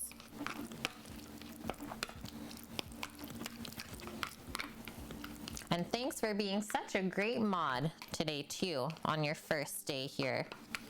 I love that. Okay, that's looking pretty dang delicious, guys. Roasted garlic paste. Let's add some mayo to that. I need enough for 6 sandwiches. It's the final countdown. Almost, Annie. Yeah, we're getting really near. You know, when I only have a few things left on the list not crossed off, we're getting close. Probably pretty soon we'll turn on the oven for the bacon. But yeah, at this moment, we're really just waiting for the cake, the glaze to set up, and our bread to cool down. Do 1 more scoop. Maybe 2. Because leftover roasted garlic mayo is okay too. It's okay. Are you still mixing different mayos? Oh, good idea. I almost forgot about the Kewpie. Bonk would have been so upset. Cause yeah, Kewpie has just like a super eggy, to me it tastes like mustard, but Sam says it tastes like egg. We'll do a little bit of that too, cause it's really rich and a bit expensive. We'll probably definitely need some salt and pepper now. But yeah, like look at the color difference there.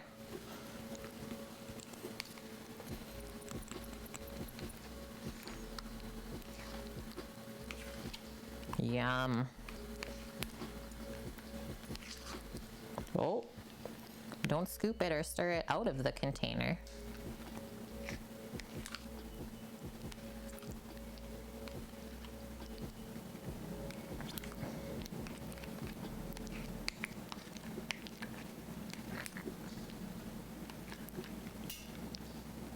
Okay, we'll have a little taste of that stuff.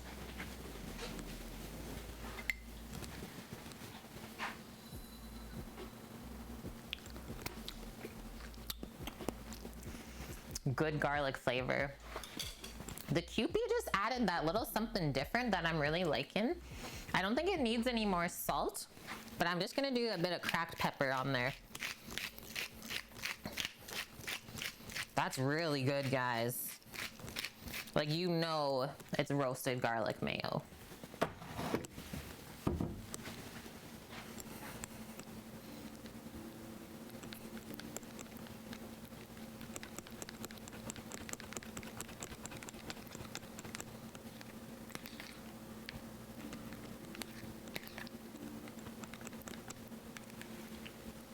Done. Next up, let's slice some tomato.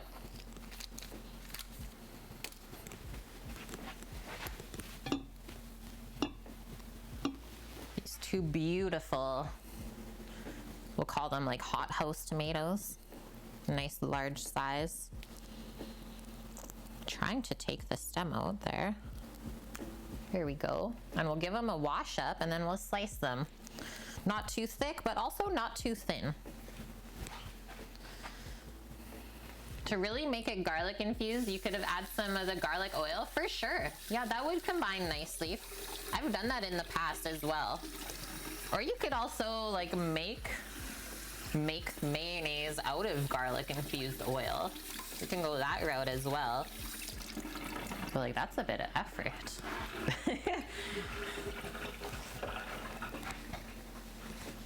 But yeah, it's quite potent in on the garlic scale already. I don't know if you would need any more. I was surprised. I didn't think it would be that garlicky with how much mayo we added, but I guess it is a whole head.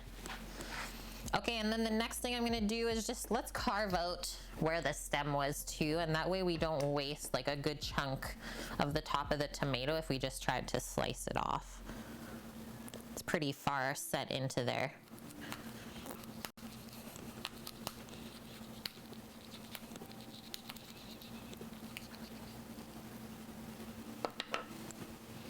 And hopefully they're not like pulpy. That's the thing, is you don't really know how good a tomato is from the store until you cut into it.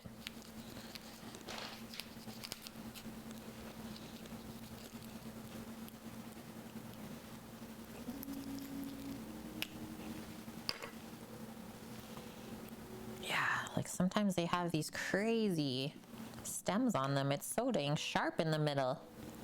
You guys ever find that as well in the tomato? Like this is super hard. It's like you can't even cut it out. Nutso.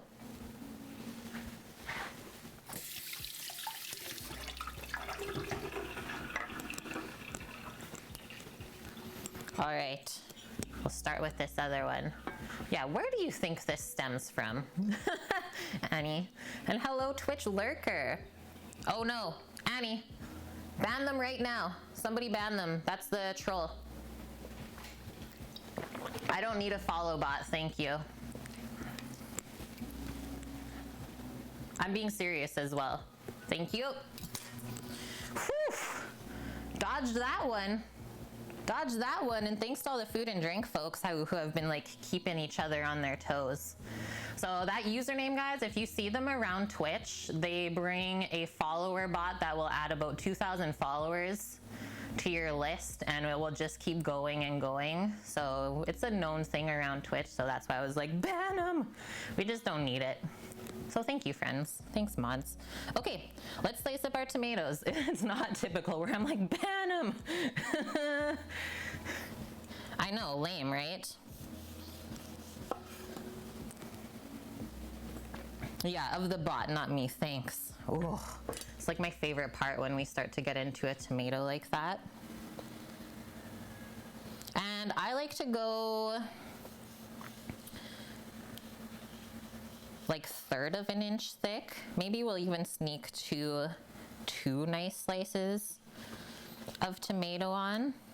Like, look at that when we start getting in. Yeah, you're welcome, Professor Mendel. You're very welcome for that. I mean, eventually, so Twitch eventually like purges all of those follows from the bots, but still, like, we don't have to deal with that as a streamer. Yeah, we got him, Annie. We got him. I'm quite sure that was the one, right? If I can remember. If it's not, we'll unban them, but I'm quite sure that's what we talked about in Discord. So thank you, friends. But yeah, I'm thinking, Annie, this tomato is gonna pass Kenji's test here. Yeah, good job. Good job, friends. Or Cookie said it will pass the test. So yeah, I'm thinking like 2 not so thick slices of the tomato on the bread with that. Yum.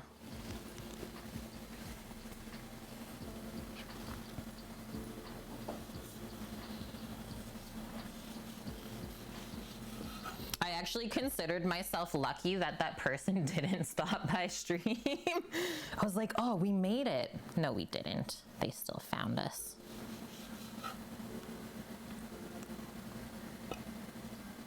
It's slicing super nice too.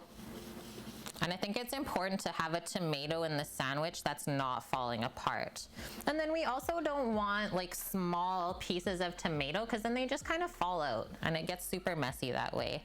So this is part of the structure of the sandwich. I'm just gonna hold this on both sides because it's getting slippy.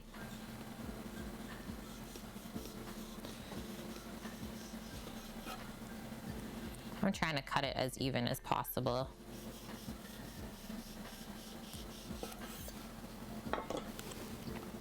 Yeah, that's pretty good. And then the only thing I'll do is I'll save the, I call those the tomato butts. I'll just save those for myself. I'll probably throw them in a salad or something, chop them up.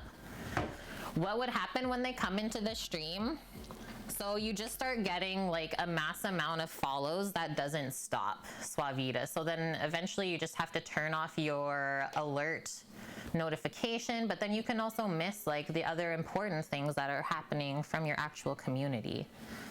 So that's why it's not the greatest. Yeah, like it'll be really hard to read chat when all of that stuff is happening too. Just a pain in the butt, really. Hard to stay focused.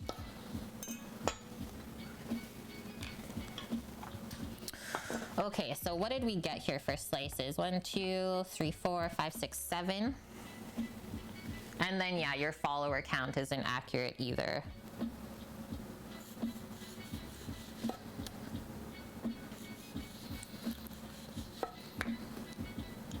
And yeah, I yelled at Annie to ban him because Sam was in VR at that moment. So I was like, Sam can't help.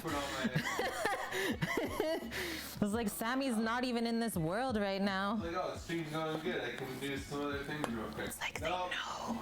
It's like they know, guys. Get back to work. Like, look at.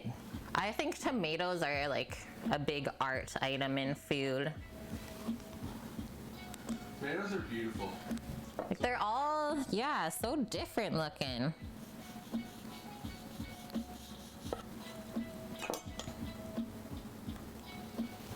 So we got, oh, that was a really thick one at the bottom. Probably gonna discard that.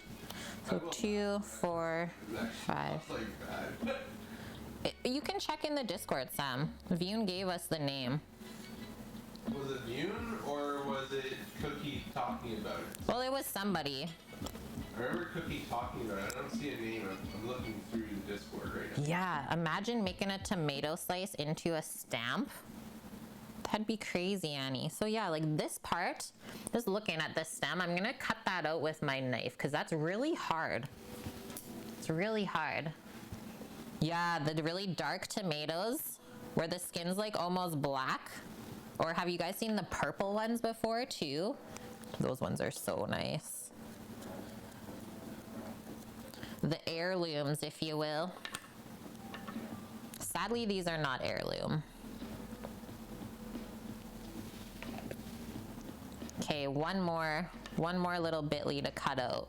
But that would be very, just not good on the palate. He's been following since March 25th. Well, yeah, because he's trying to follow the streamers that he wants to bot, Sam. March 25th is not that long ago. It's like a week when it started happening. Okay, so there's our stack. Nice. Cherokee Purple, Brad's Atomic Grape, Black Crim, and Japanese Black Trifele last year. Cool. Yeah, some of the Japanese varieties of tomato that we also grew, very good. Like insanely delish.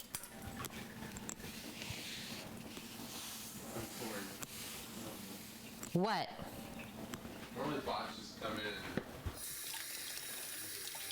Okay, do you need me to look at the Discord then and find it? Okay, I'll do it then.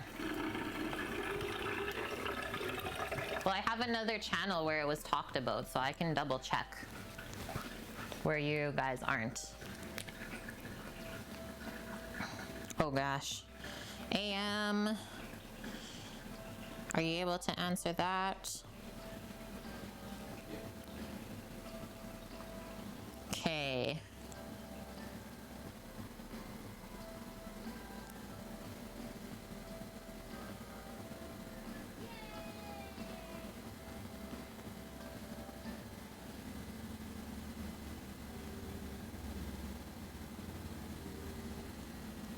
I gotta scroll. I gotta scroll. Just search the name. I tried. Okay. It didn't work, so obviously there's a space. And thank you, Chocolate, for healing for the 100 biddies. Oh, you're getting ready for work? I hope you have a wonderful day at work today. Try not to work too hard either. Okay.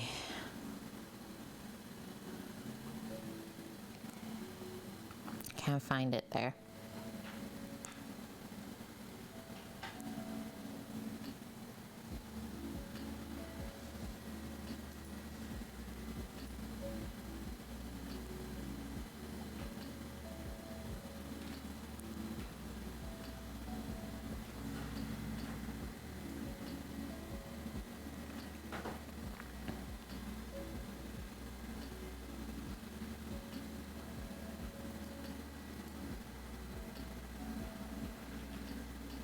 I can't find it again either though. So I don't know what to do either, guys. But I'm quite sure that was the one. So regardless, we're gonna carry on. Biggest danger with a follower bot is if Twitch thinks you did it yourself. Yeah, that as well. Is like then I would have to, so I'd have to write to Twitch and be like, I didn't buy these followers. Because people actually do that as well, just so you guys know. Also, hi Raffle Iron, sorry. I'm just kind of like straightening out somebody that's going around with a follow bot on Twitch. Made dirty rice tonight and it was amaze balls. Yum. Definitely recommend making your own beef broth using beef fat instead of butter as the finishing oil. Yes. I love that. That sounds so good. I've not made like a ton of dirty rice in my life, but I'm into it for sure. I love rice fried up with all sorts of things, right? Yeah, how do we buy fewer followers? Okay, tomatoes gonna go into the fridge. I think we're gonna tray up the bacon and then get it baking. Tray the bacon and bake it. Gonna turn on the oven as well. So let's do 375F. We'll go grab it.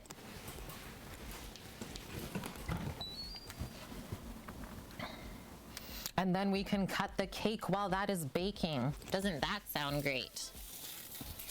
It looks like it firmed up real good too.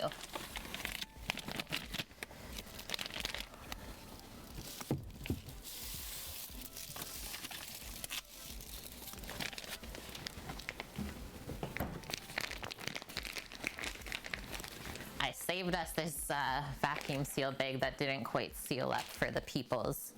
So that's why that looks like that.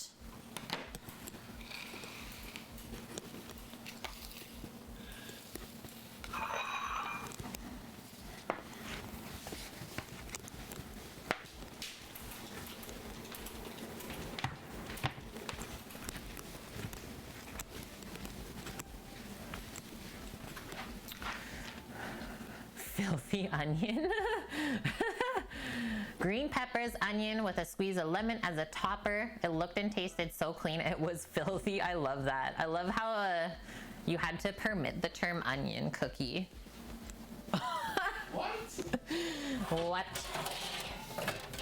Okay, let's line this with parchment so the bacon doesn't stick. Also makes it way easier to clean after cooking.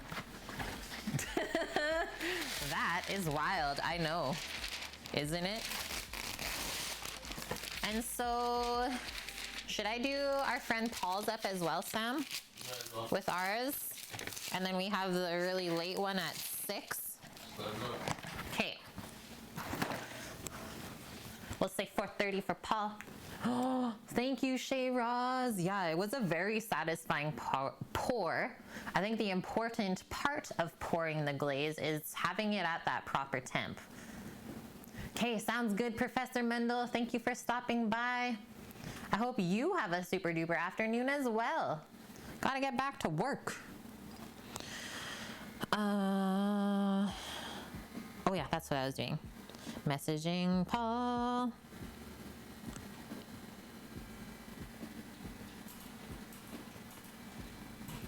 A 4:30 pickup.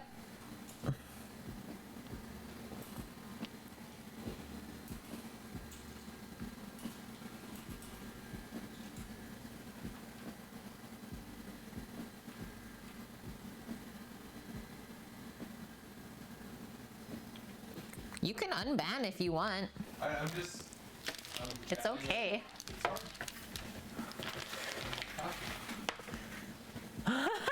Madame, I took my car to the car wash and it came out still filthy.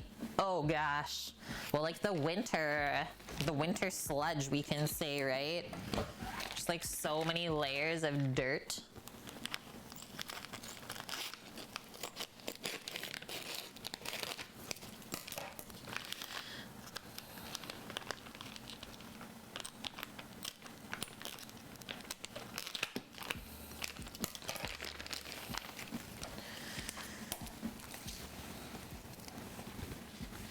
And then we kind of pack our bacon a few different ways. So if it's too long to fit in the bag, we've been like cutting it in half, which has actually been like pretty lovely. Or we have the full pieces. So I think I want to try the full pieces and then we'll just like fold them in half on the sandwich. But look at how good this turned out this time. And like it's super thick as well.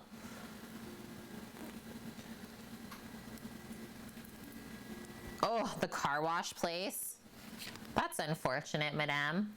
So how I'm gonna do this is called like shingling right now. Is I'm laying the fat side of the bacon, so this side with the little fat cap on it, onto the leaner bottom part of the pork belly.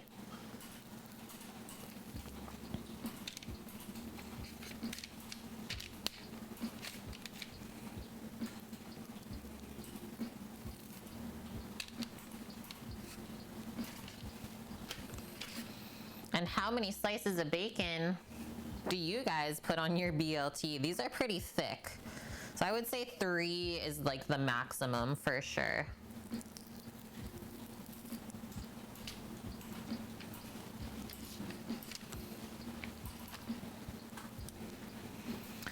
What does our friend Paul say? You bet. Okay, away we go. I'm gonna move this over actually so we can fit more onto here. And thank you, Raffle Iron. Yeah, Sammy's been mastering his smoke skills. Yeah, someone please explain to you why you don't make your own bacon. Yeah, how wide can I open my mouth? Yeah, I'm a boa constrictor. Unhinge the jaw. I'm gonna do a mix here of both the fatty and the lean. We got Geraldine at 6? Yes, she's having 2. So there's 1, 2, 3 sandwiches. Twitch lurker? Sam was like, I don't know about this, Kate. Okay, Twitch lurker, here's what's going on. I've told them. Okay, so there was, that's true. So there was someone going around Twitch with the follow bot that had a very similar username to yours. And so before anything bad happened, we thought that we would just cut you off. I'm sorry. But we're sorry, and thanks for coming back. Just wanted to avoid the whole mess.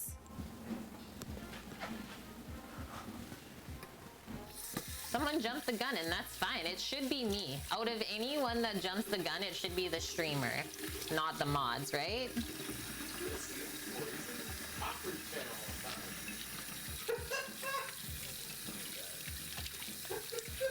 Thanks, Twitch lurker. I thought we knew the name. Like, I thought that Cookie knew it, Annie, but maybe not. Yeah, they're making a comeback.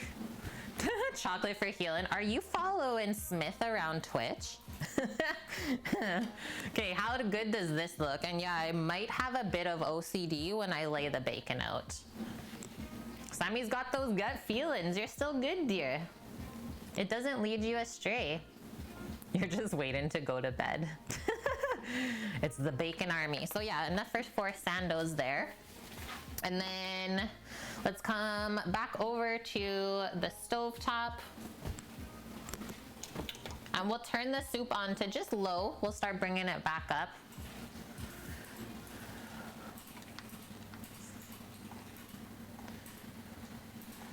Yeah, I see that you have your priorities mixed up, Chocolate. It's like your body wants to go to bed, but actually you gotta go to work.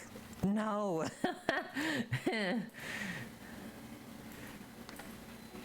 Who had the bacon emote? It was Professor Mendel. I don't know if it's hers or not though. Why parchment paper versus foil, and do you flip them during cooking? So usually I don't flip our bacon that we make because I find that it just doesn't have to be flipped. And I just like parchment paper more because I can like recycle it, whereas foil just goes in the garbage. Yeah, it's your Monday. Oh man. Yeah, there's the awesome bacon moat. Exactly. You're all about the new food ideas, Smith? I think you're in the right spot. We always learn like a minimum one new thing. That soup looks so good. Minimum one new thing per stream. It is really dang good, Sam. Like it looks good, but it also definitely tastes good. So I'll slowly bring that up to temp. Our oven, well, it's actually ready. So I'm gonna toss that bacon in and we'll set a 10-minute timer. 10 minutes at 375 Fahrenheit. There's that. Yeah, North Americans probably used an insane amount of tinfoil and aluminum foil in the 70s and 80s. Oh man. Oh, the bacon emote is Cat's Kitchen. The ganache. It was actually a little bit different than a ganache Torino for the chocolate mirror glaze. Okay, bacon's in. We've glazed the cake. Now I said we're gonna cut the cake. We must cut the cake. So let's go grab it. And then hopefully after that, be able to slice into the bread. And then I'm just gonna toast it, I think in the toaster. Toast it in the toaster. Ooh, the other thing I'll quickly do before we cut into this one is just portion up, package up our friends' pieces. Where's the other two containers like this? Maybe in the dishwasher?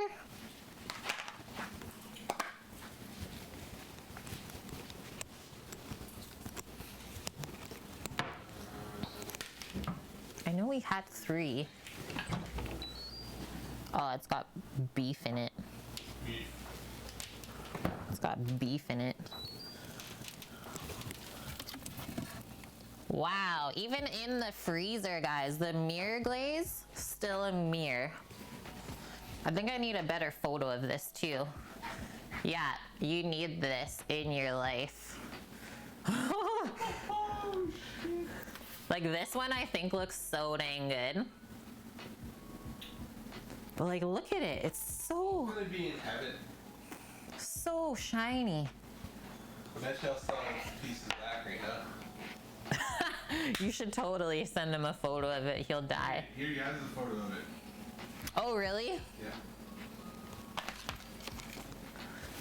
You didn't sucker him in though.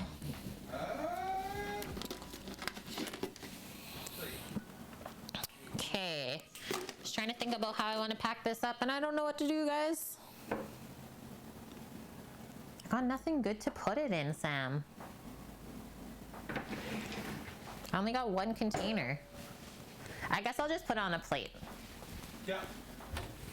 People don't break our plates, so that's fine. Geraldine. It'll be fine. Yeah, did you just lick your phone, guys? Imagine if it was life-sized. Oh, Annie. Okay, I think I'll do this nice spatula. Hopefully it's not like stuck on the board. Okay, hold this side. There we go. Just the initial getting under it, you know? Oh, look at that glaze, hey? And then Okay, the really nice side is that side, so I'm just gonna go for a flop.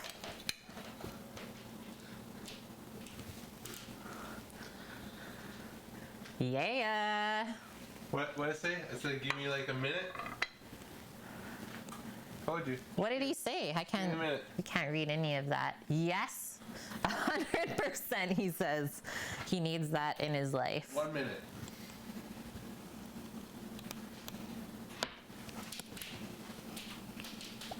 This is gonna be life-changing. I've not even had any of this. Like, I don't even know what I've made yet. Okay, the flops going this other way now. 125 grams of turkey safe. Oh. Nice glaze, ya hooser. Ponybot says, thank you. I'm so proud of it. That there would fit in at a 3 Michelin star restaurant. Cookie. Can't say those kinds of things. Oh, that, yeah, easily. That's like Joe Forte's layer cake. Yeah, that's true. Okay, one more flop. Oh, I love the stringiness of the glaze though. Okay, now we gotta do the really hard part. I was gonna scrape that off, but I'll let Sam deal with that on his own. The really hard part, it's okay, I don't wanna mess up the spatula. Okay. Of cutting through the other pieces that we made. So Zach said he's getting 2 slices. 2. This is why I always make extra as well.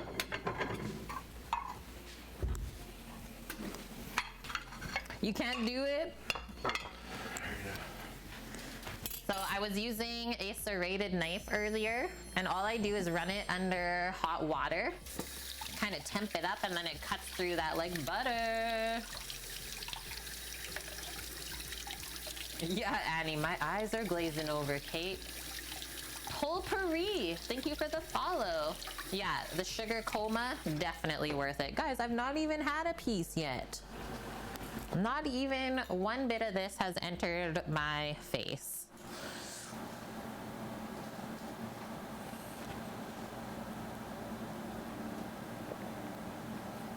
And then we just pull it out like that. We'll do a rinse. I'm just gonna cut all of them and then we'll scoop them all too at the same time. So rinse and then wipe so your knife is not wet.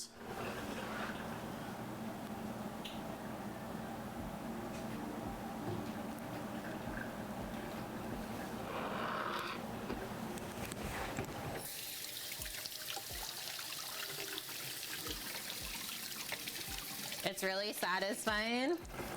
Thanks, Raffle Iron. I think I'm like cutting it crooked, but hey, doesn't matter. Left-handed people things, right?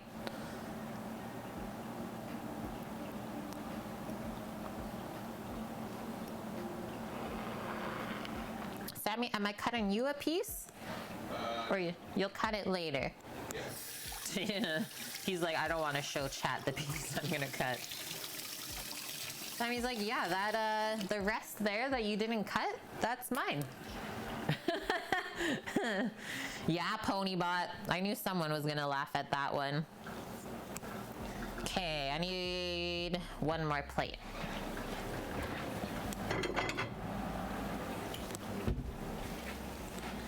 Yeah, lefties unite. High five. I love that. Also, a soup and a BLT sandwich. I don't think I can. I only made enough extra bread for the stuffing tomorrow. Then I'll go buy a loaf of bread. Okay.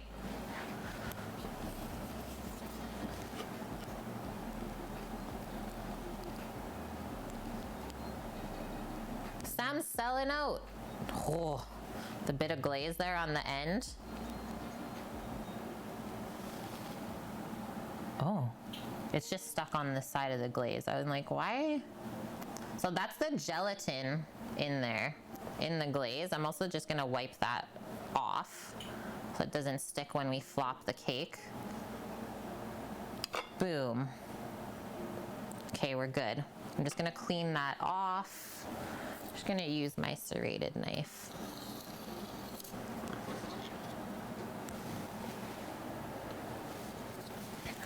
Hey, Hey, Nick Nicole, good to see you. Happy Friday to you too. Watching us on the big screen at your uncle's. It's their first time seeing Twitch. Hello, uncle and family. Welcome to Twitch. I'm Kate. You're now a part of our lovely kitchen crew. Just gonna cut that extra glaze off before we even attempt to move so we don't have to deal with it when we try and lift it off. Cut the extra glaze off. Just cut the extra glaze off.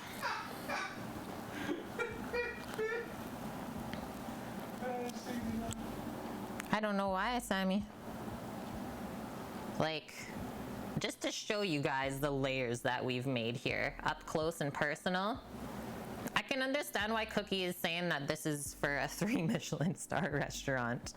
Okay, now I gotta flop back the other way.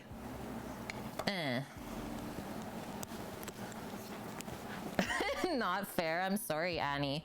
But, I mean, I know that you have to watch your like carbs and stuff, Annie, but this is gluten-free. So maybe if you saved up all of the carbs that you could in a week, then you could have a piece of this cake. Because the amount of sugar in it is not too healthy, I would say. Oh my God, that's good. Okay, I'm gonna post that back up in the fridge. That's my piece that I did. I think I need to take a quick photo as well. Just I got chocolatey hands. $16, I should have charged $10 more then for it. You should have charged per slice. Well, we always get good gratuity, so that's fair.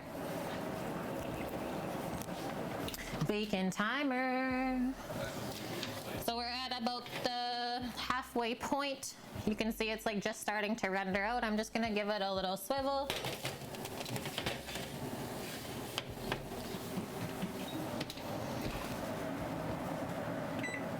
And let's do, I'm not gonna go all the way up to 10, I'll do 7 minutes first. Okay, this is my, let's create the photo area. We'll focus on the one piece on the corner. We'll have all of these like in the background.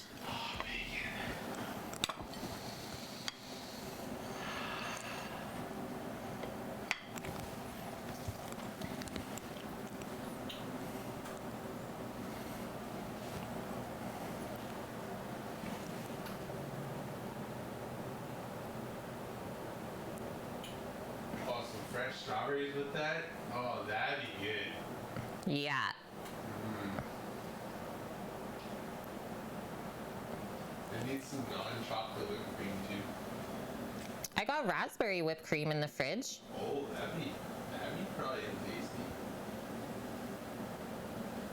I'm so happy that Scoot asked for this today, or the last 2 days.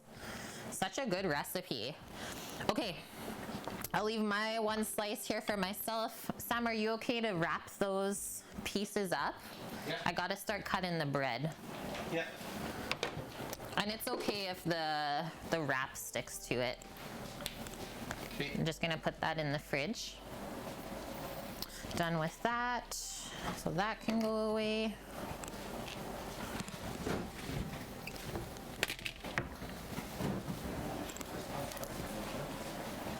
It's almost empty? Yeah. Nice.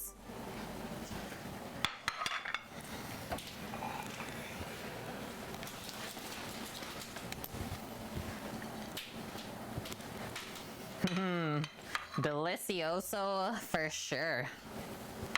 I cannot wait to put this in my mouth. And yeah, we're having a taste before we even have lunch. Just gonna give this soup a little stir while I'm here.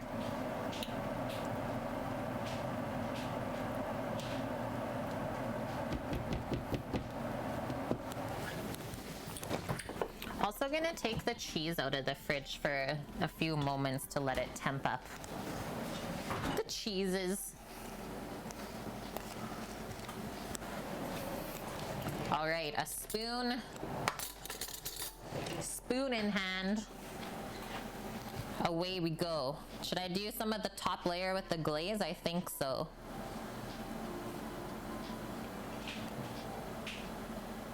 Whoa. Yum. That cut really clean. Like it didn't mush or anything like that. Yeah, dessert is the best appetizer, Paloozer. Exactly. And it's so shiny.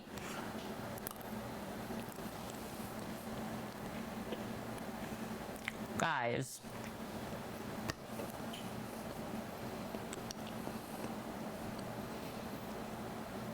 Like, how is there no gluten in there? The cake is so good. Basically just melts in your mouth with the chocolate cream. It's actually not too sweet at all. Like, at all. It's just completely chocolate in your face. Probably the best chocolate cake I've ever had in my life, though. And like, I'm not just saying that. I've had quite a few chocolate cakes, but it's nice and balanced. I know Sammy said it was like too chocolatey, but honestly, to me, like, this is perfect. Yeah, the cake, like, with the amount of chocolate in it, it's like dense but light still. You're saying what? He doesn't understand the chocolate, guys. You're like the biggest chocolate fiend I know, and that was too much. He's saying it's too much. I'm not saying it's too much. I'm saying it's pretty chocolatey. It won't stop watering? Yeah, me neither. Grounds for divorce, Torino. Serious, though. If Puppy Smiles and Sunshine had a child, it'd be this cake. Yes.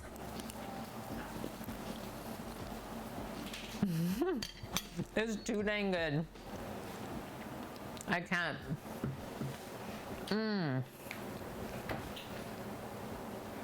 Well worth the 2 days of labor. Well worth it. Wow. I really like the chocolate cream. So like it's whipped cream with chocolate and stuff. It's nice and light still compared to like a really heavy buttercream icing or something like that. Raspberry sauce would be amazing. Like just blended up raspberries and strained, or even strawberries. Money. Thank you for those 1,000 biddies as well, Annie.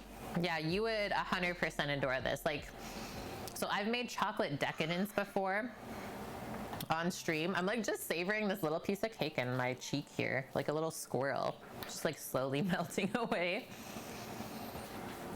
But yeah, we've made chocolate decadence before, which was very chocolatey. This is like basically on par with that. I didn't find that as chocolatey as this. I find this way less chocolatey than that. How? Because we're different. How is that Sammy. possible? I don't know. That's just our palates. He doesn't understand.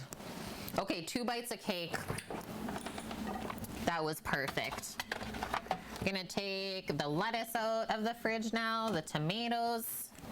Hopefully we can slice up our bread. I don't get it. Sammy doesn't get it. It's okay. You don't have to understand everything in life. Yes. Yes, I do. Yes, he does. Yeah, does he even know me anymore? Man. Exactly, Annie. I guess you just have to make both recipes again at the same time and compare them.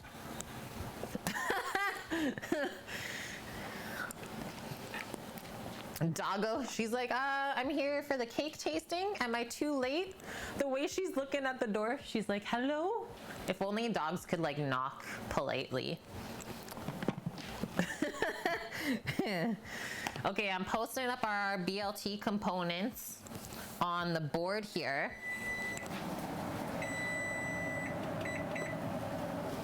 Check our bacon strips. Oh, they're getting near. Maybe 2 more minutes.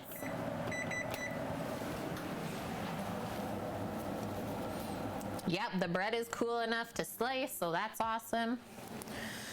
I will say though, Cookie, like that cake, if you have like a bit of a dairy intolerance, that could potentially hurt you. Cause yeah, like There's a ton of dairy in that cake. Let's just say that. An entire liter of cream. Not too much butter though, I will say that. But a lot of cream. So like I already feel it. One thing that happens to me when I eat dairy, like it just makes me feel so full.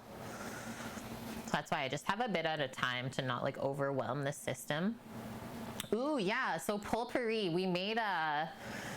we soaked the cake with a coffee soak that we made, and it's really good. You would make sacrifices, Torino, to eat it. Dairy-ria Paloozer. Ah! Okay, let's cut off the end piece.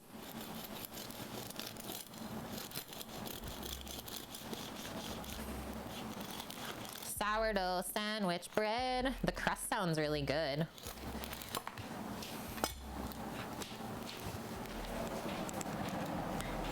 How's that bacon? 2 moments, Sammy, I said. Gonna go like a bit thicker so it holds up to all of the sandwich fillings. Try and cut this really nice and even. And when you're slicing bread, it's all about the back and forth motion. It's not about pressing down with the knife. Yeah, I'm really proud of that crumb that we got.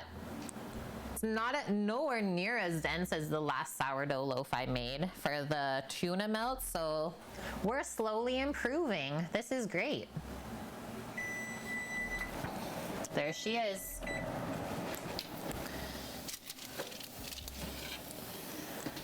Yeah. Hello. How are you today? So we're just gonna let those cool off for a few moments. Turn off the oven and then get my toaster set up.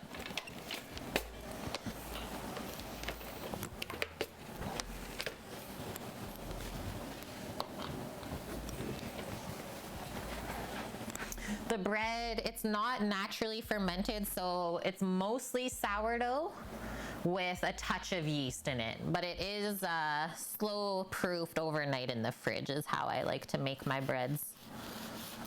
But yeah, like look at the crust. It's crusty but still like soft, like Kenji was saying, it doesn't just cut your mouth up.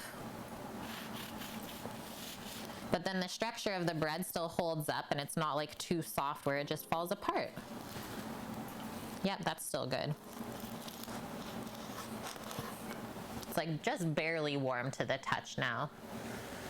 Hey, it's Nicole's Uncle Rusty here. Hello, Uncle Rusty. Welcome to the wonderful world of Twitch. Bacon makes everything better. Oh, you're for sure found your home here then. Love to hear that. And thank you for the follow as well. You're a vegetarian and the bacon sizzle did things to you? I'm sorry, Sensitivity. I'm sorry. I feel even worse for the vegans, honestly. It's like the temptation. It's hard.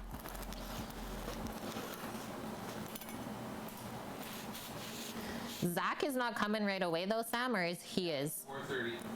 He's gonna eat mine that you have ready to go. Is he only getting one? Yeah. Oh, okay, word. As far as I know. Yeah, like this slice? That looks so dang good. I love those little bubbles in there. I don't think a BLT will last until like Desi. No, that's true. That's true. Thank you, Cookie, gifting the sub to Rusty. We got Nicole's uncle in here with us now. Welcome to the kitchen crew, my good sir.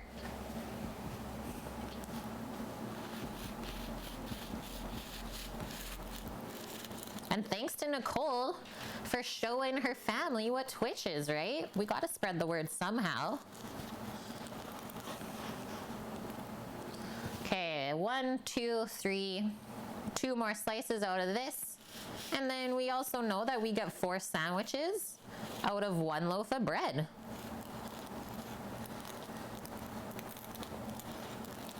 And then the other way that we create structure for a sandwich is when we toast the bread. So that's why it's important for a BLT. You gotta toast it so it holds up to all of the fillings that we're gonna put in.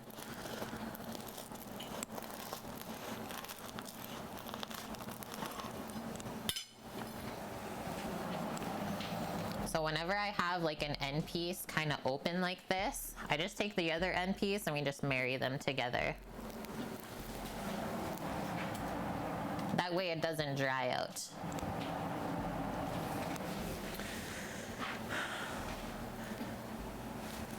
Vegan coworker questions his decisions. Oh, Finn. Yeah, because you guys watch at work. The bacon is super good. Okay, I'm gonna pop the bread in to start toasting up for us. I'll go from this one end. One sandwich at a time here, and that's a-okay. I think I'll just stack that up and then Sam can maybe help build. While we're in this moment, guys, I don't know if most of you are already subscribed to our YouTube channel, but that's our next big endeavor to like coincide with Twitch. So if you haven't subscribed there, it is free to do so, and we are well on our way to 1,000 subscribers on YouTube. We're over a third of the way there, I'm gonna say, which is actually amazing. So I'm thinking that we'll get to the 1,000 for sure by year end. And then maybe we'll be able to monetize there too. Huh? Pay the videos for the bacon. Yeah, and yeah, if you want to know how to make your own bacon, we did a 2-part series. So we showed how to cure the bacon. It's only 4 ingredients, our exact recipe. And then we also showed how we finish the bacon. 2-part series. And hello, Mike Sai. Would I be interested in making a sauce recipe you're working on and giving you feedback on it sometime? For sure, dude. I'm so into that. Is it a thing that you want me to do on stream, or can I do it like on my off days? Just a few years ago, you were a raw vegan, and now you're saying bacon is life. What happened? You're vegan and you love watching recipes that aren't vegan because you're always trying to think about how to veganize it. That's a good one too. And yeah, if you ever have any recommendations of Thorax, feel free to post them in. We're not vegan haters here. We love everyone equally. We don't put our opinions on other people of how to eat. We're more mature than that. Whatever at our discretion. Yeah, sounds good, man. I would love to participate in that with you. Okay, I'm gonna do one more toast because there's barely any color on it. And thank you, Fiddlehead555, for the 7 months. Yeah, 2 more months and we get to have the cyber baby. We should start thinking about names early on. Yeah, life happens, exactly. Priorities. Priorities, guys.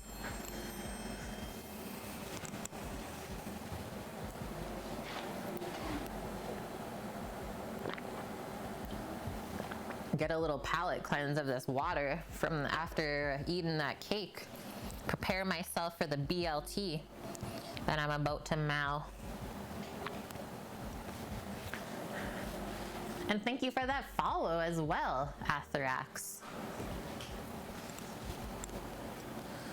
It's almost there. Ooh, for the mayo, we'll grab our handy dandy. This was part of my culinary school little kit, a sandwich spreader. But it actually works so well for spreading, I don't know, I lost my word there. Not garnishes, condiments. For spreading condiments onto bread, it really does do a good job.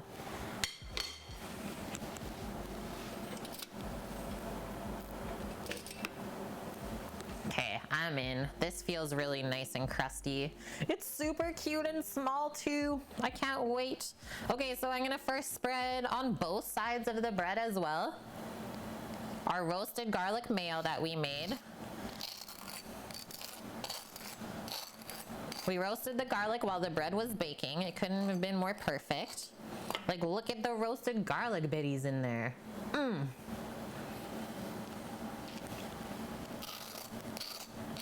You can hear the crunchiness of the bread as well. There's that. And then I think it's important to do the lettuce on the bread so that the tomato doesn't make it soggy. That's me. And then we were talking earlier, we had a good chat about like what pieces of lettuce you like on your sandwich. I like a bit of both. So we'll just kind of fold these to fit on there for us.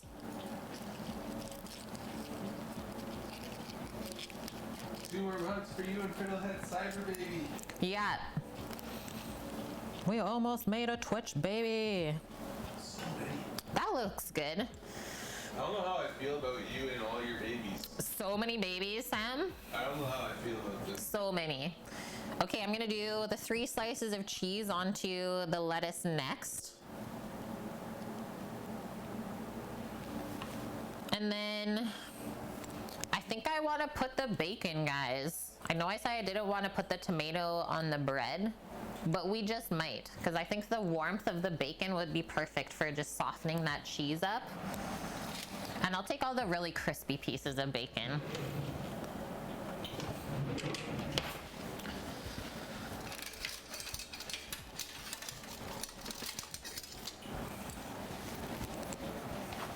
Like some of these end bitlies.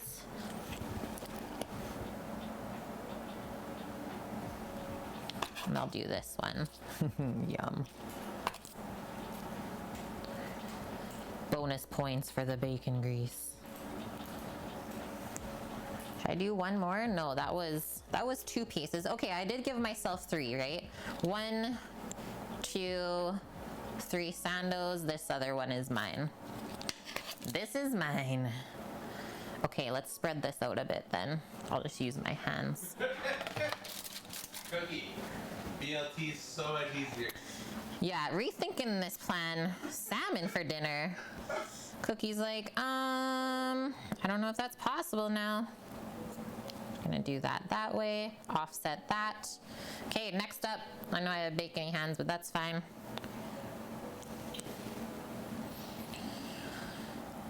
I have an extra tomato back there if I need, so I'm gonna commit with the 2 slices, and then before we close it, we just need some seasoning. Oh yeah, I was saying earlier, Cookie, I don't know if you were around, but it's like both of our parents probably upset that we're having bacon today, but that's fine. I'm surprised I never got called out yet. Oh, just wait.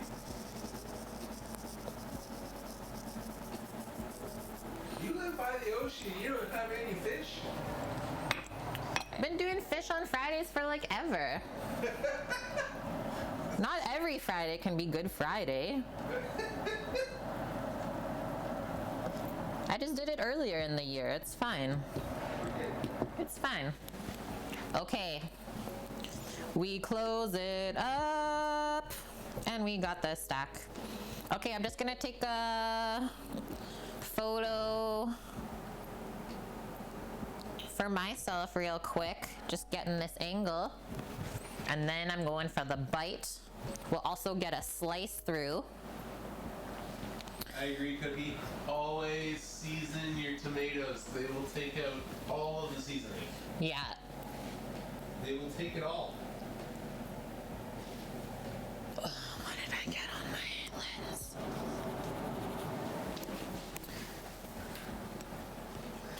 And then I need to get you to help me, Sam, please. Part of the toasting squad. Will do.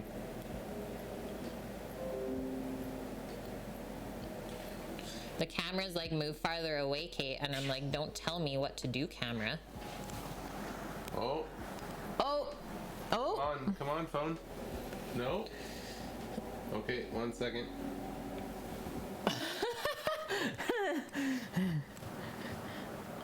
Okay, we're good now. We are now happy.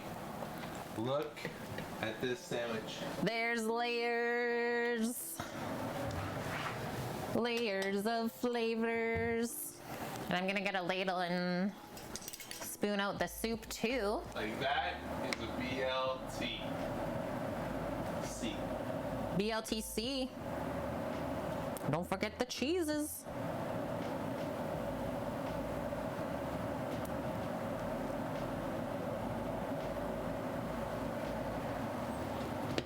I didn't even add any cream to this soup and it already looks perfect. My assembly. I have now assembled Sam a Subway sandwich station. Okay. You have my soup cups out already? No, you don't. No. It's only a Subway sandwich station. I didn't say soup. All right. Supa, the Chupa, Lupa. I got it. The parsley garnish. Just a bit in the center. Just some contrasting color. Okay, now I'm gonna take one more photo. Hold tight, friends. Just with both things in there. Aw, Blondie, never before have you wanted a sandwich more in your life. Yeah, this frickin' bread, I'm getting, like, why am I always so weary of my bread loaves when they always turn out? Sam's like, can you just shush it? Yeah. Shush it. Okay, one more. There's parcels. Remember, in this? they must, oh, there's parcels, yes. Parcels. We must eat it in a triangle. So hold down both sides of your bread, and once again, it's all about the sawing action, not just like pressing down. Parcels included. If you did everything right, you should have a nice clean cut with nothing really falling all over the place either. But I think we really showed this sandwich justice today. A bit of cheeky mayo. Ready? Oh yeah. Oh yeah. I'd be so happy if someone gave me that. Maybe a bit more lettuce, but I don't think it's necessary. It'll just start to take away. Yeah, I was thinking about like whether I wanted a sandwich dough or like on a roll. That would be good too. Okay, I need this in my face because I'm actually like pretty hungry. I'll get both things in the view for us now. Have a bite of this and then I'll have a scoop of soup.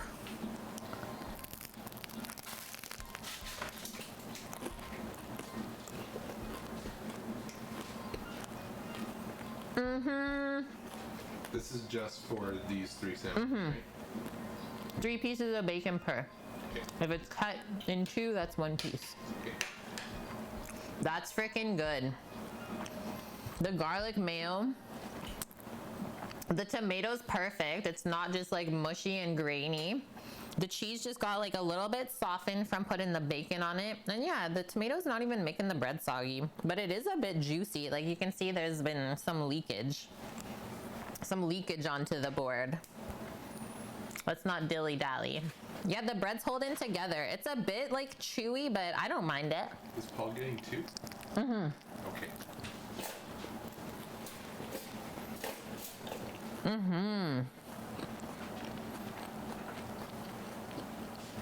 I don't want to put where I bit onto the cutting board, so I'm just going to place that beside. You know, sanitary things. Oh, the dip. Okay, I'll have a bit of soup first, and then I'll go for the dip. For the third bite, but that is very satisfying. The bacon is super good. Nothing is like overly salty either, because sometimes that can happen. Do you have a spice mix for the tomatoes? No, I just did salt, Sam. Okay. It's really good like that. This is exactly what I was craving. Been waiting for this one all week. Currently checking the fridge to see if you could make a sandwich, Rasta. I hope that you can. Okay, hot steaming soup. The kids gobbled it up. Tomato soup is so dang good. And yeah, doing it yourself rather than just pouring it out of a can, just some extra love. Yup. Good consistency on it too. How are you planning on serving the sandwich? Just wrapping it again? Maybe we'll just tear some parchments, like little breads, and wrap it like that as a sandwich. Yeah, we can do that. That we're good. I can help you with that, Sam. Okay, the soup. So obviously, we got really nice tomato flavor from our like higher end tomatoes, the Italian ones, San Marzano. I don't taste the wine or like really too much of the herbs, but I think that's for a good reason. It's like you want the herbs to all balance each other rather than like overpower one or the other. We don't taste the garlic on the like tip of our palate or the onion. So yeah, everything just balanced out super nice. If you wanted a bit of extra cream, you could drizzle cream. Cookie talked about a drop of Greek yogurt if you were going like health-wise. Oh, I could also see like a drop of sour cream being good, or creme fraiche. Yum. Yeah, basil overpowers usually, and like we blended it in fresh at the end.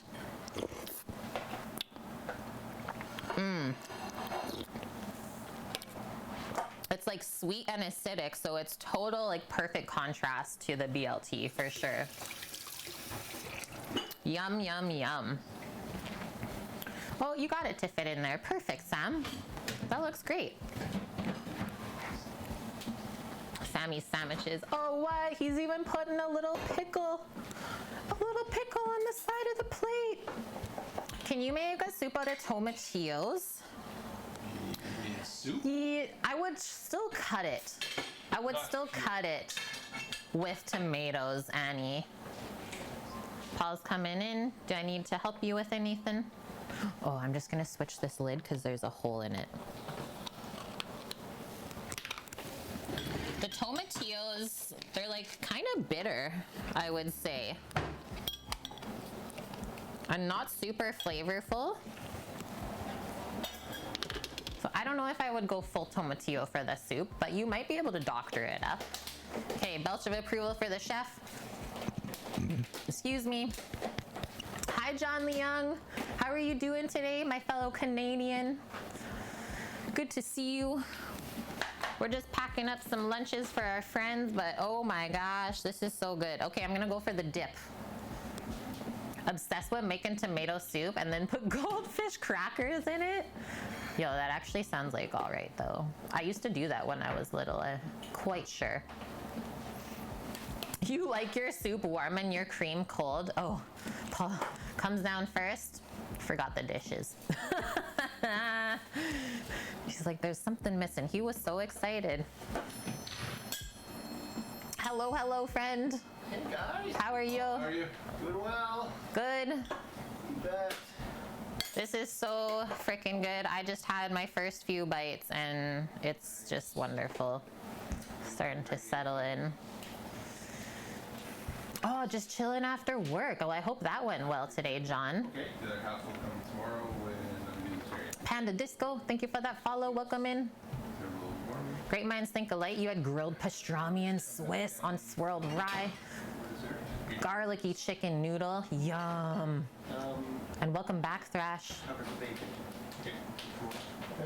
Yeah, I'm doing great, John. We're like finishing everything up and it feels wonderful. I'm kind of setting into like my food coma. Okay, how are you? Yeah, they bring you crackers. I said I meant goldfish crackers. Gosh, guys. Torino. Okay, come back in. One serious dip for the folks at home. It did not go well. Walked in after 3 days away and your station was a disaster.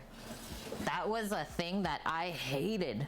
Working in restaurants, I hated going on days off. Because it's like, who's gonna touch my stuff? This guy. Yeah. Who's gonna touch my stuff and what am I gonna deal with when I come back? Yeah, one of my top time, like, worst things ever. Okay, we're gonna go for the... Had a good rule together. Yeah, when I started working with Sam, that was like one of the only times where like I actually had someone that also cared as much as I did about this station. So at first when we started working together, were we on opposite shifts, kind of? Or opposite days off? Yeah. Yes. Yeah. So I think you would go on days off first, Yeah. set me up for my station for the week where I'd literally walk into work and I didn't really have to do anything. Sam just like stacked up this shelf full of all the prep I would do. And then before I went on days off, I would do the same thing for him. And it was wonderful. Okay. Putting that in my face. Big bite, Kate. Big bite.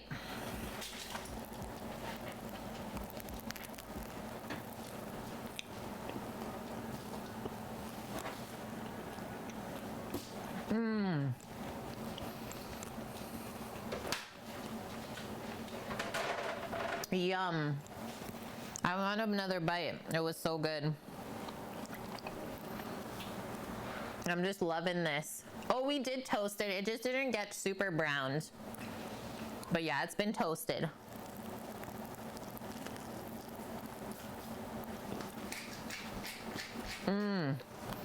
The bacon with the tomato soup, match made in heaven.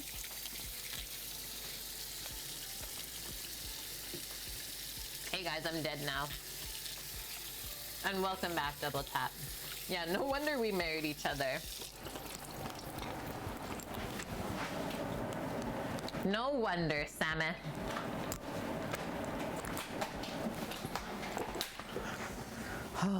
Okay. This was so delicious.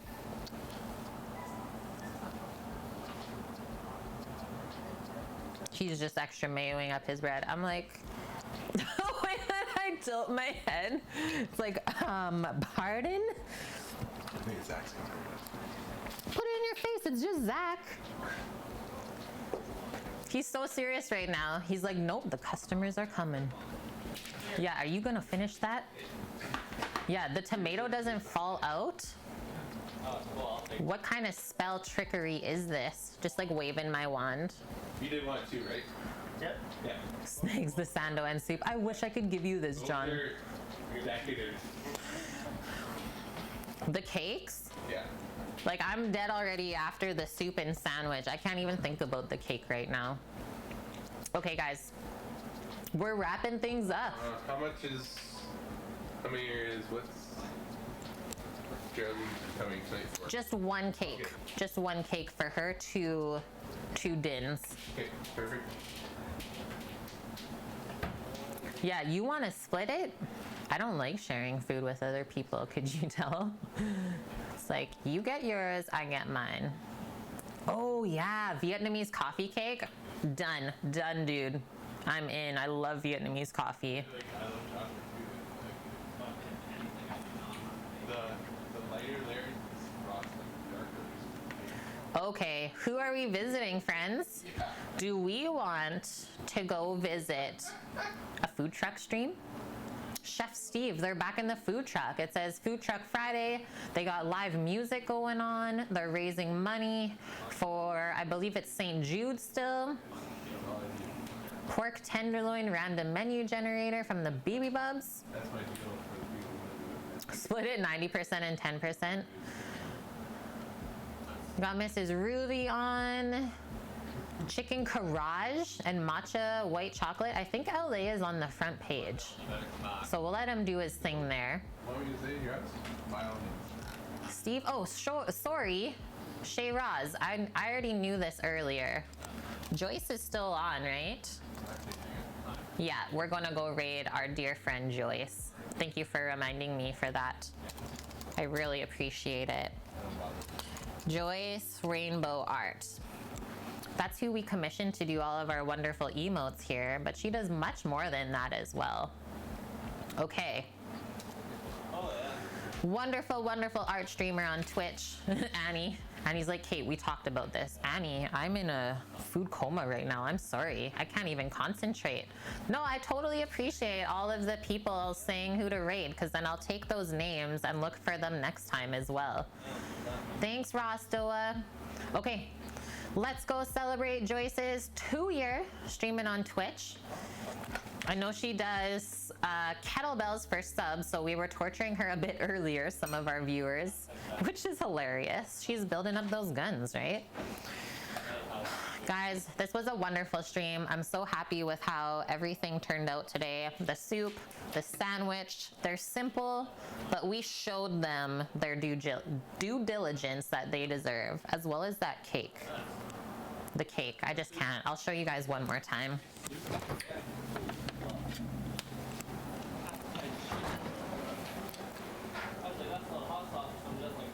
That's the one. All right, I'm gonna hit that button. Thank you guys for all of the love today. We had lots of resubs, lots of gifted subs to the channel. We had an amazing level 5 hype train as well. We played with our Lego. Other than that, friends, I hope you stay safe, stay healthy wherever you are, and we'll be back tomorrow for our front page stream, 11 a.m. Pacific. So see you then. Bye.